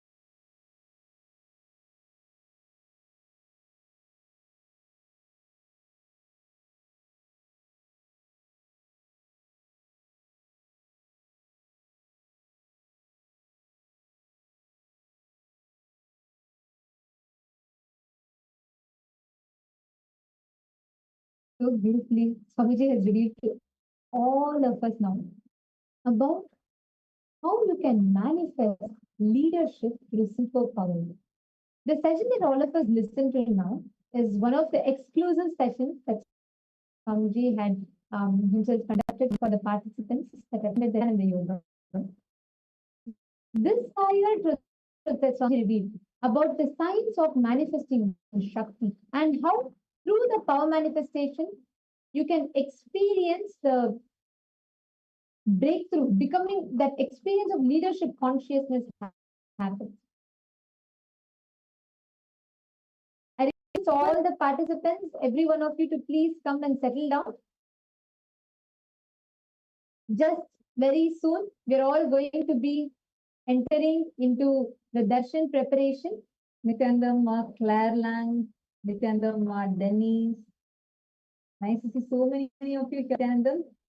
Can I all of you to settle down now? All of you listen to this session. I request all of you to share. What was the click that you had? Ma Claire, no, so nice to see you. What was the click that you had? Mamdeshwari, Ma Chandra Vidya, Ma Deekshuanshan. Take a moment. I request each one of you to share what was the clicks, the understanding that each of you had. Take a few minutes and please post it. How did you understand this leadership consciousness and how did you understand about how the was manifest through you? See what Swamiji revealed today. The science of this leadership consciousness, leader, what Swamiji revealed as the ability to take responsibility, and the real leadership consciousness happens from the understanding that you are responsible. And when you take that ownership, when you consciously own it, you start manifesting that Ishwaratva. You become Ishvara. You start manifesting that Ishwaratva. Yesterday, actually, from the day the Navaratri started, Swamiji has been revealing to us about the Navatattvas, right?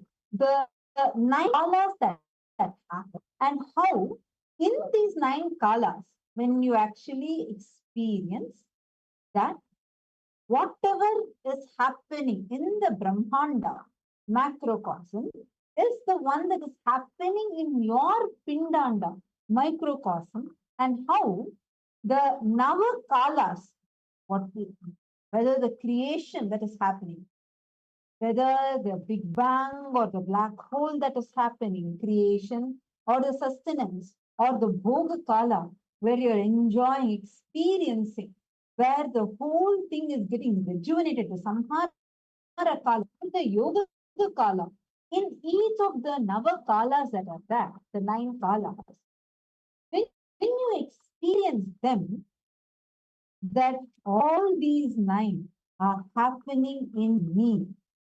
Just like how my hands are doing something, my eyes are doing something else, my internal organs are doing something else. See, there are so many organs are functioning. Brain is continuing something. It is giving instruction to so many parts of you. But all these are happening simultaneously, spontaneously, and synergetically. Now, understanding that all of these are happening spontaneously, simultaneously, and synergetically, cognizing that, and when you understand that they are happening in you, you experience the Shiva Kala. It's all happening in oneness. The moment you cognize, take ownership for any one of these that you are manifesting, you experience Ishwaratva in that dimension. Understand? Manifestation of powers to manifest Ishwaratva, causeless joy and ecstasy manifests as powers and causes your reality. Listen, simply manifesting more and more of oneness, more and more of power manifestation, more and more of strength, powerfulness, integrity. You will see power manifestation happens to you amazingly. Integrity follows powerfulness. How many of you here want to be leaders? All of us want to be leaders, whether you agree or not. Just look in, honestly, do an honest analysis. Everyone wants to be a leader. No one likes to be a follower. You always want to be a leader. You want to be boss of your own life. It could be in different levels. Some people feel like, I want leadership for everything that I like in my life. Some people feel, no, at least certain I want to experience leadership. I want to go over it. So there might be different levels, but everyone wants to experience that leadership. So now, in all these that you are wanting to experience the leadership consciousness, in wherever you experience this cognition, consciousness in you, take a few minutes and actually see. All of us want, right? How many of you agree? All of us want to experience that leadership. Today's day is dedicated for you to master that leadership. A very beautiful thing Swamiji said. See, it's not that Swamiji has any specific quality that quality is what is making Swamiji as leader. No, the consciousness, feeling responsible. That responsible consciousness manifests as leadership consciousness. And when you are establishing yourself more and more in powerfulness, when you experience the powerful dimension of you, you become that leader by, see, you will not become leader by grabbing a particular status, by grabbing a particular power. That does not make you a leader. Think in your own life and see there are so many people might have become a leader, but they may truly not have that status. They may not really carry that status label with them. But wherever they go, because of their very space, automatically they'll be working with so many people, they'll be the leader naturally. How many of you want to experience how to evolve as that leader? Can I request you all please post here in the chat? Come on, every one of you, please post. See, one important thing, all of you post here continuously, interact. The interaction that you are having here matters because the more and more you post, more questions that you ask, more experiences you share, clicks that you share, all these things help you tremendously to experience these truths deeper and deeper. It's like you're constantly chewing. How to taste sugar cane? You cannot just bite and swallow it. You chew on it. The more and more you chew, more and more juice you get. At least sugar can goes away in some time. But these truths that Swamiji is giving, every time that you chew, truths get deeper inside you. Let's now do a quick exercise. First thing I want everyone here to share, how many of you really want to experience the leadership consciousness? Please post here. For you to manifest that leadership consciousness, the first and foremost, the fundamental thing that you need to understand is like Swamiji revealed, when you bring integrity inside of you, when you establish yourself in integrity, you will be able to start manifesting that leadership consciousness. A leader is a person who is able to align, integrate all of his action, his will, towards that one particular result or whatever is that collective goal, and to be able to make it happen without tiredness, without boredom, taking responsibility for himself and everyone around him. Actually, this is what Swamiji revealed as the very happening of Bhagavan Tripurantaka Murti. See, who is Bhagavan Tripurantaka Murti? The darshan that all of us are going to be experiencing today. Who is Bhagavan Tripurantaka? Understand, when you are, when Paramashiva got all his emotions, everything aligned, got all the energies together, and just look the Tripuras, the three worlds that the Tripurasuras were having, just by opening his third eye once, just with that one look, he burnt all the Tripurasuras. Understand? only when you bring in center, just integrate yourself, be that integrated person, you will be able to manifest this leadership consciousness. Otherwise, what will happen? One part of morning wants to be of everything, wants to take responsibilities. The other part, oh, this is just too much. I don't want it. Let me just relax and go to a vacation, or let me just drop all these and go rest. See, when these two are conflicting with each other, are you understanding? When these two are conflicting with each other, that is what will be causing inside of you that conflict. It's like non-integrate, that non there. You will not experience the true high potential that you have, the true leadership consciousness that you can. Are all of us understanding this?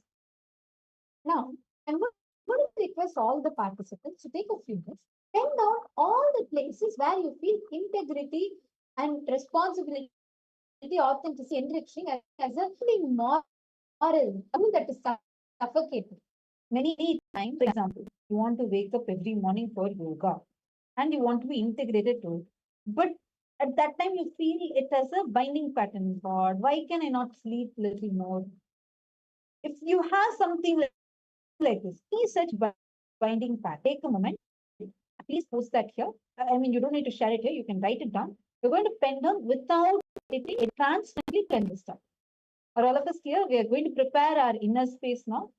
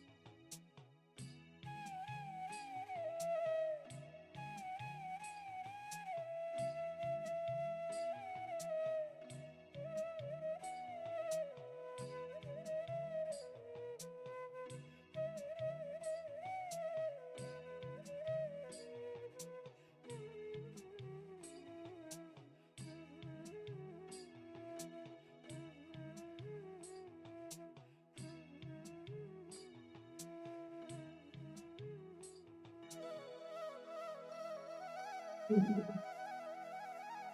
relax. Hope all of you have finished writing. How many of you have finished writing? Now, designed to bring integrity. See, today, what Swamiji is going to initiate all of us into. Many of you who posted, you want to manifest the leadership qualities. Now, just by bringing completion, integrity in all these areas, wherever you feel it's a binding rule, it's a binding moral, and it's something that you have to live by. If you just start understanding, completing with it, and redeclaring the same actions, that integrity, authenticity, responsibility, and energy with the right context, that will automatically make you start manifesting the leadership consciousness. See, now it is time. All of us are going to be preparing ourselves for the darshan, and we are all going to be experiencing the live darshan of Swamiji. All each one of us here are waiting to see, wow, what beautiful form is Swamiji going to be coming in. Every day we are experiencing Swamiji in 3 different forms. Whenever we have each day, Swamiji is giving us darshan as Devi Parashakti, and then Swamiji gives the darshan for the satsang itself, and then Swamiji is also giving the darshan as Bhagavan Mahakalabairava for sannyas initiation. And this batch of participants are really, really blessed. Now, today we are going to be experiencing the darshan Bhagavan Tripurantaka Murti form of Paramashiva. So beautifully Swamiji revealed how Bhagavan Tripurantaka Murti. See, when Paramashiva manifested as Tripurantaka Murti, he got all, not just the senses or the emotions, his entire being, all his energy into one, and opened his third eye and burnt the Tripurasuras. Same way, when you bring that integrity inside of you, bring all your energy together, and that one means you manifest your consciousness. Understand? Swamiji is revealing about the Nava Tattvas, right? The Nava Kalas. In each one of these Kalas, where you experience whether the Srishti Kala, which is a creation dimension, or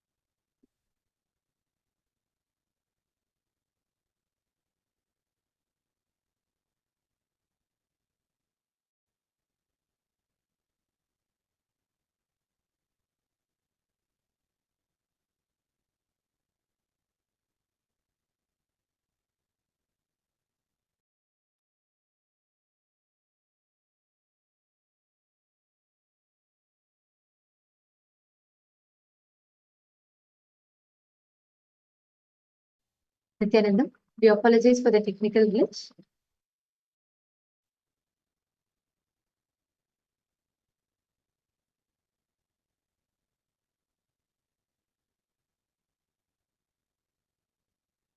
I hope now all of you are able to hear us clearly. See, now these are the 9 kalas that Swamiji has been revealing about since the beginning of Navaratri. Swamiji has been revealing to us about these 9 kalas taken from the Makutagama. Swamiji revealed how these Navatattvas, Tattvam, where this is you, exists in you, God that exists in you. Whatever is happening in the macrocosm Brahmanda is happening in your Maisam Pindan.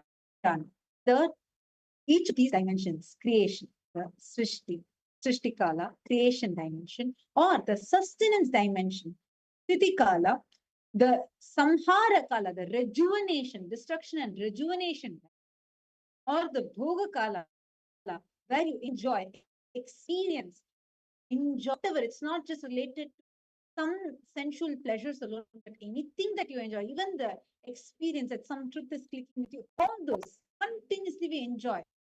Or the yoga kala, where you're seeking to be one with Swami, experiencing that oneness with Paramashiva. That kala, not just limited to you physically doing yoga, but whenever you do unclutching, whenever you complete all those forms, all yoga the kala. moments where you experience, you work towards experiencing oneness, that union with the ultimate. All of them fall under yoga kala.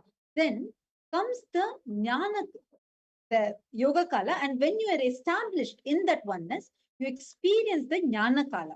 And when you're established, experiencing the jnana kala and experiencing that sound of the cosmos, which is uncreated, which is the dhvani kala, and experiencing the Agnya Kala means the pure will. Agnya is your third eye. Agnya Chakra is the third eye, which is a seat of will. And experiencing that pure will in you. Whenever you make any declaration, take a sankalpa for anything and just declaring and things happening. It happens out of that pure will in you. And then experiencing all these kalas happening spontaneously, simultaneously, synergetically in you, experiencing that all is you, just like how each time you experience different organs of you, right? You have your brain is doing something, your eyes is doing something, your hands are doing something, your mouth is doing something, digestion is happening while you're still talking, processing is happening while still talking, when you're just each of these are happening in you simultaneously, spontaneously, and synergistically. So now, when all these are happening in you and you experience that oneness, you still feel, hey, I'm doing so much, all this is still me, right? Right now, you feel that your body is you. When you're still listening right now, your eyes are still processing. You're able to see every single pixel that is visible in your eyes. You're able to see it. Simultaneously, you're able to listen. You're able to cognize. And breathing is still happening. Is still happening. The rejuvenation, all the toxins are being removed out of your body. You're probably sweating. You're exhaling right now. Everything, the rejuvenation is happening. And when things are clicking with you, or just the experience of life that you're just enjoying in you, the bhoga is continuously happening. Like this, the navakalas are happening in you. When you experience that all these are happening in you, you experience Shivakala. Swamiji so beautifully has been giving us multiple level examples and taking us deeper and deeper. Now, when you experience all these things are happening in you and experiencing that it is you, when you take ownership for all these dimensions as yours, you experience that Ishwaratva, leadership consciousness through you. See, so beautifully Swamiji explained. Anything that you own, anything that you take responsibility for, you take ownership for, you become Ishvara of that dimension. Which is why, what is the Shivakala? Means you're taking ownership for everything, not just as ownership, experiencing that for everything as happening in you.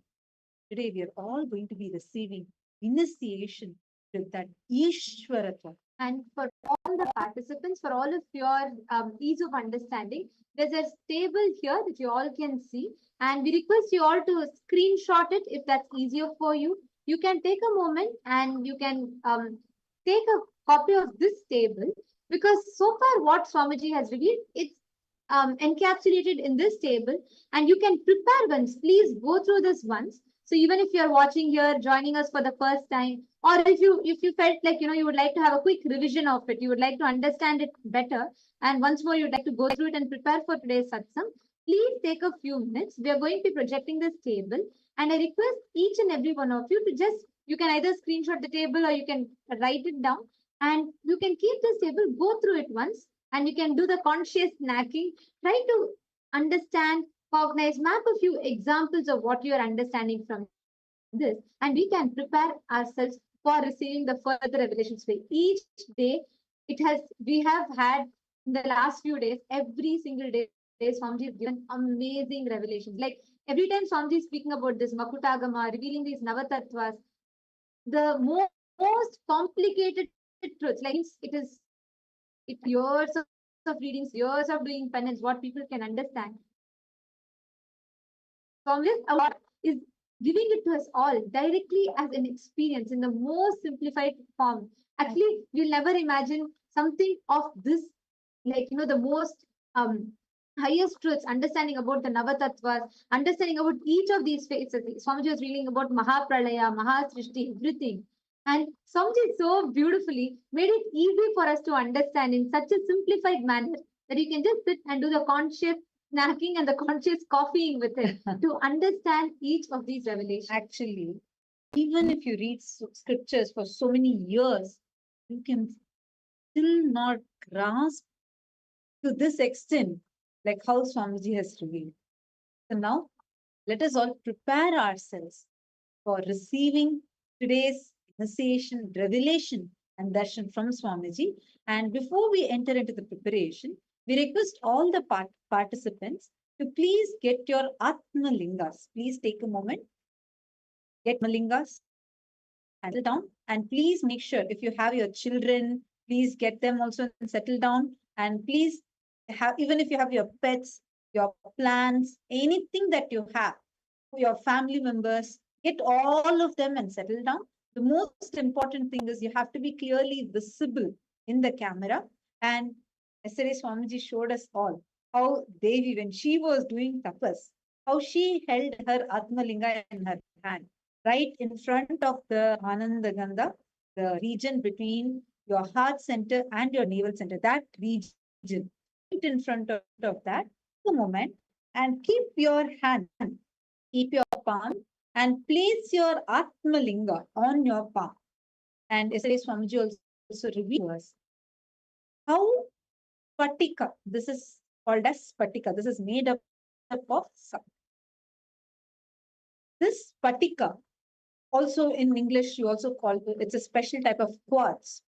And this particular material has the ability to store large amount of information. Swamiji has been revealing about it. I think from the time Swamiji gave the Atmalingas to people, from that time itself, Swamiji has revealed how your Atmalinga, it's not just a stone, it's not just Spatika. Spatika infused consciousness. It is conscious. It is literally Swamiji in your hand. And this Spatika, the Atmalinga, can hold humongous amount of information, knowledge, not just that, it is here. So it can even do like experiences such as healing, and it can even remember all the revelations Swamiji is giving in satsang and help you to be able to remember them, experience them deeper, right? Now that Atmalinga, I request all of you get it and settle down. Last year, the scientists have proved this. This is what Swamiji had revealed to us, shown us the article yesterday in the satsang. So let us all prepare ourselves. Take a few minutes, get the Atmalinga, settle down, and make sure once the darshan starts, once Swamiji starts the sun, make sure keeping the Atmalinga on your palm. Please keep your palm in front of your Ananda Gandha and keep the Atmalinga on your palm like this. If you want, you can take the support. You can even put a set of pillows or put a cushion. Comfortably settle your hand down. Just make sure you're able to hold it as much as possible. This is the best way to have and receive the initiation. So take a few minutes and settle down. And we request all the participants to please come on the camera in just a few more moments. We're all going to be entering into the darshan. And as always, I'm sure each of us are excited to see when the screen opens today, when the curtains open today. We're going to be having the darshan of the most graceful form of Devi, Paramashiva Shakti, Parashodasi, in the form of Visalakshi. We're all going to be receiving the darshan, and I request all the participants to prepare. Let us all prepare our inner space to receive the darshan. And I request all the Sarvajna Pita Yajamans and all the Sarvajna Pita Kartas, I request all of you to please come on the camera. Please take a few moments, settle down. And I request you all to check your cameras once. Make sure you're clearly visible. Make sure the place is well lit such that you're visible in the camera. And you can receive the Nayana Diksha. Darshan is not just one way where you are seeing Swamiji, it is both ways. You seeing Swamiji is one, but Swamiji is seeing you. So please make sure that you take a few minutes, settle down, prepare your whole space, and bring your Atmamurti, bring the Atmalinga. And if you'd like to have a cup of coffee, water, something, please bring it and settle down. And understand the initiation time is too important. You so make sure you are not sleeping and do not your phone. See, use your phone to post prayers to Swamiji, but do not use it for anything else. And you can, and please also make sure you're not taking photos or recording, taking videos. Do not do that. Settle down, bring the deep, restful awareness in you. Do not sleep. And if you are kind of feeling sleepy, I know we have people, participants, literally from all time zones, from around the world. People are currently sitting here. So for many of you, it might be early in the morning or midnight. So for all those participants or anyone, if you're feeling tired or you're worried you might fall asleep, just take a few minutes, get a cup of coffee, get some hot chocolate, get enough water, and settle down. Let us prepare our inner space to be able to receive the darshan. And so far, in the last few days, all the revelations that Swamiji has revealed to us about these Navatattvas, whatever you have understood, whatever clicks that you have had, all those take a few minutes and please post it here. Can I request all the participants post it here in the chat? Start writing it down point by point, and however you have understood this. This would prepare you to be able to grasp these revelations more. Because today again, Swamiji is going to be taking us more and more deeper. So take a few minutes and please post it here. All the participants that I've had, take a few minutes and please post it. Now, let us all enter to preparing ourselves for the initiation today, as we are all going to be receiving initiation from Swamiji into awakening your third eye. We are going to be having a special Divya Netra meditation, the meditation that is going to be helping us to receive this initiation, to experience that restful awareness inside us and preparing our inner space to receive this initiation. Now, I request all of you to please bring a lamp. You're going to prepare your inner space to receive the initiation in the deep receptivity. And this meditation, in addition to putting you into the deep space of gratitude, it also prepares you, detoxifies your third eye, and puts you into that pure listening. So today, we're all going to be receiving the darshan of Bhagavan Tripurantaka Murti form of Paramashiva. And in just a few more moments, we're all going to be entering. And I request all of you, all the participants, to please take a few minutes and please bring a lit lamp for the meditation. Please get a lit lamp, which can either have the gingerly oil or clarified butter known as ghee, or a candle which is made of vegetable fat. So either of this is fine. Please take a few minutes. And one thing, do not get any kerosene lamp. Please do not get a wax candle. Only if it's a vegetable fat candle, that alone is okay. Please make sure you get your puja lamp. You can get it and keep it now. But please do not use kerosene lamp or any other lamp. We request all of you to take a moment or two. Please bring the diya. Please settle down.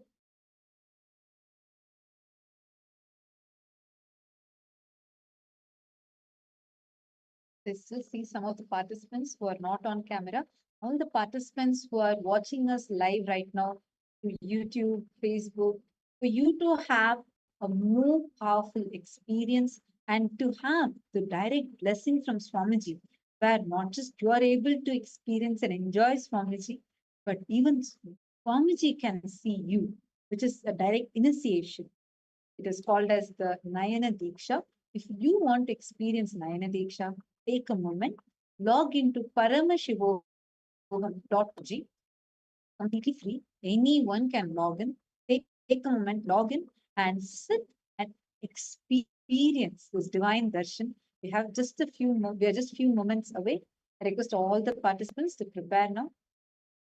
Now, with your eyes open, we request all of you to take a few minutes and intensely look at the flame of the lamp.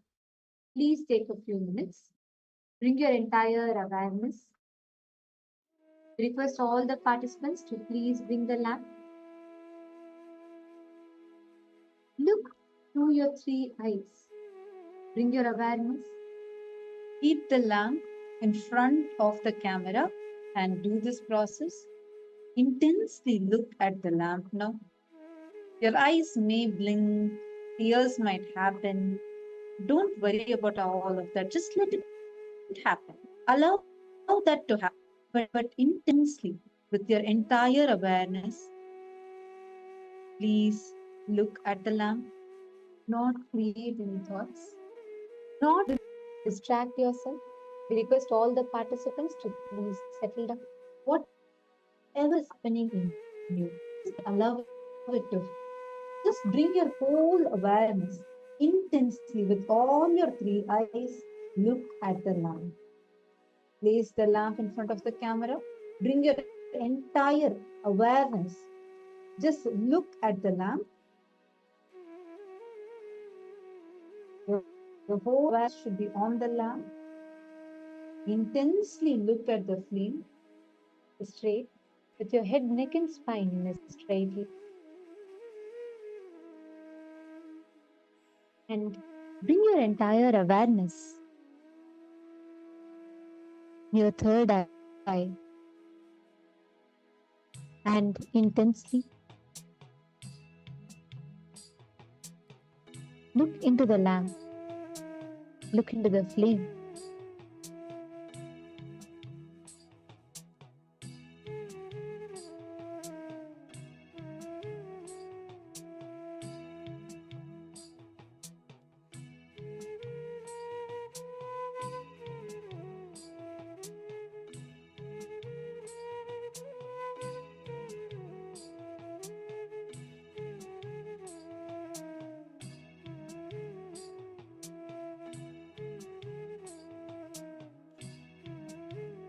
Please intensely.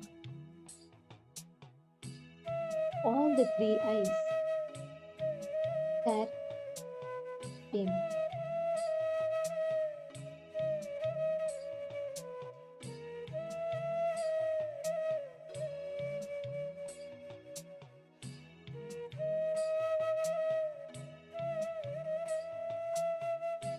Intensely look at the lamp.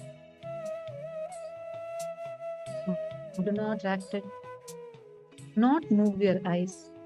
It is okay even if you blink, even if tears happen. Don't worry. Just be aware. Look intensely at the lamp, at the flame. Intensely. Let all your three eyes look at the flame.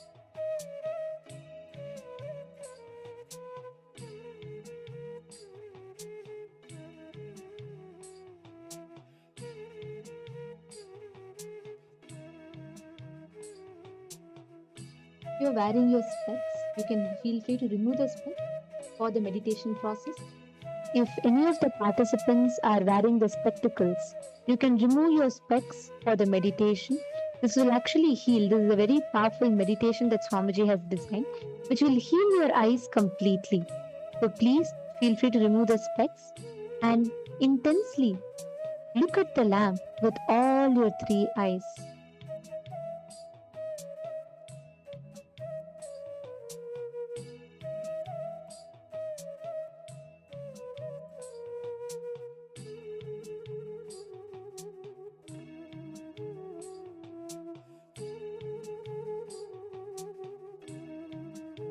Now, close your eyes. Focus intensely on your Ajna chakra. Penetrate it deeply. Visualize, literally like a drill bit. Your third eye is getting penetrated. Close your eyes and bring your complete awareness on your third eye, the region between your eyebrows and nose. Bring your complete awareness to the third eye region and experience as if you're penetrating your third eye deeply. Just experience it. Please do not strain yourself. Do not force yourself. Be relaxed and let the process happen. Just calmly keep your eyes closed and just visualize like you're penetrating into your third eye. Just be aware. Your awareness is enough.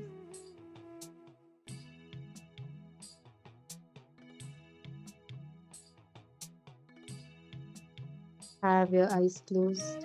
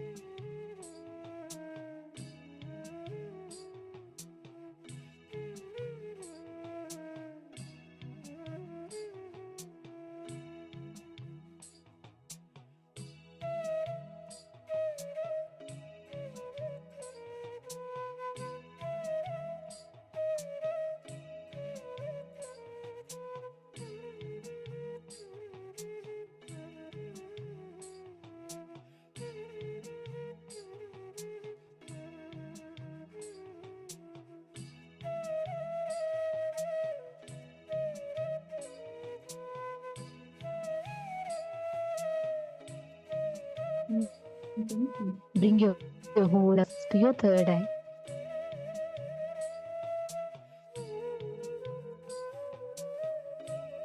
Your entire focus in your third eye region.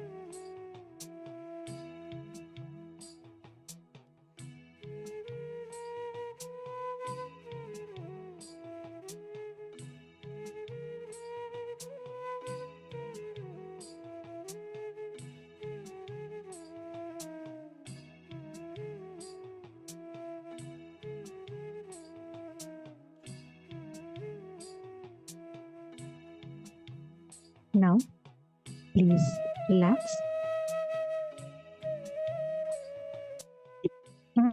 In this series, continue to remain seated in the deep meditative space of gratitude. And let us all get ready to receive the darshan of Paramahansa's ultimate manifestation as Bhagavan Tripurantaka Murti, the cosmic mother Visalakshi, Devi Visalakshi. Continue to remain seated in the deep meditative space of gratitude. For those of you that are watching us on YouTube, we will now be starting a fresh stream. So please do ensure you refresh your YouTube page and join the darshan. All get ready to receive the darshan.